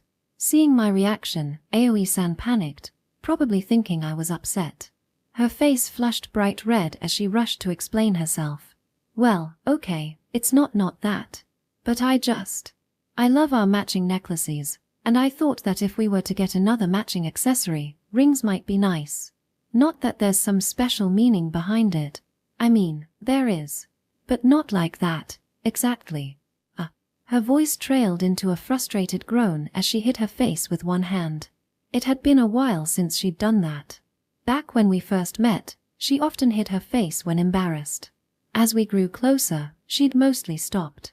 But now, the blush had won. Her flustered reaction snapped me back to my senses. Taking her hand, I turned around and started walking in the opposite direction. Akira-kun? She tilted her head in confusion. There's a jewelry store over there. Wait, really? Her eyes went wide. Are you sure? Yeah. Let's get pair rings. Her face was still flushed, but a smile peeked through. I feel a little embarrassed, but I'd love that. Me too. With that, we made our decision. As we approached the jewelry store, the first thing we noticed was the crowd. Couples stood at the glass display cases, chatting and trying on rings. The brightly lit space had a lively, almost festive atmosphere. I remembered the last time I'd been in a jewelry store. I'd gone with Izumi to pick out a necklace for Aoi-san. Back then, the elegant, high-end vibe of the place had made me nervous. But today, with Aoi-san by my side, it didn't feel nearly as intimidating. The rings are over by that showcase, I think. Looks like it. We walked over and began scanning the glass cases. There was a wide range of rings, some affordable enough for high schoolers like us, others priced so high it made my eyes hurt. Apparently, the price varied based on the type and quantity of stones or the metal's purity. Neither of us had a clue what any of it meant, so we whispered about the differences until a saleswoman, who'd been watching us with a kind smile, came over to help. She was stunningly pretty, so much so that I wondered if being beautiful was a job requirement here. With her guidance, we kept browsing. After a while, Aoi-san's gaze locked onto a particular ring. See something you like? Yeah. I think this one's really cute. Her eyes had settled on a pair of rings, white gold bands with a small diamond accent on the women's version. The men's version was simpler, with no stone, but the matching design made them feel like a perfect set. The price was a little steep, but still within reach. Would you like to try them on? Yes, please. The saleswoman smiled and nodded. Of course. Do you know your ring sizes? Ah. I've never measured mine before. Same here. I probably should have expected that. Then again, I'd never bought a ring before, so it hadn't even crossed my mind. And now that I thought about it, which finger was a pear ring supposed to go on? The saleswoman must have picked up on our confusion. May I see your right hands? Yes, we answered in unison. We extended our right hands, and she gently measured the size of our ring fingers. While we waited, Aoi-san whispered, so, pear rings usually go on the right ring finger, right? Yeah. But I guess it's just a tradition. Left or right, apparently it's up to us. The saleswoman confirmed that while wedding rings usually go on the left ring finger, pear rings were often worn on the right. But, in the end, it came down to personal preference. Once our sizes were measured, the saleswoman retrieved rings from the back that matched our sizes. These should fit. Aoi-san took one of the rings. Her fingers trembled slightly as she slipped it onto her right ring finger. How does it feel? I think it fits. What do you think? She flexed her fingers and turned to me, uncertain. The saleswoman took her hand to double-check. It looks just right. And if it ever becomes loose or tight, we can adjust it. Reassured, Aoi-san gave a relieved nod. Now it was my turn. I slid the matching band onto my right ring finger. How does it feel, sir? It fits perfectly. Aoi-san's eyes lit up as we held out our hands to admire the matching rings. How does it look? It looks great on you. Fufu. Yours looks really nice too, Akira-kun. We exchanged nods as if to confirm the thought. We'll take these. Thank you very much. Would you like to wear the rings out or have them boxed? I glanced at Aoi-san, unsure what to do. They're supposed to be each other's birthday presents. Should we have them boxed and wrapped? I don't know. I kind of want to wear it right away. But asking them to wrap an empty box feels a bit rude. The saleswoman, who had been quietly listening, gave a gentle smile. If you'd like, you can wear the rings as you leave, and I can still wrap the boxes for you. Oh, but wrapping empty boxes seems like a waste. I'd feel bad. I shook my head, feeling guilty at the thought. But the saleswoman lightly shook her head in response. Today is a special day for the two of you. Please, allow me to wrap the boxes as a small gesture. Her kind words caught us both off guard. We hadn't expected anyone to be so thoughtful about something like this. Aoi-san and I exchanged glances and nodded. Could you, please? Of course. Thank you very much, we said together. And so, we purchased our birthday presents for each other and accepted the offer to have the boxes wrapped. When we left the store, shopping bag in hand, the rings glimmered on our right ring fingers. It made me genuinely happy to know we'd added another small but meaningful connection between us. After buying the rings, we moved to a nearby cafe to take a break. Even though we'd only been at the mall for about an hour, we were already feeling unusually tired. The excitement of getting matching rings probably wore us out more than we realized. We found a seat by the aisle, sat facing each other, and sipped our drinks. Foo. I'd lost count of how many times Aoi-san had laughed like that. She was gazing happily at the ring shining on her right ring finger. You like it that much? Yeah. I love it. The look on her face was the definition of pure joy. Sorry we celebrated your birthday so late, half a year late, actually. It's okay. You didn't know about it back then, so it can't be helped. Just being able to celebrate together makes me happy. Next year, I'll plan it properly. You can count on it. Thanks. I'm looking forward to it. But then, her smile faded, and her voice dropped slightly. Next year? I knew exactly what she meant. Because I'd been thinking the same thing. Once the new year starts, we'll be seniors. We'll have entrance exams. Which means we probably won't see each other as much. Yeah. We won't be able to meet up as easily, but I promise we'll make time for each other's birthdays. Then we'll have to work hard on our studies. Definitely. Even if our schedules get busy, we could manage to find 1 or 2 days for a birthday celebration. We're not trying to meet every month, after all. Still, even knowing that didn't make it any less daunting. We'd definitely have less time together, and the slight melancholy in Aoi-san's voice echoed the feelings in my own heart. Which made me even more glad that we'd bought these rings today. Speaking of exams, there's something I've been meaning to ask. What is it? It was a thought that had been on my mind since our conversation in Kyoto. You haven't decided which university you want to go to yet, right? Yeah. I've got a few options in mind, but I'm still considering them. Well, I was wondering. I hesitated, then voiced my idea.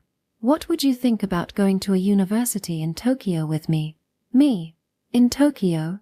Her eyes widened in surprise. I gave a firm nod before continuing. I know it's not something you should decide based on me. I get that leaving your grandma might be scary, and you'd need your dad's approval. I don't want you to choose Tokyo just because I'm there. But if you end up with 2 equally good choices, one here, one in Tokyo, I'd love it if that became part of the decision.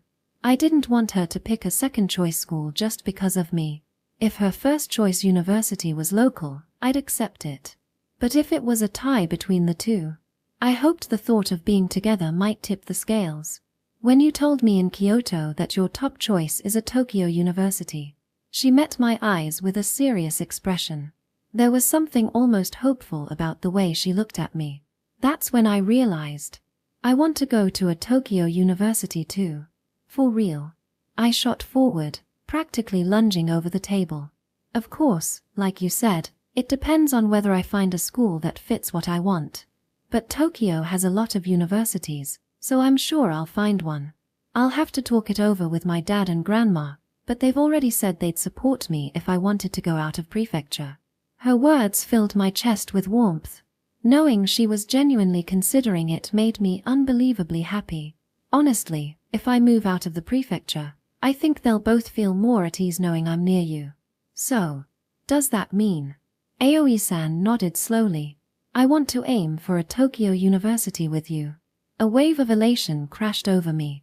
I wanted to shout, but we were in a cafe, so I clenched my fists and held it in. Instead, I reached across the table and squeezed her hand. Let's work hard together. Yeah, let's do our best. With that, a new goal took root in our hearts. We were going to aim for Tokyo together. Can I ask you something, too? The conversation had settled, but now it was Aoi-san's turn to look nervous. Of course. What's on your mind? Well, I was wondering, what kind of person is your dad? Oh, yeah, that makes sense. Of course she'd be curious. Tonight, I'd be introducing her to my father as my girlfriend. I was nervous about it, too. I'd been stressing over how to handle it since last night. But if I was this anxious, she had to be twice as worried. I remembered how nervous I'd been when I first met her grandmother. Well, let's see. I needed to say something to ease her nerves. If I had to describe him in one sentence, I'd say he's like Hiyori. Hiyori-chan? Strictly speaking, it was the other way around. Hiyori took after him. He doesn't really show his emotions. Like Hiyori, sometimes you have no clue what he's thinking. But he's more sentimental than she is, and deep down, he's a really kind guy. He's serious to a fault, and people might think he's a bit standoffish because he doesn't smile much. But if I had to sum it up, I'd call him quiet and sincere. A serious, quiet person. I realized that description probably didn't make him sound very approachable. Remember when my mom told you how she met Dad? Yeah, I kind of remember. That conversation had happened last summer, when Mom had come home unexpectedly. We'd introduced Aoi-san as my girlfriend, a lie at the time. And somehow, that led to Mom telling the story of how she met Dad. Apparently, when Dad joined her company, he was known for being antisocial. He was hardworking and capable, but his co-workers resented him for it, so he ended up isolated. Mom, unable to just watch from the sidelines, volunteered to help him socialize. And when they actually sat down and talked, she realized he wasn't antisocial at all. He was just painfully shy. Once Mom helped break the ice, he started getting along better with everyone. Now, years later, he worked as a branch manager, getting transferred every few years to help struggling offices turn things around. Knowing all that, it was wild to think of how different he seemed back then.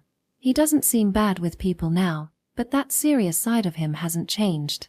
Apparently, he still comes across as intimidating when people meet him for the first time. As I explained things to Aoi-san, I was once again struck by just how much my dad resembled Hiyori. After all, Hiyori often got mistaken for being cold when meeting new people. I see. Aoi-san smiled softly, as though the comparison to Hiyori had eased her nerves a little. He's not the kind of person who won't listen, actually, he's pretty open-minded.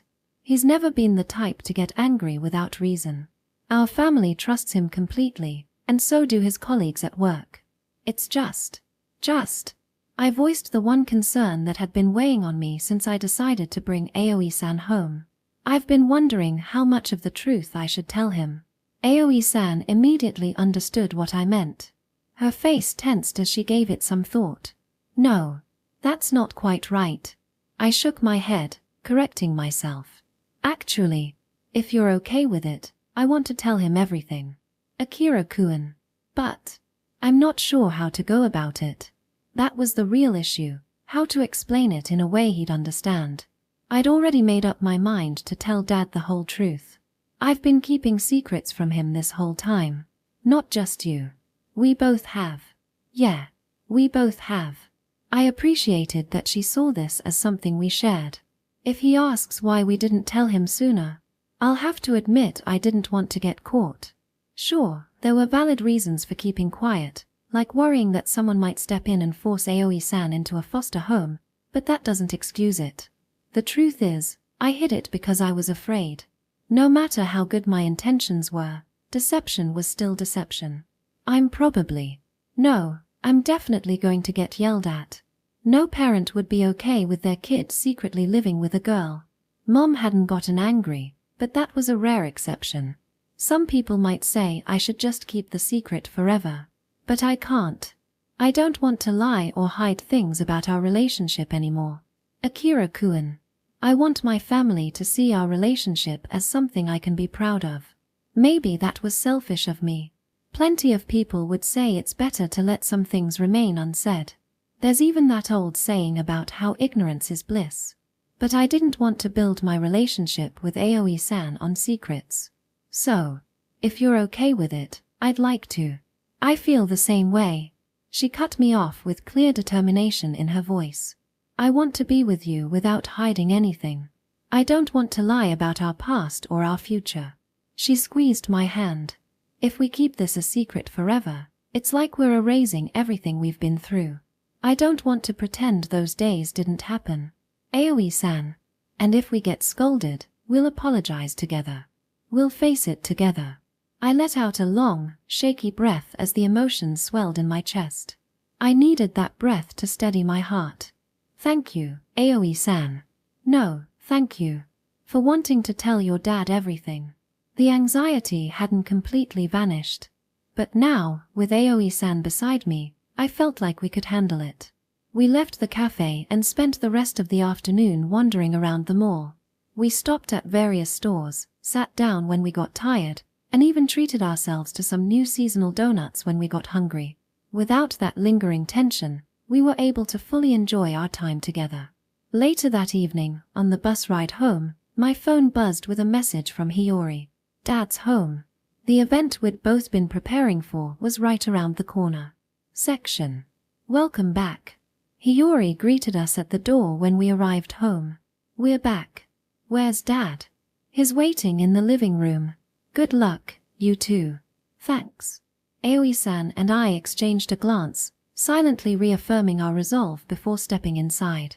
We walked down the hall and stopped in front of the living room door. I took a deep, steadying breath. Then, bracing myself, I opened the door. Dad was sitting on the sofa. Hey, Dad. Welcome back. Thanks. I'm home. He raised his head and shifted his gaze toward us. Do you have a minute? Of course. He gestured for us to sit, so we took a seat side by side on the couch. My stomach twisted with nerves. I fought the urge to be sick. I'd like to introduce someone. This is Aoi Sorotome. It's nice to meet you. I'm Aoi Sorotome. Despite her nervousness, Aoi-san smiled and bowed her head politely. Likewise. I'm Akira's father. His tone, like Hiyori's, was devoid of any emotion. Or maybe it just felt more unreadable than usual because of how anxious I was. We were classmates at my previous school, and we've been dating since summer break. Mom and Hiyori have already met her, but I wanted to introduce her to you properly. I'm sorry for the late introduction. Akira-kun has helped me so much since last year, and now we're dating. The greetings done, we sat in tense silence, waiting for his response. The seconds stretched on, heavy and unyielding. And then, Aoi-san. Yes, sir? The moment her name left his lips. Please continue to take care of Akira. The words, spoken so gently, filled the living room. He smiled softly and bowed his head deeply. Why yes. Of course. I was surprised by the simple response, but even more so by the smile on my father's face. Seeing Dad smile was rarer than seeing Hiyori smile. I couldn't even remember the last time I'd seen it. That's how unusual it was. But more than surprise, I felt relief. That smile was proof that he was accepting Aoi-san. Dad, there's something I need to tell you about Aoi-san. Which made the next part that much harder. Bracing ourselves for the backlash, Aoi-san and I prepared to confess the truth. Before I moved here, Aoi-san and I lived together in that house. The moment I said it, Dad's smile disappeared. The air shifted. Tense and heavy, it pressed down on us as we began explaining everything. How, last June, on a rainy day, I found Aoi-san sitting alone in the park without an umbrella. How I brought her home after learning that her mother had disappeared, leaving her without a place to go. How we lived together after that while I prepared to transfer schools, getting help from friends as we tried to stabilize her situation. How Mom eventually found out about our living arrangement, and how I asked her and Hiyori to keep it a secret. How, during that time, Aoi-san reunited with her father and grandmother while cutting ties with her mother. And finally, how we gradually grew closer and started dating over the summer. I had no idea how long we'd been talking by the time we finished. Throughout the entire explanation, Dad listened silently. I'm sorry for keeping it from you. I'm very sorry. Aoi-san and I bowed our heads in unison. We remained like that for several seconds until I already knew. What? The words shattered the silence. Our heads shot up in sync. You already knew? The question left my mouth before I realized it. How? How did Dad know? Did Mom or Hiyori tell him? No. I couldn't imagine them lying to me like that. You're surprised. That's understandable. But I've known for quite some time. He continued before we could even ask. The utility bills for that house were charged to my account. When I saw how high the amounts were, I thought it was odd. I figured you might have been hosting a guest, so the next time I had a work trip in that area, I stopped by the house. That's when I saw you and Aoi-san going inside. He paused, then added, that gave me a pretty good idea of what was going on. The utility bills? Seriously? I assumed, at first, that it was just a girlfriend who stayed over now and then. But when the higher usage continued for months, I realized it wasn't that simple. Then I wondered, what kind of parents would let their daughter stay over that often? And the logical conclusion was that she had nowhere else to go. I'd always known Hiyori was sharp, but it turned out Dad's instincts were on another level. And after hearing Aoi-san explain her circumstances earlier, well, it all lined up. He'd known all along. Which raised another question. If you knew, why didn't you say anything? If your teenage son is secretly living with a girl, you'd expect a parent to step in and demand an explanation. Even if he understood the situation, he should have at least asked about it. Akira, you're a high school student. By now, you should understand what it means to take responsibility for your actions. I raised you with that expectation. So when I saw what was happening, I chose to trust you. If I'd questioned you, it would have meant doubting my own parenting. He exhaled softly and added, almost to himself. Besides, every kid hides a secret or two from their parents when they're young. His tone made it sound like he was speaking from experience. Then, well, you kept our cohabitation a secret from your parents until right before we got married, Mom said as she entered the room, carrying a tray of tea. That was youthful folly. Wait, what? Wait, seriously? Mom set the cups on the table and chuckled. Yep. Back in our day, it was a much bigger deal. Even now, when we visit my parents, they'll say, "Can you believe these two lived together before the wedding?" They never let it go.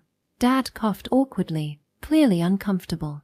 I would never have guessed that my father, the serious, responsible man sitting across from me, had once done the exact same thing.